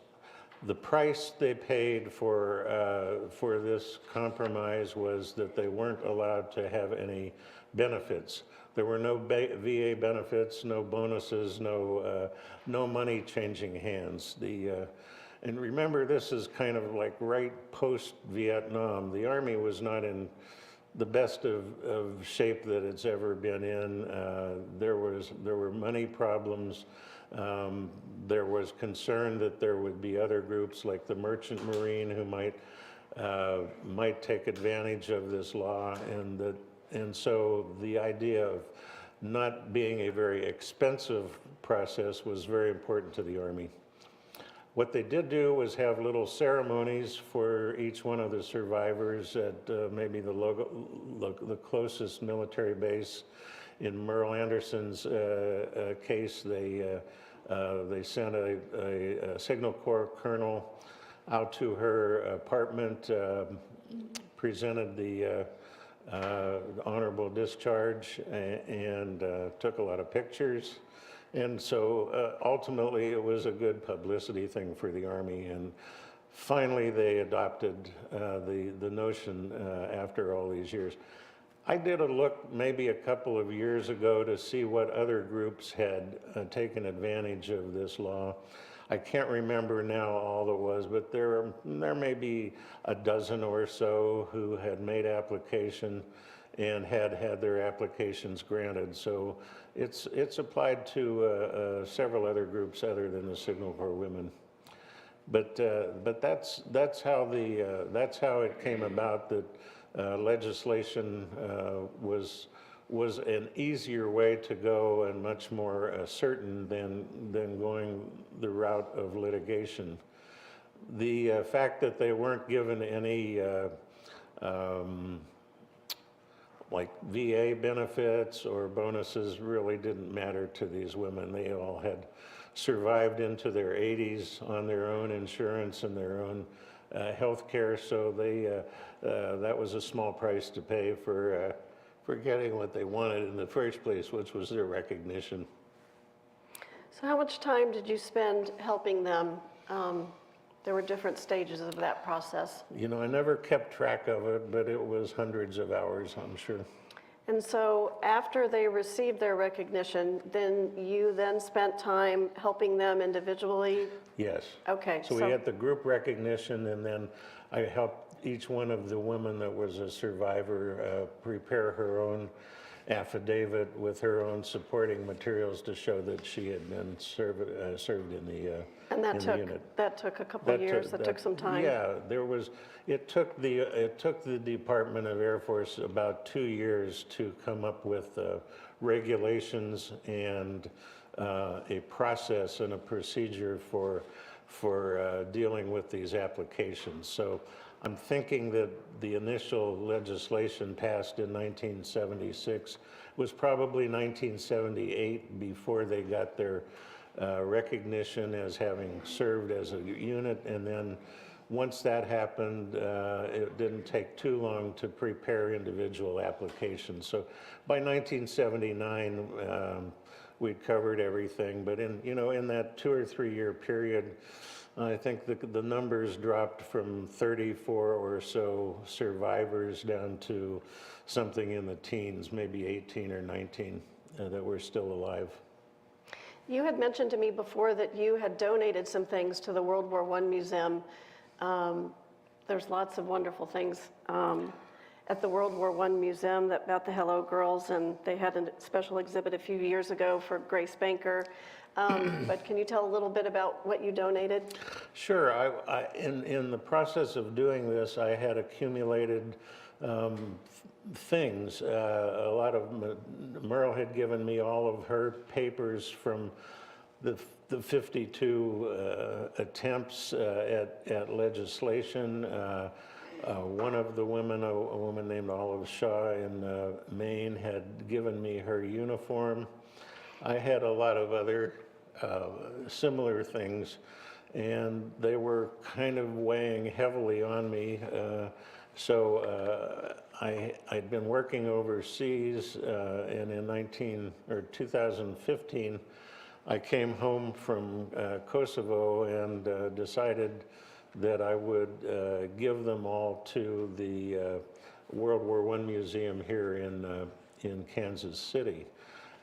So I was about ready to leave to haul all this stuff to the museum when Lisa Cobbs, the author of this book, called me out of the blue. I had never heard of her. She said she was writing this book, and I said, well, you know, I have things. If you want to see them, I'm leaving on, this was like on a Wednesday, I'm leaving on Monday.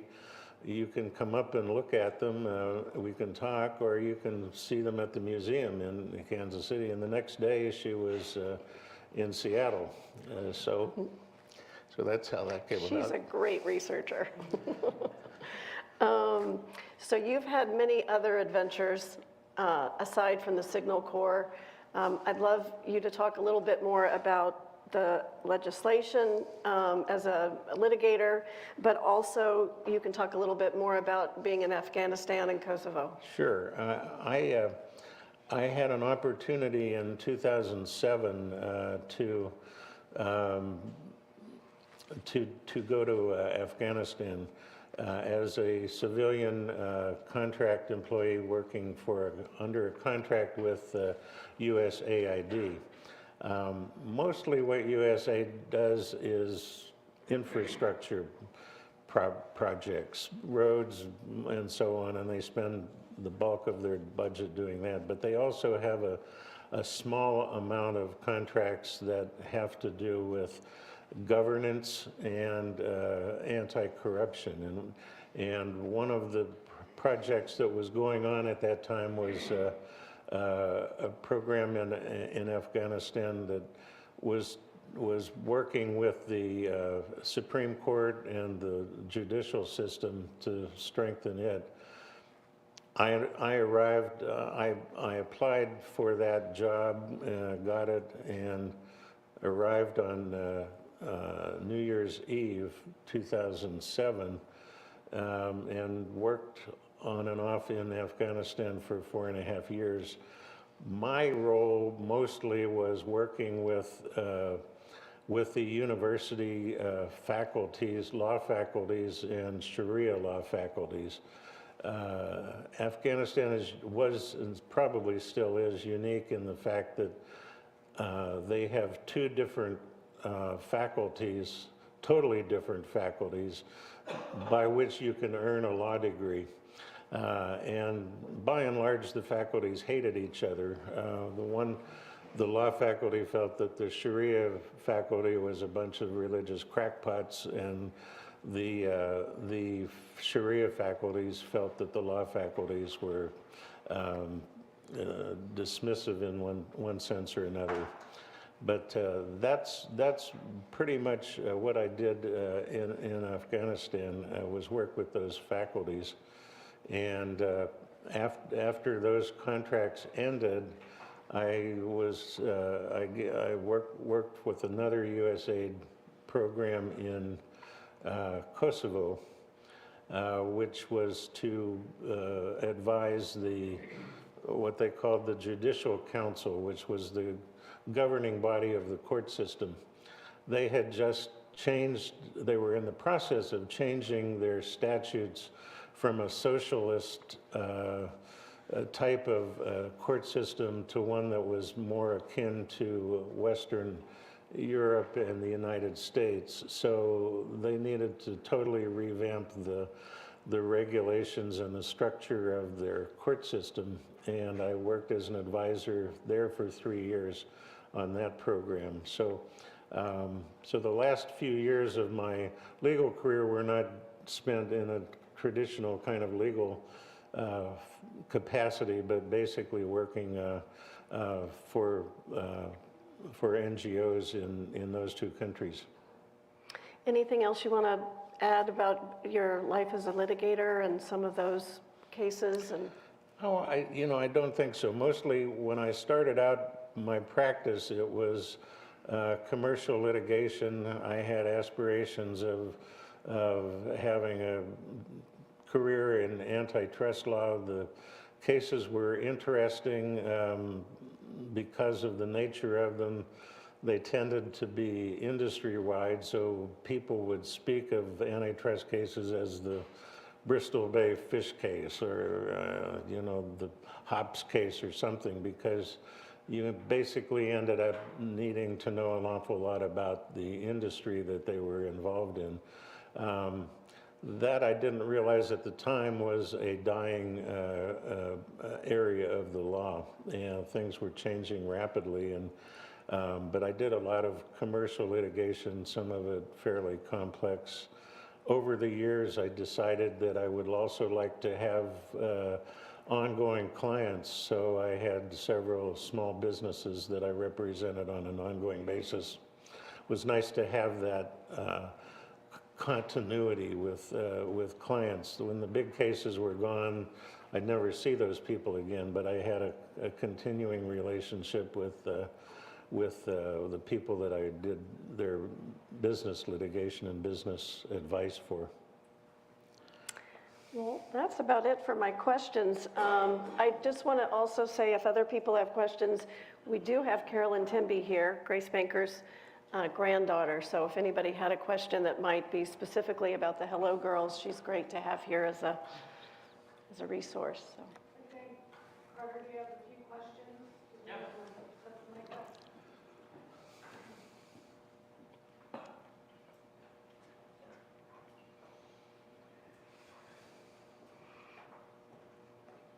So I wrote down a bunch of questions because I'm curious, so if anyone else has questions, feel free to grab a microphone. First I wanted to ask you, talked about how 52 other times tried to pass legislation, it didn't work. And I'm guessing what happened is every year it gets to Congress, there's a push, it doesn't happen. And so I'm curious, in Professor Henson's presentation, we saw responses to things where they're almost making excuses for things, and I'm wondering, what was the public-facing argument that these people were making when they were voting down this legislation? It was basically the same old arguments, the slippery slope argument. Yeah. And there were many legislators that would tell our representatives, we agree with you. You should have your recognition. But if we give it to you, we're just going to get an avalanche of other cases from other groups, and it's in those days between the two wars, budget issues were paramount. The Army shrunk from millions of people in the First World War down to 100,000. I mean, it was just, ridiculous where we were in terms of finance, and we were in the middle of the Great Depression. So there were always monetary issues. There were always the slippery slope arguments. They came very close to getting enough votes together to get something passed right on the eve of the Second World War. And the war came along and torpedoed all of that. So, some of it was bad luck. Some of it was just the fact that getting anything through Congress, particularly in those days, was a difficult task. Yeah. Particularly if it seemed to have a financial aspect to it. Yeah, which is understandable, and recently we were dealing with the PACT Act in Congress, and that a lot of the no votes, I think, were especially interested in the financial aspect of it. Right. So it does seem kind of like a consistent Right. excuse almost to not be able to recognize people that deserve it. So Yeah. I appreciate that insight. I'll ask another question unless anyone has one. So Claudia, I have a question for you. Sure. So my first question is, so I just graduated law school with my wife, and so kind of in keeping with what we're talking about today, I work for Angela and with Martha, who's a panelist as well, and I always complain to them because people come up to me all the time. They know we're both lawyers, but they only talk to me about what I do, and I experience that a lot, even and she's much more impressive and smarter, and et cetera. And so I'm just curious, I haven't gotten the chance to read your book, but... Are you saying that he's smarter than I am? Well, I haven't gotten a chance to read your book yet, but I'm just curious, I appreciate being able to tell, like there's complicated things going on in Congress, Yeah. but being able to tell it in a compelling story, I think is very impactful. And so I'm just curious, like what some of your goals were whenever you were writing the book. Sure. So I was elementary school teacher for a long, long time. And I was fortunate to work in a school where we could really create a lot of our own curriculum. And I really found that using narrative nonfiction books, oftentimes picture books that had great illustrations, were a great way to introduce new material or difficult material or boring material to a younger audience. And I ended up loving teaching with those books. So I wanted to learn how to write those types of books. And so I went from being a teacher and I became an author. And so from that background, my little niche is I like to find kind of complicated, difficult subject matter about real things that happened in American history, but make them more interesting or find a little piece of information where someone of any age would say, I didn't know that, And so when I read this book, I ordered this. I saw it before, you could pre-order it, and it came, and I read it in 2 days, and I'm like, that's a story that younger folks need to know about, and it's interesting, it's fascinating, it's relatable to people today. So those are the stories that I gravitate towards. I have one now that's coming out in 2 years, and it's for an older audience, and it's about Virginia Hall. I don't know if you know about her, but she was the most wanted spy in World War II, and she was a woman with a wooden leg. And she was like James Bond and Superman combined, and it was all true, and it's just fascinating. And there's lots of books about her for adults. The main one that was bought to be made into a movie is called A Woman of No Importance. It's a great read. So I'm kind of attracted to trying to find stories where I think there's a connection that younger people could know about, and I want to find a way to take either complicated information and kind of find a way to tell the story so it's interesting to a younger audience. And so maybe when they learn about those things later, like World War I, there wasn't much at all for younger people about World War I. And of course, I always love it when there's a heroic woman involved. Yeah, absolutely. And I chose my Grace Banker, is the Carolyn's grandmother. I first read about this, so there's many, many heroic women, obviously, that are in this book. So I knew I kind of wanted to see if I could find a way to write a story. But, when you write a narrative nonfiction picture book, you have to have that story arc. You're just not writing a biography or, so when I connected with Carolyn, and she was so gracious to share her diaries, her grandmother's diaries with me. And Grace Banker just was a very unique person. She was the only woman to receive the Distinguished Service Award. And there were all kinds of reasons why I thought she would make a great subject. So I thought through her story, then I could also tell the others. And also the other thing, say one more thing. In the back of my books, and hopefully a lot of narrative nonfiction books, there's a lot of times adults will read these books as well. Sometimes they use them in college courses or high school because you can just read a little story. But in the back of the books, my editor lets me have a lot of back matter. So I have lots of photographs and I call it a fingertip library, but there's lots of factual information in the back that might be interesting to people of any age. Okay, awesome. And kind of going off of that, could you maybe give some background on, looks like this video, yeah, could you give some Oh, background? yeah, and you know, maybe you would be a great one, Carolyn, to talk about Jim Ferris and his documentary, if you'd like. She'll maybe go to the microphone. Yeah. Sure.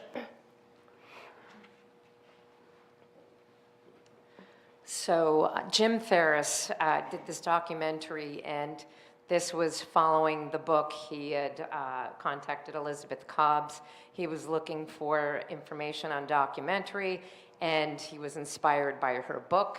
And so he put together a documentary. He reached out to me to be in it because of my grandmother. She was chief operator of the first unit of 33 women that went overseas to France. And so he had contacted me, and he also, Mark was in this as well, of course, because of Merle Egan, and speaking on her behalf. And it's basically a very warm and factual documentary highlighting different women that were in different locations throughout the World War I at their stations.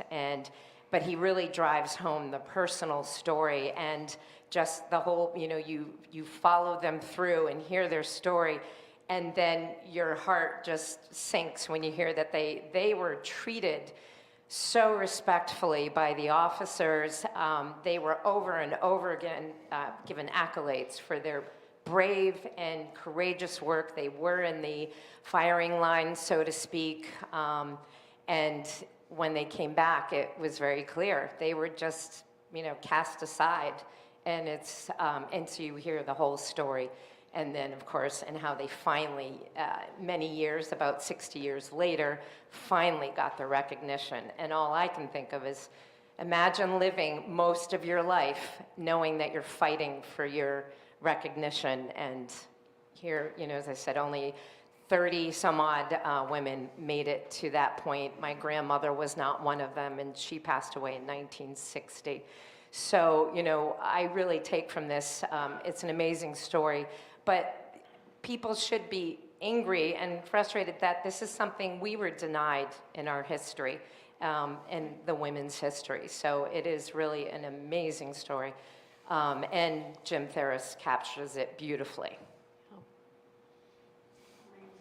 I should say also that his documentary has won a number of awards in the documentary category, so he did a really good job. Yeah, it's wonderful. All right.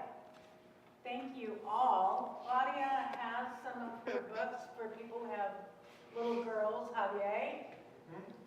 And little boys. And little boys. It's a wonderful children's book. It's beautifully illustrated.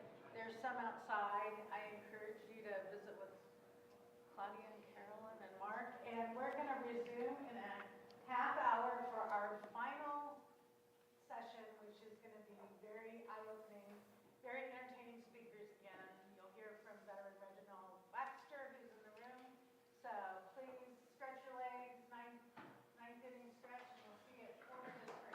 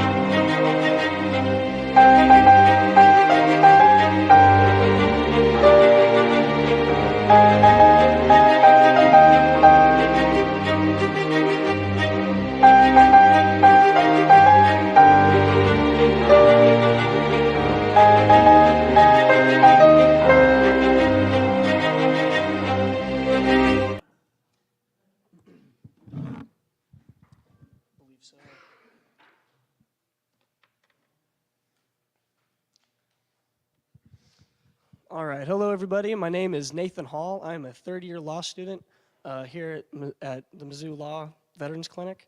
Apologies ahead of time. It's that time of year, just kind of losing my voice.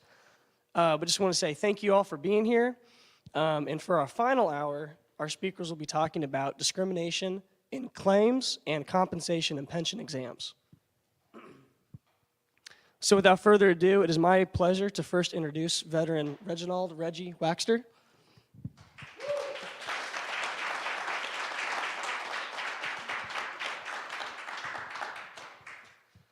He's got quite the story, and before I introduce our other guest and our online presenter, I first wanted to share with you a short video, originally edited by Christian Siri, and then further edited by myself. And we can go ahead and play that now. I was 18, 1972. I joined the Navy, went to San Diego for boot camp, came home for my 30-day leave, and then I went straight to Scotland.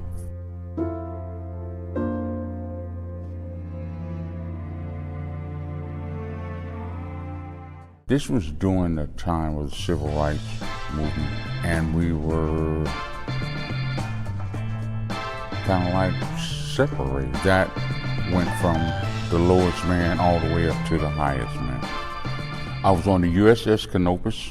I was a submarine tender in Holy Lot, Scotland. We had a local bar. The local ladies, they loved us, you know, and that right there really, really irritated the local men. One night, me and about 3 or 4 of my shipmates was at the bar. One thing led to another one, so they told us to get out of the bar.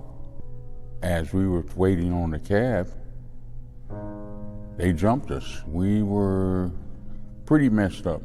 After we recuperated for a couple of days, we went back. It got out of hand. 200 people going through there, breaking up windows, tearing up stuff, turning over trash cans, breaking up stuff. You know, it was kind of devastating for that little town. This was like an ongoing feud. We were restricted to the ship. One of my shipmates confronted me. I was alone, there was about 3 or 4 of them. He pulled out a knife and he cut me across here. These 3 fingers on my left hand.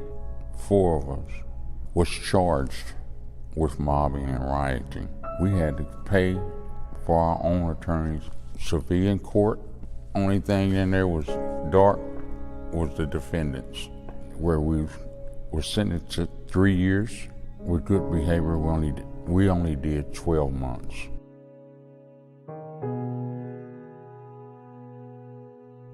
I suffered PTSD, having social problems, interacting with people, family, drug abuse. I did go to the VA, and they fought me tooth and nail until I finally hooked up with you.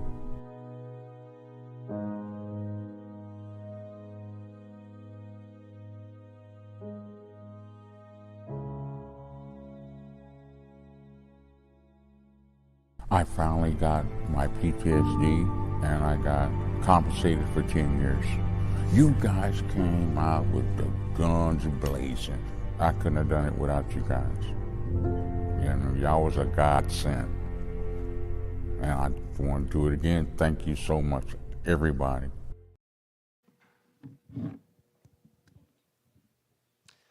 All right, so you're going to hear a lot more about that later.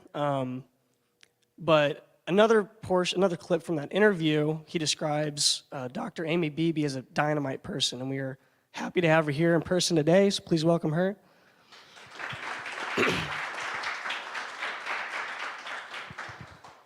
Dr. Beebe is a psychologist who earned her doctorate from the University of Southern Mississippi.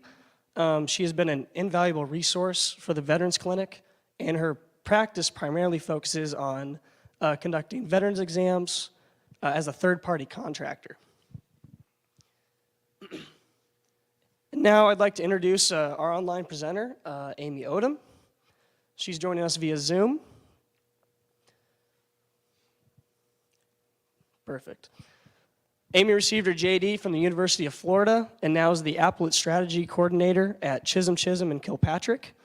It's a veterans law practice. It is entirely centered around helping veterans, particularly disabled veterans, at the Court of Appeals for Veterans Claims, as well as the Court of Appeals for the Federal Circuit. Amy trained our own Professor Drake many years ago and has presented at 8 out of 9 of the Veterans Clinic Symposiums. So please welcome her, and I'll hand it off to her.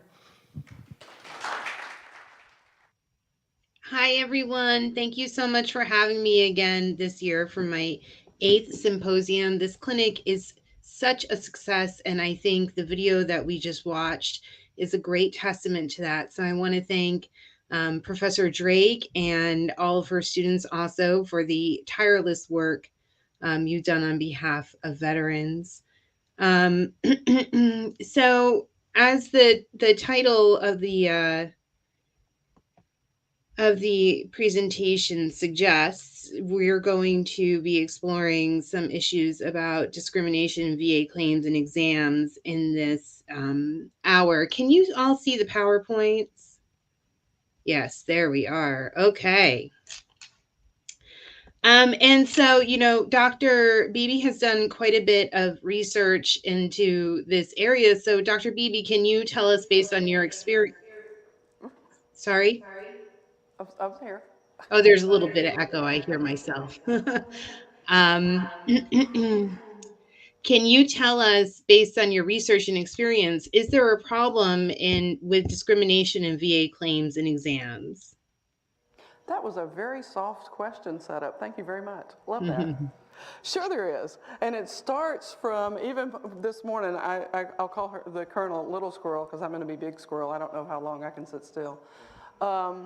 It starts with the character of discharge, you know, and that carries on into if you get VA benefits. And then it carries on to some of the systemic issues in the military are transferred to the VA.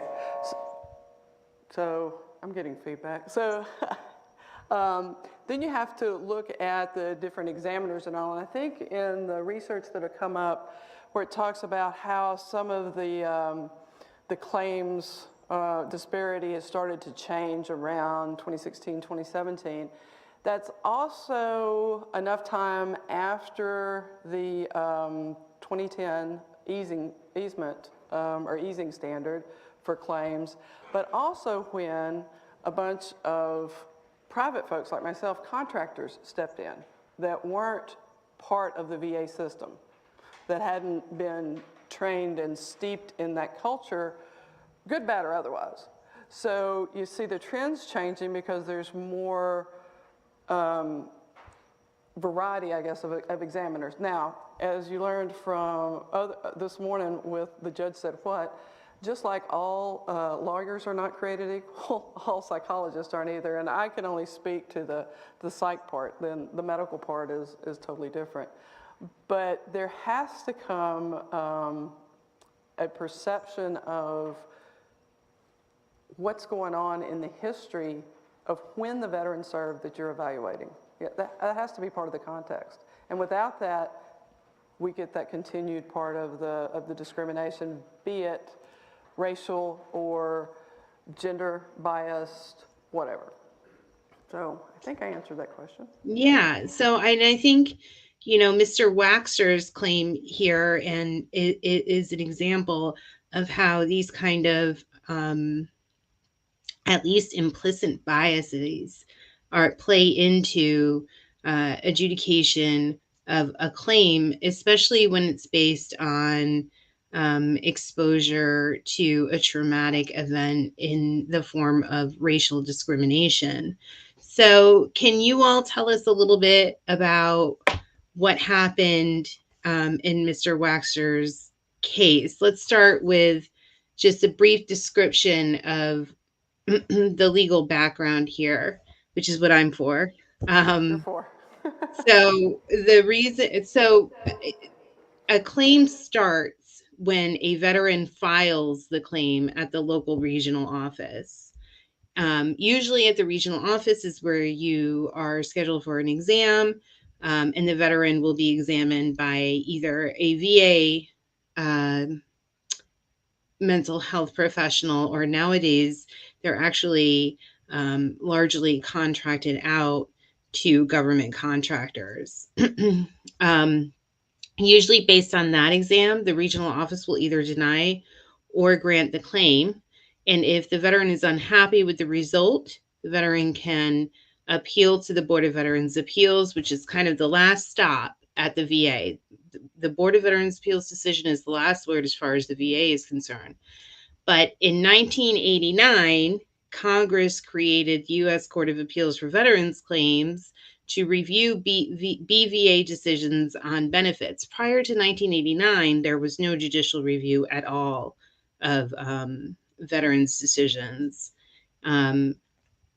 Mr. Waxter did have to go up to the Veterans Court in his case, but fortunately, not any further than that. If veterans are unhappy with a Veterans Court decision, there is the option to go up to the United States Court of Appeals for the Federal Circuit and even the Supreme Court. But if you have to go that far, then that's not a good sign, because once you start getting into the higher courts, the cases become a lot more difficult. We've recently had 2 Supreme Court decisions dealing with veterans benefits, and in both cases, the veteran came out on the losing end. But so tell us a little bit, if you would, about what happened with your claim, Mr. Waxter.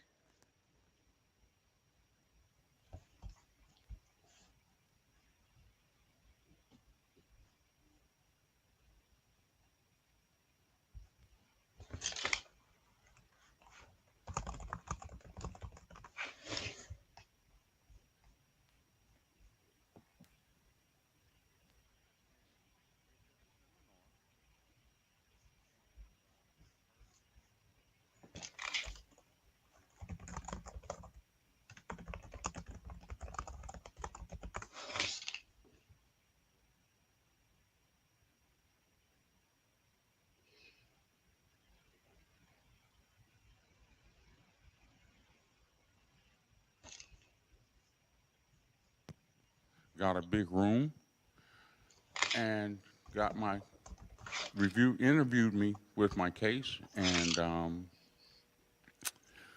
everything else is history, baby.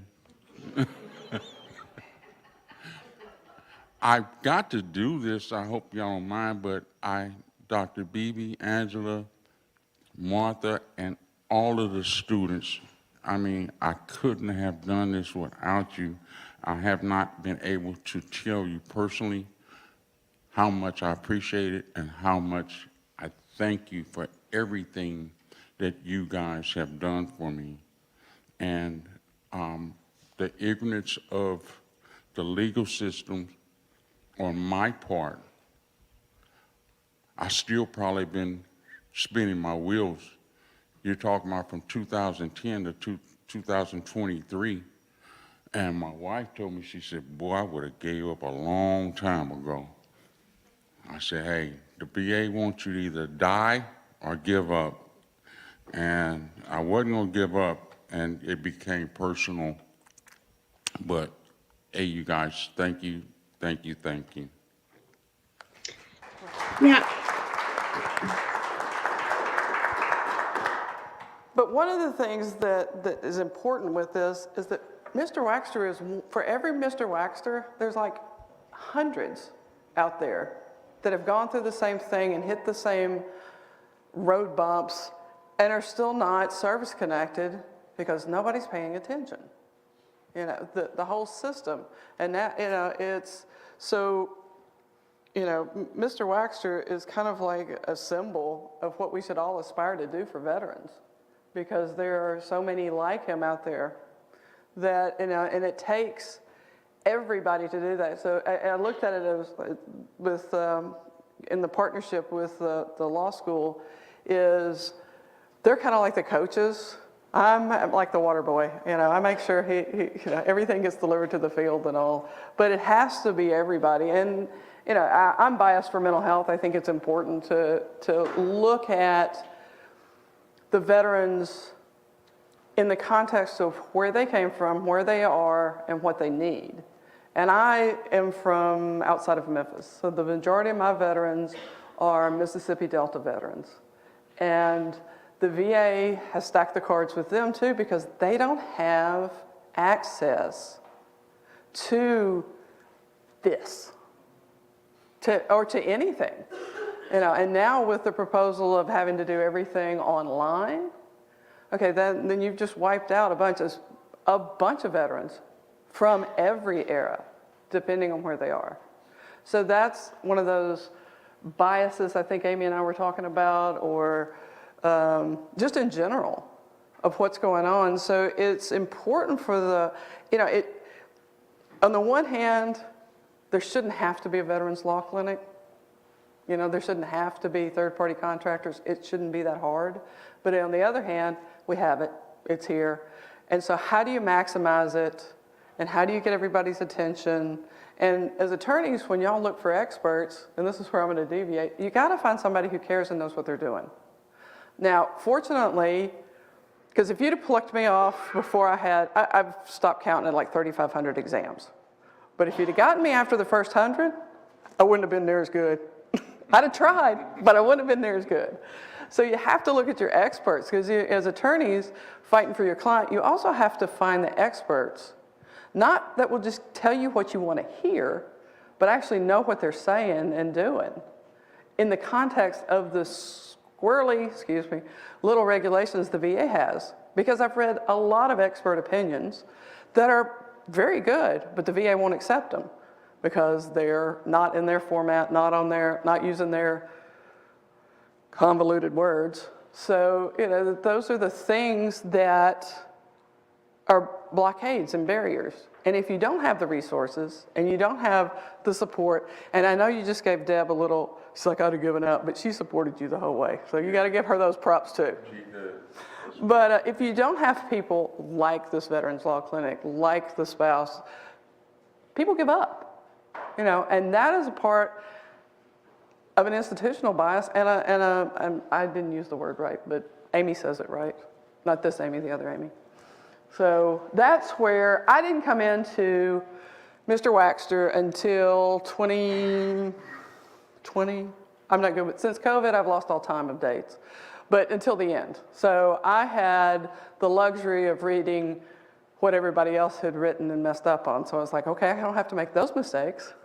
But again, those who had given, you'd had VA exams. You didn't have any private exams, did you? Or contracted exams. No, not until you. Yeah, but they looked at, it's almost like they're gatekeepers, some of the examiners, and they looked at they had 3 strong stressors, shall we say, and they chose the one that was least likely, or it's due to misconduct or this or that. So, the records are everything. And I know I've heard some, it's not always in the records, but if you know what you're looking for, you can usually find something and make it work. Creative writing, it happens. But in Mr. Waxter's case, what everybody had overlooked in the records was his stabbing. Because he had been confronted on ship by a white sailor that came after him. And he put his hand up to defend himself, and he got stabbed. So he had to go to medical for that. And in there, stitches, stabbed, everything of how it happened. So that was, I think, how we got the VA, because we could do an end run on what they had said was willful misconduct, or it was in jail or prison. That doesn't count. Well, this happened way before that. After the riot, but before that. So you kind of have to get creative and look everywhere and read everything. Because a lot of stuff, if you read it right or with the right eyes, you can find enough to make to satisfy the VA standard for, because that's what's happening with the racial, discrimination. It's just like the level of proof is so much different and so much more burdensome than it is if you're a combat veteran, that it can be there. Misconduct in and of itself is a marker for mental health issues. Lots of research about that. Misconduct discharges have higher rates of mental health utilization as well as physical health utilization. because something is going on. Now, there are people who just don't behave. There's no mental health reason for that. But if you look at a record and you have a sailor or a soldier that has ARCOM, NavyCom, good conduct medal, and all of a sudden pop positive for something and get kicked out, it's like, wait, what happened? What went on? Or rack up a litany of minor infractions and Article 15s. You kind of have to go, what happened?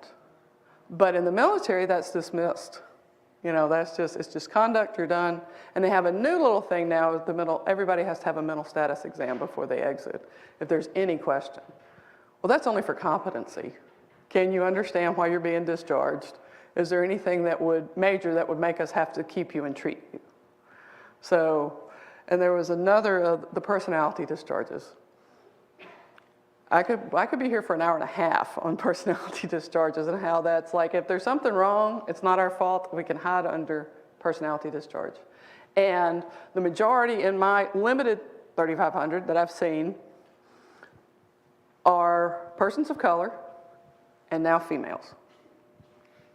I'm not sure if I've seen more than one or two Caucasian male personality disordered labeled discharges.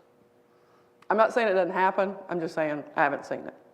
So that's a red flag right there of something was going on and they want it out. Another thing for like Mr. Waxter, if he hadn't gotten stabbed, and that been in the record, a lot of stuff is not in the records, especially for minority service members. They're dismissed from sick call. They're like, oh, malingering, military loves that word. But Dr. Beebe, the thing that I just never understood, I looked for those medical records for years. I went to release of information at the VA. They told me that it was on microfilm and they couldn't find it. But that goes to show you, when you know what you're looking for and how to find it, whereas I didn't. Exactly. It's another hurdle. I didn't find those right. I read what I was sent by Professor Drake. So I didn't magically, I just read those records. So the law school actually finally got them for you. Oh, okay. Right? The other thing, it's interesting that you mentioned that, that Mr. Waxter, you didn't know where to look for the records. The other thing is that sometimes, VA just makes a completely illegal move or a complete mistake that, your average veteran isn't gonna catch. So in this case, in your initial board denial, the 2019 one, so this is the last decision from the VA, it looked like you had an opinion, that's a VA opinion, that said the PTSD is related to the experience of being incarcerated in Scotland. And then the board judge said, this is a period not considered to be active service under VA regulations. I don't think that's right. I'm unaware of anything that says that as a matter of law, a period of incarceration is not considered active service. There's no statute that says that. There's no regulation that I'm aware of that says that. There is a regulation that says you cannot get service connection for disabilities that were the result of willful misconduct. But I don't think they would have been able to prove that here, because it has to be what's called, the willful misconduct has to be what's called the proximate cause. So, anything that you witnessed while being incarcerated in Scotland is not necessarily the proximate cause of any misconduct they could have said occurred during the riot, which led to the incarceration. And I'm not sure, I don't know what person who hasn't been practicing this as long as I did would pick up on this just blatant incorrect statement of law here. But luckily you had the clinics assistance in appealing up to the Veterans Court, which, to be fair, the Veterans Court seemed to also not catch this mistake, because they sent it back sent the case back to the board for the board to get a new opinion about whether, even if, some portion of the PTSD was related to your experiences in prison, it could also be related to something else that happened that wasn't related to the prison experiences. And as it turns out, then you got into contact with Dr. Beebe, is that right? Yes. Right, and then Dr. Beebe, you were able to save the day. Yes, you did. But here's the funny thing, I shouldn't have to. This shouldn't have to happen, but it does. And so the training the VA gives for examiners, woefully, you have to want to do this, you have to have a passion for it.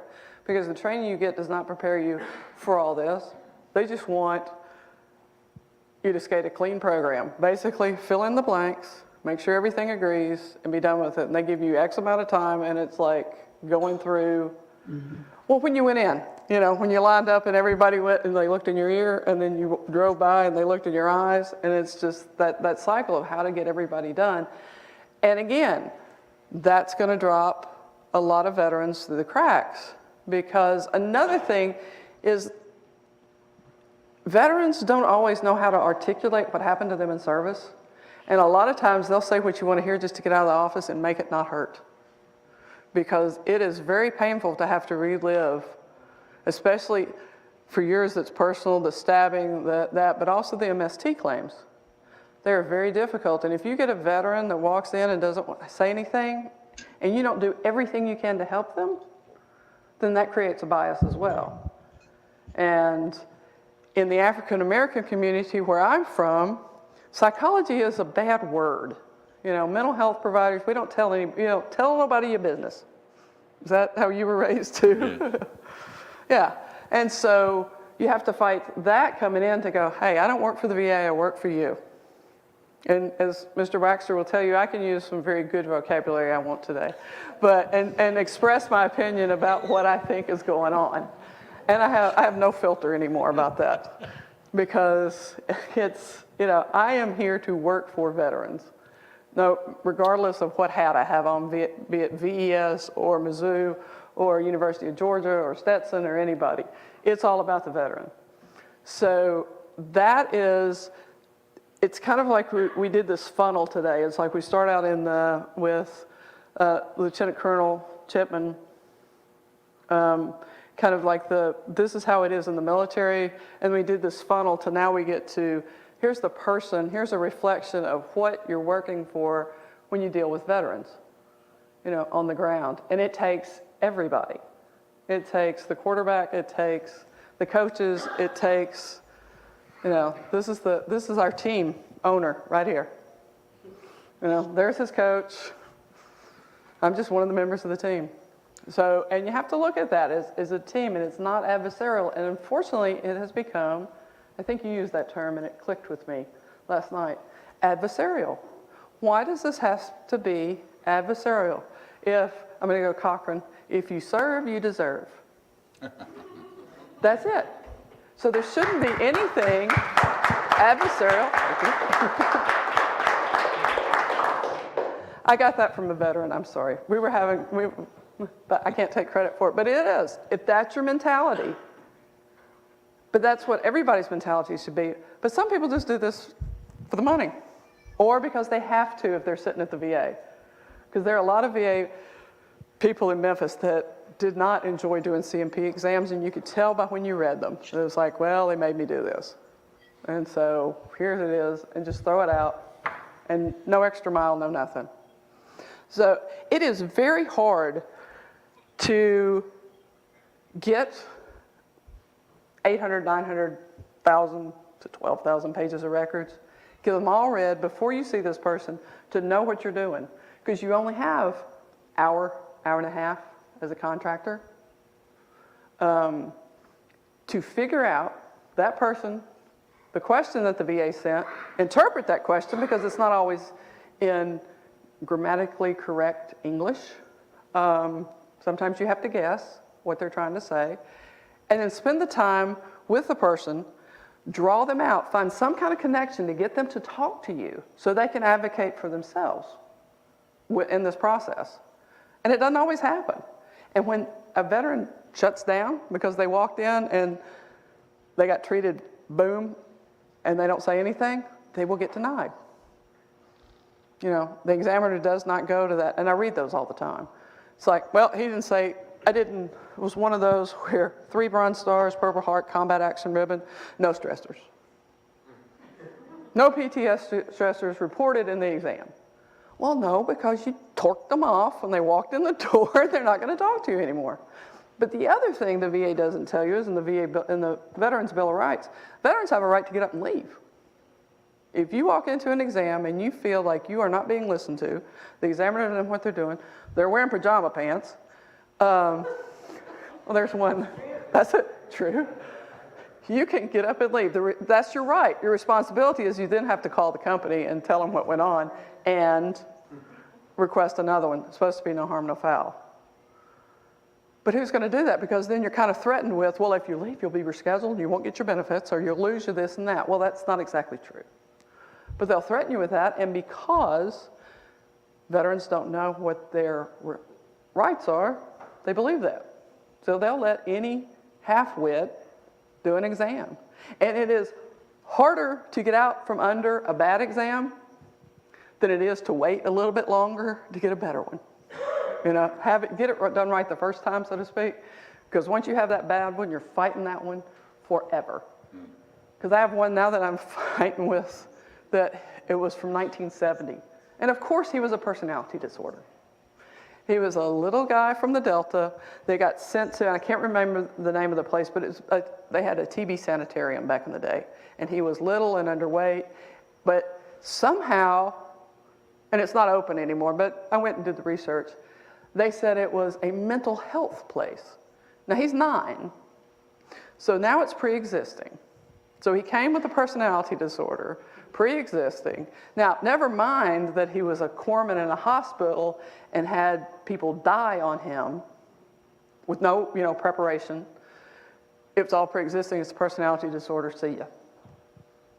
And it's like, you get to where you want to just hurt people mentally, I'm not advocating violence. I'm just saying the frustration of that going, can you people not read? But what I also discovered is the training for a ratings decision officer is the minimum requirement. It may have changed, but when I looked it up, when I first started, is a high school diploma and pass a reading test. Now, I'm not saying everybody has to go to college. My tradesman son-in-law is amazing, awesome. But if you're going to read my report, if you're going to read neurosurgeons' reports, neurologists' reports, I think you may need to have a little bit more than that. So they don't want anybody that can think out of the box. They want to follow the boxes. And the boxes must all have to agree, which does nothing for the veterans at all. And if you're an examiner, you need to be aware of all that and what you're doing. Because people's lives and livelihood depend on it. Dr. Beebe, there's a lot of really interesting historical and empirical research that has gone into how there's this institutional discrimination in the veterans benefits adjudication system. And I was hoping you could walk us through a little bit of that. Starting from what it says on the thing that sick and injured the Civil War minorities are less likely to get medical care or the level of medical care that others would receive. So therefore, bias right there in the records. Mm-hmm. And it started from, well, historically, we all know this. It's kind of how do we fix it? But it started from the Civil War.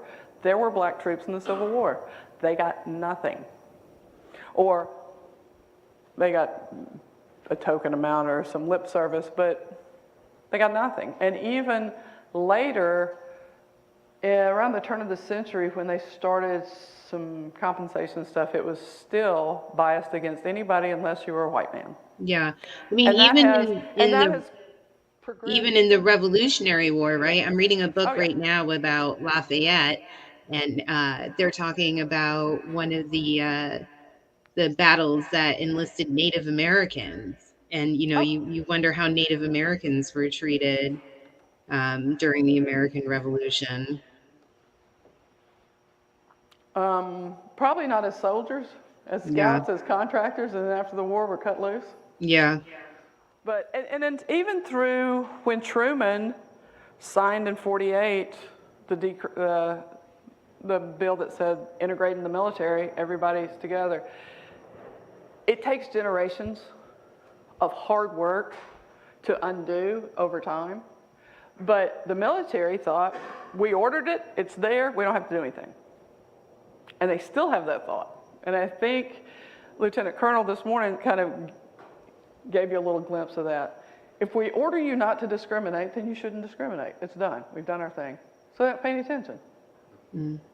And that went through and blew up in the 60s when a disproportionate number of African American young men, teenagers, baby boys, died in those fields at disproportionately larger amounts than white kids. And it kind of did a course correction for a little bit. Through the 70s, there were not only ships, but bases in Germany, in Korea, that were closed at some point, and everybody told to go find someplace else to stay for 2 or 3 days because of riots. So birth pains, course correction, then we went silent for a while. And then, went back to status quo, so to speak, a little bit better. But then when the Gulf War hit, that's when things started to change a lot, at least on the surface. But discrimination, racial, gender, etc., still exists today. It's just gone underground. The policies are there to stop it. The acknowledgement is there. So we've done it from the top of the funnel, but we left out how we have to do an individual level. Because you have to start at the institution and then get smaller and smaller. And they started at the institution, they got one level below that, and then it quit.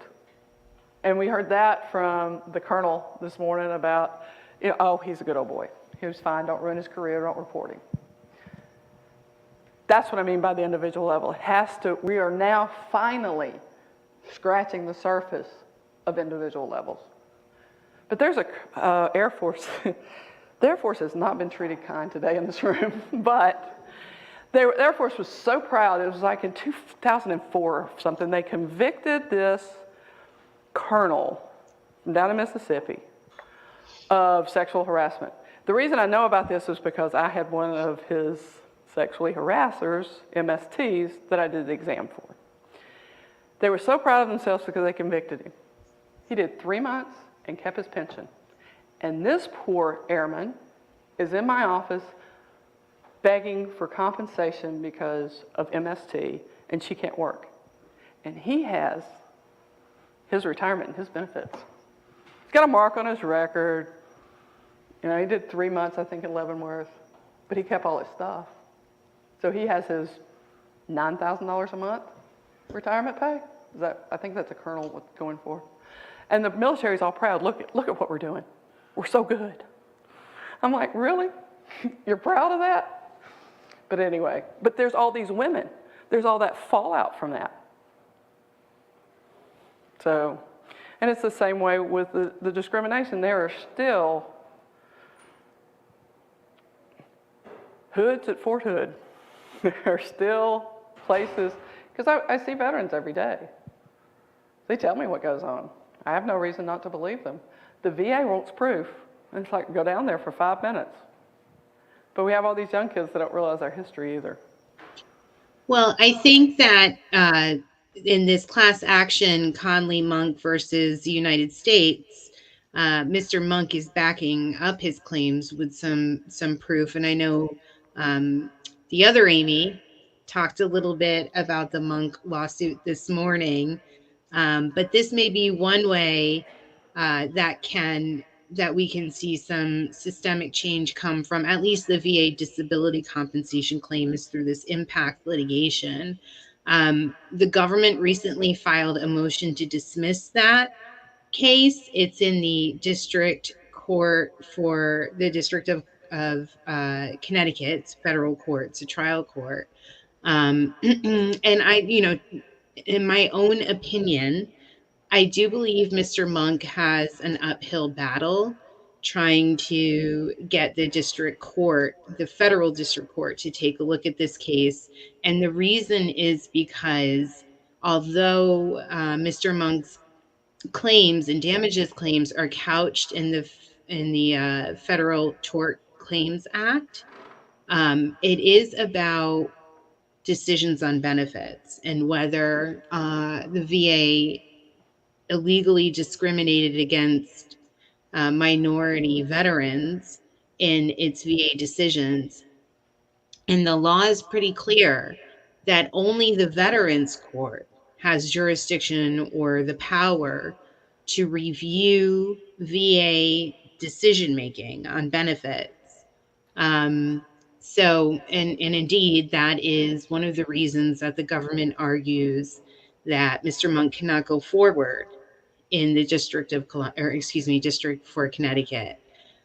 That's a real problem too, because then he doesn't have standing at this point to go to the Veterans Court, in my own opinion. Of course, the students and the people who run the clinic in Yale, I will cede, are much smarter than I am and likely have a brilliant strategy in place that I'm just not creative enough to see. But based on all of the law that has come out of the federal court so far,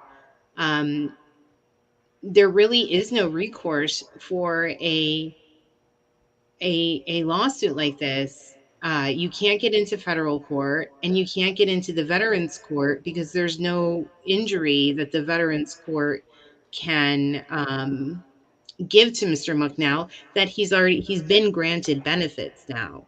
So the only thing that the Veterans Court would be able to do is to vacate a board decision. There's no board decision to appeal now because the benefits have been granted.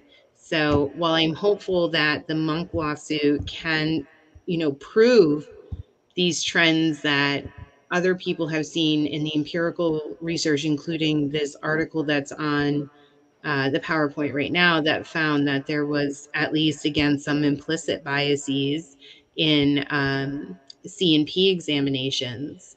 I think it's going to be really difficult to prove that in court and use the courts to make any type of systemic change. What are your ideas for non-litigation related systemic change, Dr. Beebe? The first is how you train examiners. It has to be training, and it has to be awareness that we all have our biases, good, bad, or otherwise. We talk bias is negative, sometimes it's positive, because I am always biased for a veteran. So I have my bias, I'll own that one. But we also have to be aware of some of the cultural and experiential biases we have for and against other human beings, because we always categorize in everybody. Tall, short, fat, thin, brown, yellow, green, orange, purple. And you have to check yourself, and examiners really need to understand that they're part of a bigger picture. They're one small piece, but without that piece, the whole picture falls apart. Just the same, it has to be connected. So first and foremost, training. I would love for the Veterans Clinic to do a symposium or an invitation or a training something for Missouri area examiners from everywhere and say, do you know? Because here's the thing, you can be a great clinician and a horrible examiner because these are forensic exams. They are different than clinical exams. It took me about 150 veterans to wrap my head around that. To go, okay, this is different. There's a level of proof required. You can't just say, oh, he has PTSD. It's my clinical judgment. Doesn't fly. You have to know why, and you have to document, document, document. So first of all, you have to understand the difference between a clinical exam and a forensic exam. CMP exams are forensic exams. Not everybody gets that. Been doing it forever. Not everybody gets that. And so it's all about training. And it's all about understanding your history. Because just like the Lieutenant Colonel said this morning, history and psychology go together really well. If you don't understand your history and how people behaved and how people responded to behavior, how can you look through that lens at Mr. Waxter and just go, I'm looking through the 2020 lens? You have no understanding and no concept of what was going on in the 70s. You can't appreciate what Mr. Waxter went through, or the Mr. Waxters of this world. Is that what you needed, Amy? Yeah, that was great. I mean, so there another article has recently come out where the author looked at, I believe what he looked at was the board decisions that are available online. The board is required by law to make all of its decisions available online. You can find them on the board's website and you can search them. You can also find them on, say, Westlaw. And this author did, I believe, word searches and found cases where the board decided just mental health claims based on discrimination in service. So one major caveat of this study that this person did is that he only reviewed board decisions. So that is not representative of all the discrimination claims the VA sees. That's only representative of the discrimination claims that the regional office denied and the veteran appealed. And that's a really big caveat, because not all, the percentage of regional decisions that get appealed to the board is less than 50%. But based on, excuse me, based on this author's review of the board decisions, he came to the conclusion that starting in 2017, the VA started granting more claims for a mental health disability based on in-service discrimination. But he also found that if you had a non-PTSD disability, so depression, anxiety, something like that, but not PTSD as a diagnosis, you're more likely to get service connection than if the diagnosis of PTSD. And this is important because this is due to VA's own regulation that says that in order to prove service connection for PTSD, you have to have credible supporting evidence of your in-service stressor.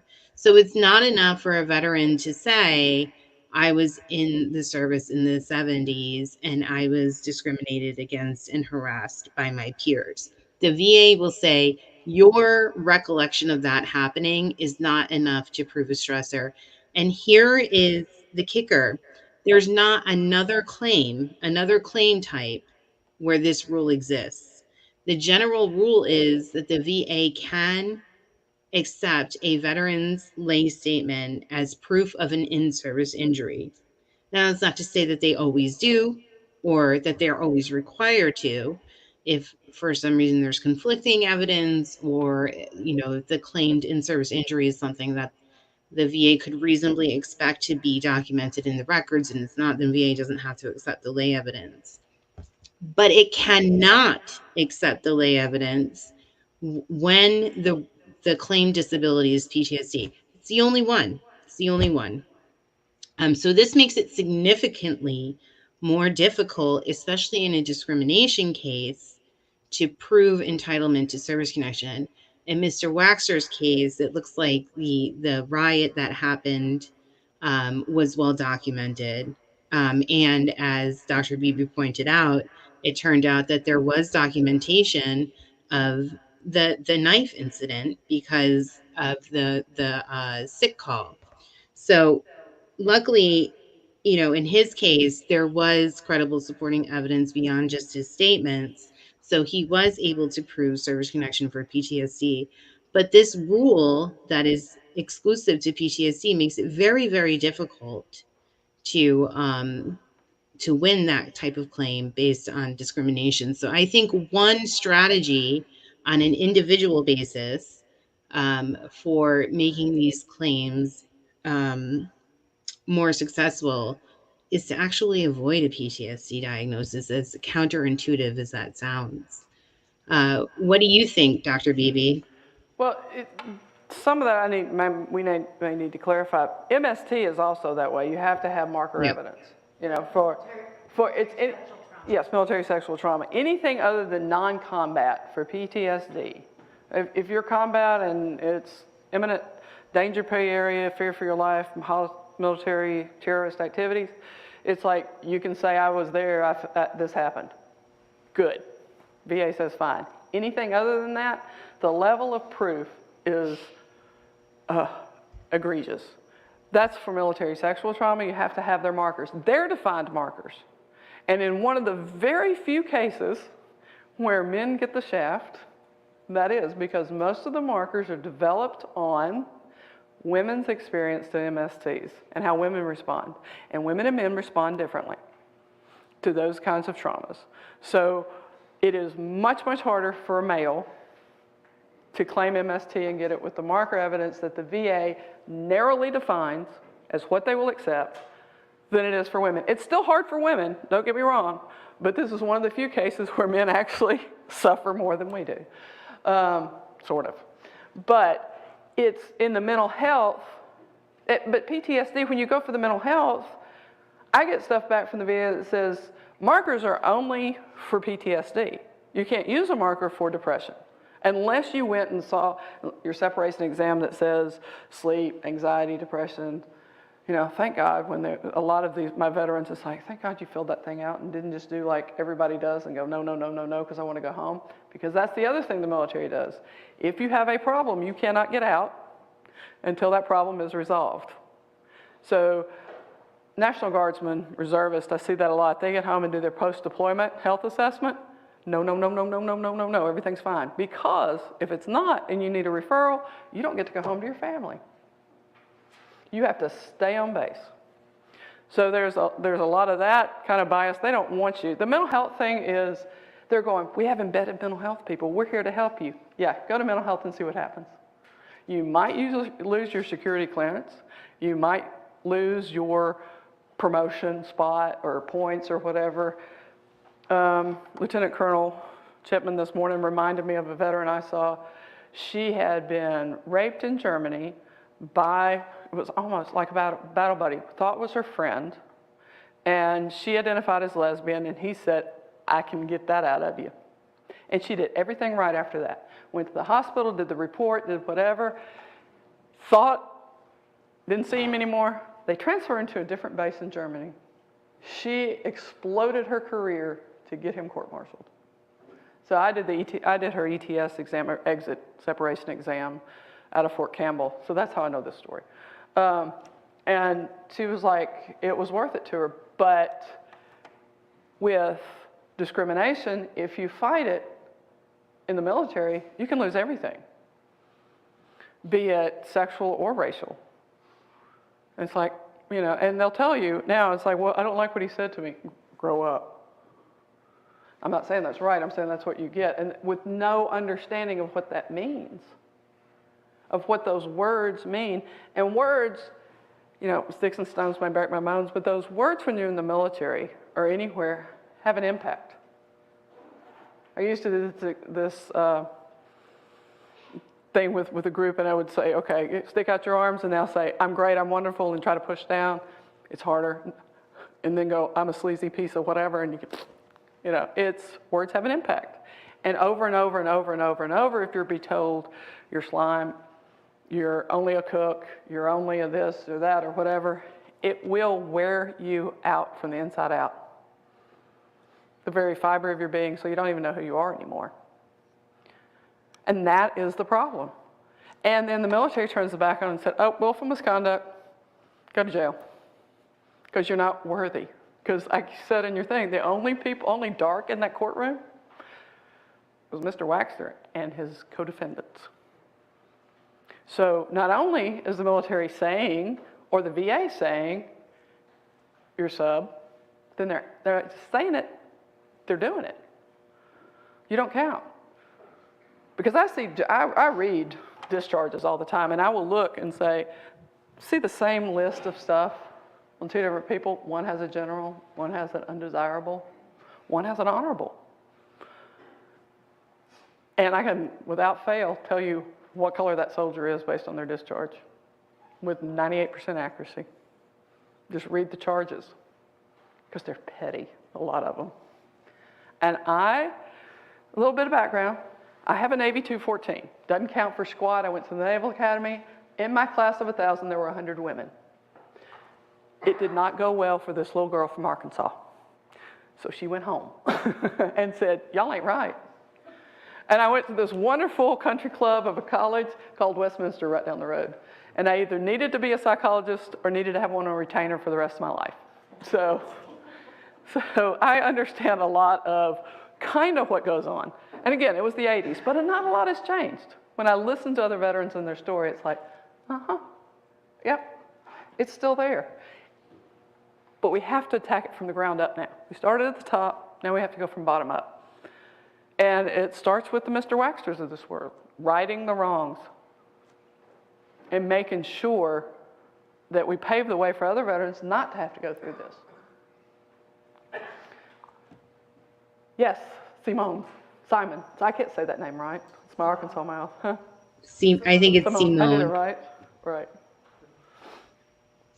So the other thing I was going to say that brings that into there with the PTSD is examiners are also limited. There are more criteria for criterion A for PTSD than is listed on the DBQ. So on the DBQ, you can direct experience, you can witness it. I'm sorry, when we do the exam, the worksheet, and you fill out for the VA that says you have to go through and show what symptoms to justify your diagnosis. There's a fourth one on there, but that's not used. The VA only recognizes direct, witnessing, or learning about. So the racism stuff kind of falls in that fourth category. But can you tell us what the fourth category is? I knew you were going to ask that, and I was stalling till it came to my mind because I'm having a mental block. Sorry, I'm like, let's just be honest, I have no filter. I have had a mental block, and I was like trying to talk around it. Thank you, Amy. I appreciate the support. So sorry. It will come to me. If not, well, whatever it is, I would argue that it's illegal for them to not have it on the DBQ because the regulations make clear they have to follow the DSM-5. And if the DSM-5 says there's a fourth type of stressor and VA is not asking doctors or examiners about that fourth stressor, then I think that would be a violation of the regulation.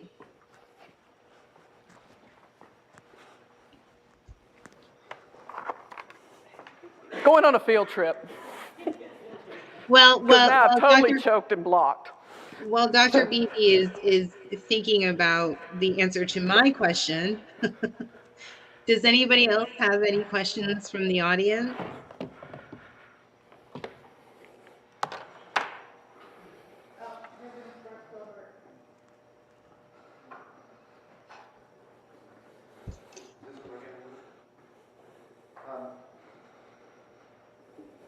So, Mr. Waxter, I just want to say I'm so happy that it turned out for you like it did. But my question really is not a legal one, it's more of a factual one. Because when I hear what happened to you and that you were turned over to Scottish authorities to be tried and then left behind like it happened, to me, I'm retired Navy JAG, that seems so opposite of the military's policy on leaving service members in foreign countries to be tried by another country. And that also you received a general under honorable discharge after going through all that. I just wondered how that happened. Was it ever explained to you, like why these things were happening to you, and also why you would end up with the general essentially, under honorable conditions discharged after the military essentially was saying to you, you've committed this terrible crime. So I just wondered how that all happened. Well, when I say they left me, it was basically when I had to go to court. I had to retain my own attorney. They told me it would be best because if I got a Scottish attorney, that he would know their laws better than an American attorney or a JAG lawyer. I want to straighten this out. They left me, but every month for 12 months, they would send a JAG lawyer to the penitentiary to check on us, ask us how we was doing, and that was it. Now, as far as them explaining to me, I never got a explanation. I've always asked that question: if I did something so bad that you would turn me over to a civilian country and try me in a civilian court, and then when I get out, I know that I got to get a bad conduct or at least a dishonorable.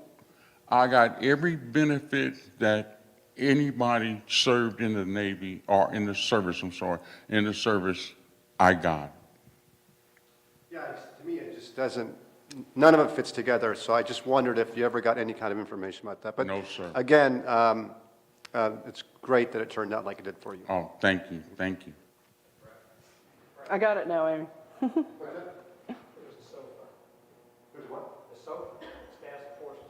Right, yeah. Because I've done these before in other countries where they try them under the status of forces agreement. It's a violation of a local crime, and they're tried in the local court.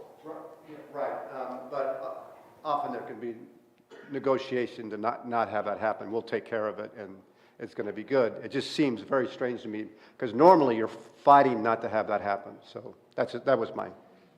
It didn't make sense to me in that way, but thank you. Still don't make sense to me. I'm with Mr. Waxter. I'm not an attorney. It just doesn't make sense to me. It's like, bring him home, put him in Leavenworth if that's what it needs to be. Not that I wish that on you, because you shouldn't have been there anyway. But yes, number 4 is experiencing repeated and extreme exposure to aversive details of traumatic events, like first responders. We have first responders in the military. We have firemen. We have those type, and that's number 4, and that is not on the list for what the VA considers a criterion A stressor. But what I was getting back to is educating clinicians about racism and how that can be a criterion A stressor, because that's one of the points, and I think it was pointed out by Simone too, or one of those I read, is that it's highly variable. And it depends on your personal bias. It goes back to that bias. Is racial discrimination, racial harassment, in-your-face racism considered criterion A? And the answer to that is yeah. But that is why, and not every case, but yes. And not every case of exposure to trauma leads to developing PTSD. Now, I tell my veterans, PTSD is one of the least crazy, because they're all worried about mental health being crazy, diagnosis there is. It is a human response. Because we as humans are not designed to see what we see on decks of carrier decks when people get sucked into the engines, or to go to war. Even though we've been going to war since Cain slew Abel, we've been at war with each other. We're not designed for that. And another Cochrane of mine is, it's not a testament to your insanity, it's a testament to your humanity. PTSD is. Because anybody says they go to war and it didn't bother them, I say, liar, liar, pants on fire, or you're a functioning sociopath. It has to bother you. Now, does it bother you to the level of diagnosis? Not always, to PTSD, but it has to bother you. If it doesn't, then something's wrong with you. So, or you're in denial. But anyway, you had a question, and I was finishing up on that one. But that goes back to we need to educate examiners. So talking about educating examiners, who is actually, well, first off, thank you for your service, Mr. Wexler. Sorry you got left behind in Scotland. That's the way I feel it happened, but whatever. Thank you, Amy's. You guys always do a great job, and Dr. Amy, you as well. Right? Who does the training? So it's the contractor that trains you? Is it the Veterans Benefits Administration that trains you? I understand you're a contract examiner with one of the three, I assume. I probably know which one, but it doesn't matter. Who does that training? I've worked for all three of them, by the way, and I can say disparaging things about all three of them, but there's one. I loved VES when I first started working because it was the only independent veteran-owned company. It has now been bought out by Maximus, so it's like everybody else. And we lost some of the personal in that when it became big. But who trains? The VA. We have to watch these little vignettes, this little video training, whatever. Sometimes you have to answer questions and pass the test, sometimes you don't. That's it. Several of those. They're different for MST, military sexual trauma, for PTSD, for other, but that's it. Watch it, do, you're done, you're trained, you got a degree, go.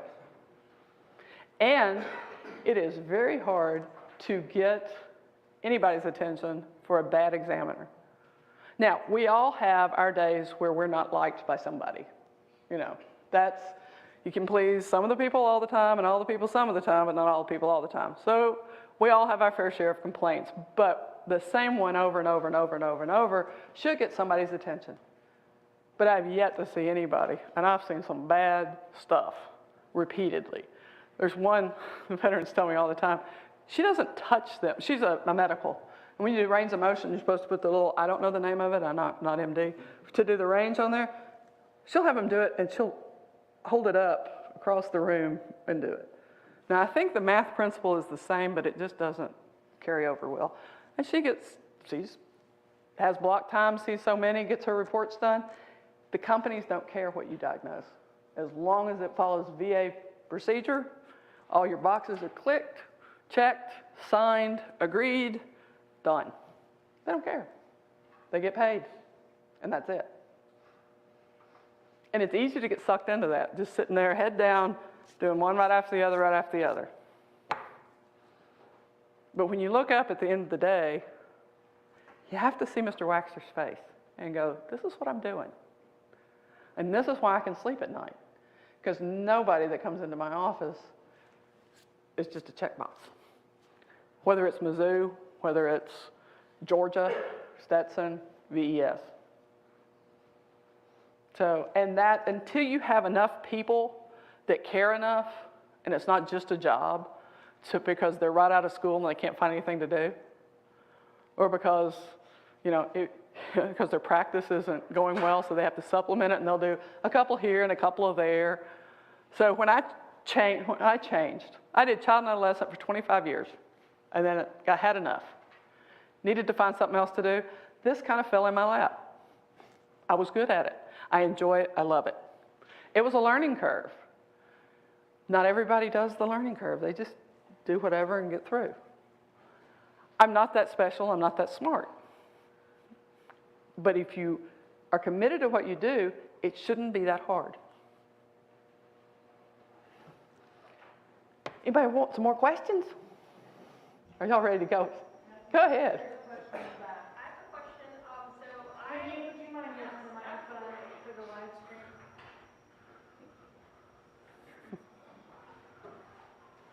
I know you're ready for me to hush.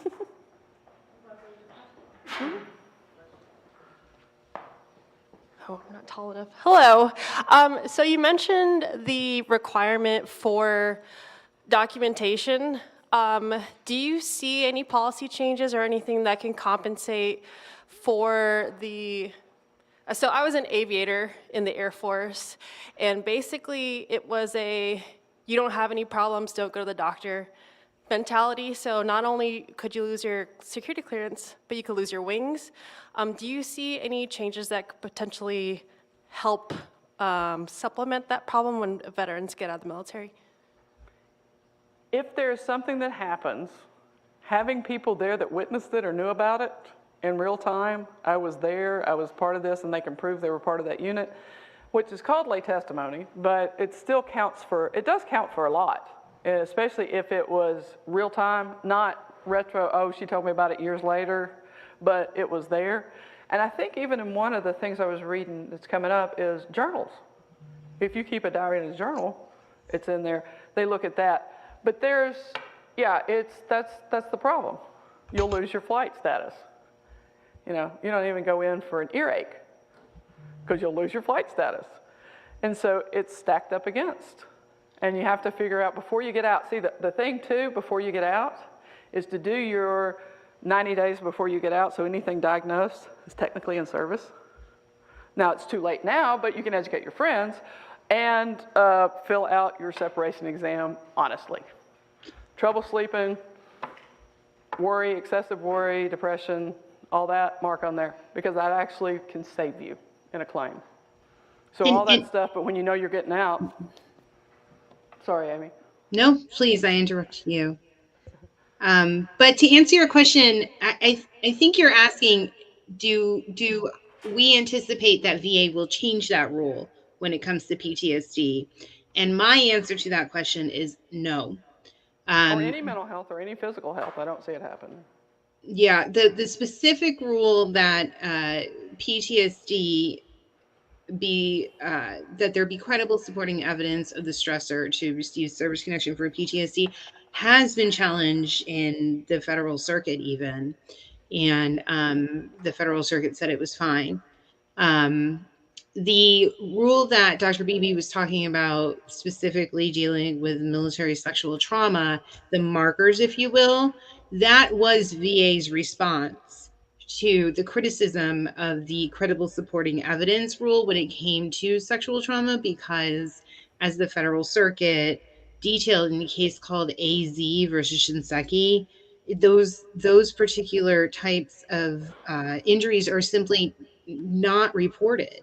There's tons of empirical evidence that military sexual trauma goes unreported in the vast majority of cases, and the VA can't reject somebody's testimony that it happened just because it's not corroborated by the records. And so VA thinks that it liberalized the credible supporting evidence rule by allowing evidence of things like behavioral changes, requests to change duty station, STD tests, pregnancy tests, which speaks to Dr. Beebe's and Dr. Beebe's observation that the MST rule is a little more biased towards women for once.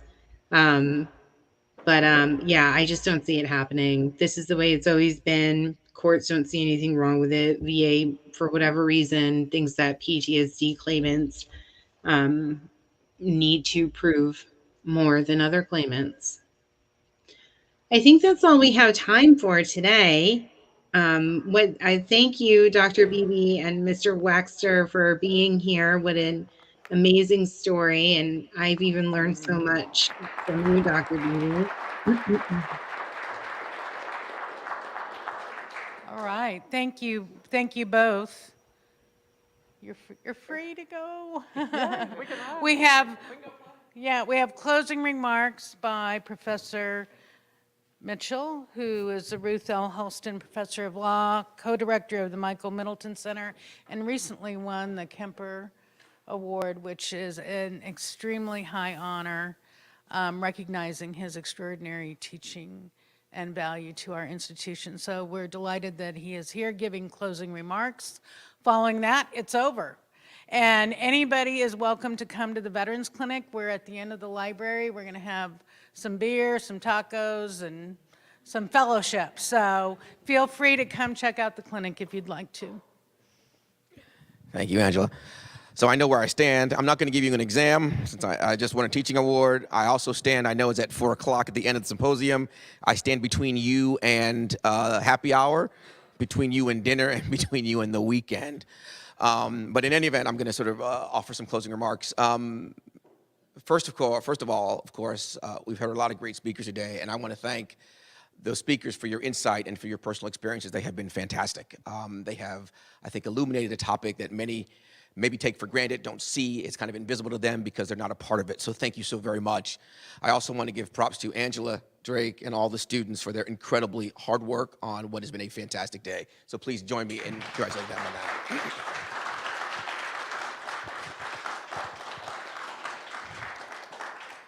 So I've entitled my closing remarks as the following, The Invisible Visibles. This morning, Lieutenant Colonel Chipman talked about the military as a microcosm of society.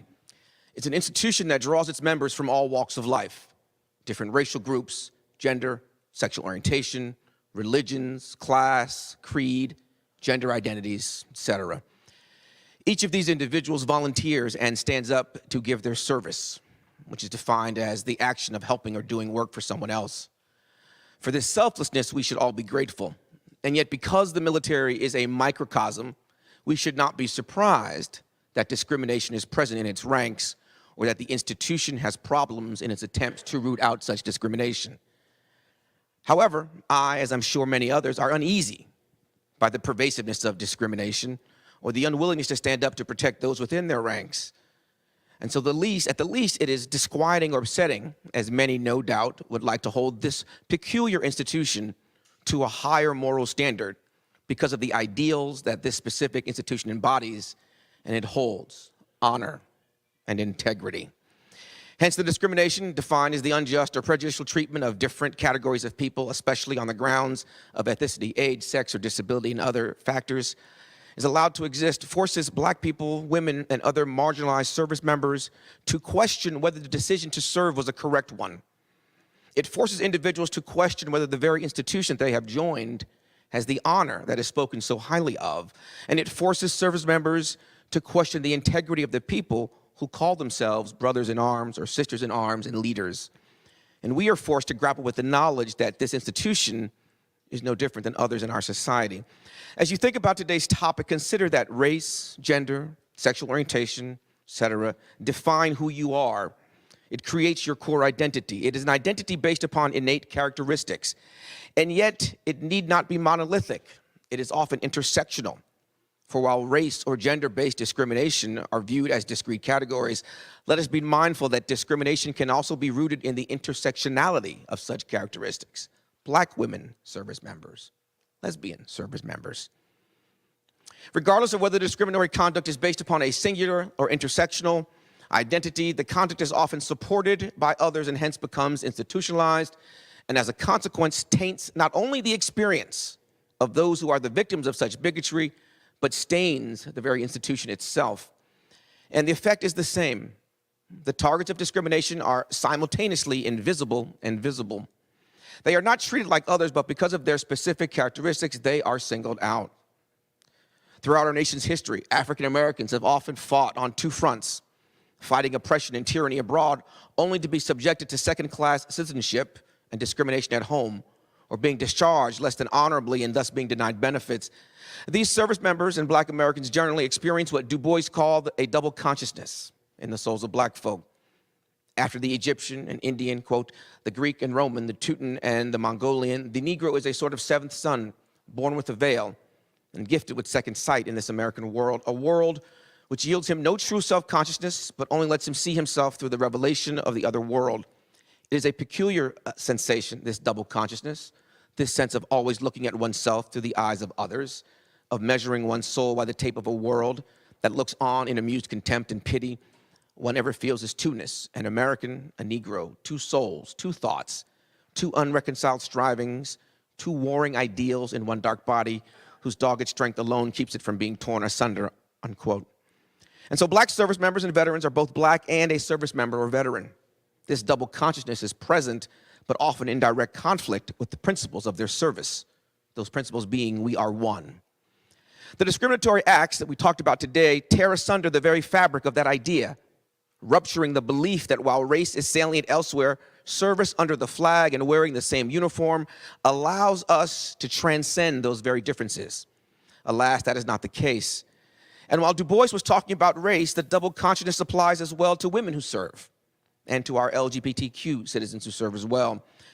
When we fail to recognize and remedy this discrimination, it diminishes and tarnishes the symbols for those whose courage made them sign up and don this particular uniform. The discrimination can take place in a variety of ways. It can occur in the outright hostility that Professor Henson referenced, or the failure to respond to allegations of sexual assault that Lieutenant Colonel Chipman referenced. Or it can occur in the dismissal and lack of acknowledgement of service, whether it is the Hello Girls or Private Henry Johnson, who after distinguishing himself in 1918 was awarded the Croix de Guerre with Star and Bronze Palm in France, but denied in his own country a medal for his heroism until 2002, 1996, Purple Heart, 2002, and then of course later in 2022 as well.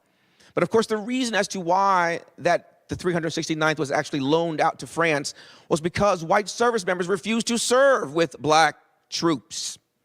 Not only did they refuse to serve, they actually warned French civilian authorities of the alleged inferior nature and supposed tendencies of African American troops to commit sexual assaults. When we fail to honor the sacrifices, we do not simply consign their stories to the dustbins of history. We do not simply ignore their contributions, we make them invisible. Quote, "I am an invisible man. No, I'm not a spook like those who haunted Edgar Allan Poe, nor am I one of your Hollywood movie ectoplasms. I'm a man of substance, of flesh and bone, fiber and liquids, and I might even be said to possess a mind. I'm invisible, understand, simply because people refuse to see me. Like the bodiless heads you see sometimes in circus sideshows, it is as though I have been surrounded by mirrors of hard, distorting glass. When they approach me, they see only my surroundings, themselves, or figments of their imagination. Indeed, everything and anything except me." Ralph Ellison. This invisibility is not restricted to race. The same applies to men and women who suffer sexual assault. When policy is ineffective, process is ignored, and protocol is not followed, service members are further victimized and rendered invisible. The visible. The disproportionate rates of discipline for African American service members illuminates the other side, their visibility and their vulnerability. The policies parallel in society, zero tolerance policies that we see in schools, or the hyper-surveillance in communities of color. With zero tolerance in schools, quote, "We see that black students are consistently suspended at rates 2 to 3 times higher than those for other students. In the year 2000 alone, black students represented only 17% of the student population, yet constituted 34% of the population of students suspended from schools. And the disparities only have increased since then. Being visible in this light serves to undermine these service members and has an impact not only on their time in the service, but also after they have left. As Protect Our Defenders noted, quote, "Black service members were substantially more likely than white service members to face military justice or disciplinary action. These disparities have not improved and in some cases have increased in recent years, and racial disparities are present at every level of military, disciplinary, and justice proceedings, particularly between black and white service members. These findings raise questions about racial bias and discrimination among decision makers in the military justice system. The consequences of such discipline has an impact on the lives and well-being not only of these individuals once they have left, but also on their families and their communities. While their consequences are not as blatant as the collateral consequences that attached to those who are convicted of felonies and formerly incarcerated, who are deprived of the full operation of being citizens in society, it impacts their longevity and it impacts the results of their service. The time that was voluntarily given is diminished, and the service is now viewed in an unfavorable light, and one which they would not replicate or encourage someone else to do. But of course, I can't leave you on a sour note. Advocacy and hope begets gratitude. When I think about all the issues that have been discussed today, it is frustrating and saddening because it raises thoughts of an enduring hypocrisy of America. An hypocrisy that says, serve with us, volunteer, be part of our military force, and you can be one of us and not distinguishable as an individual. And yet we don't do that.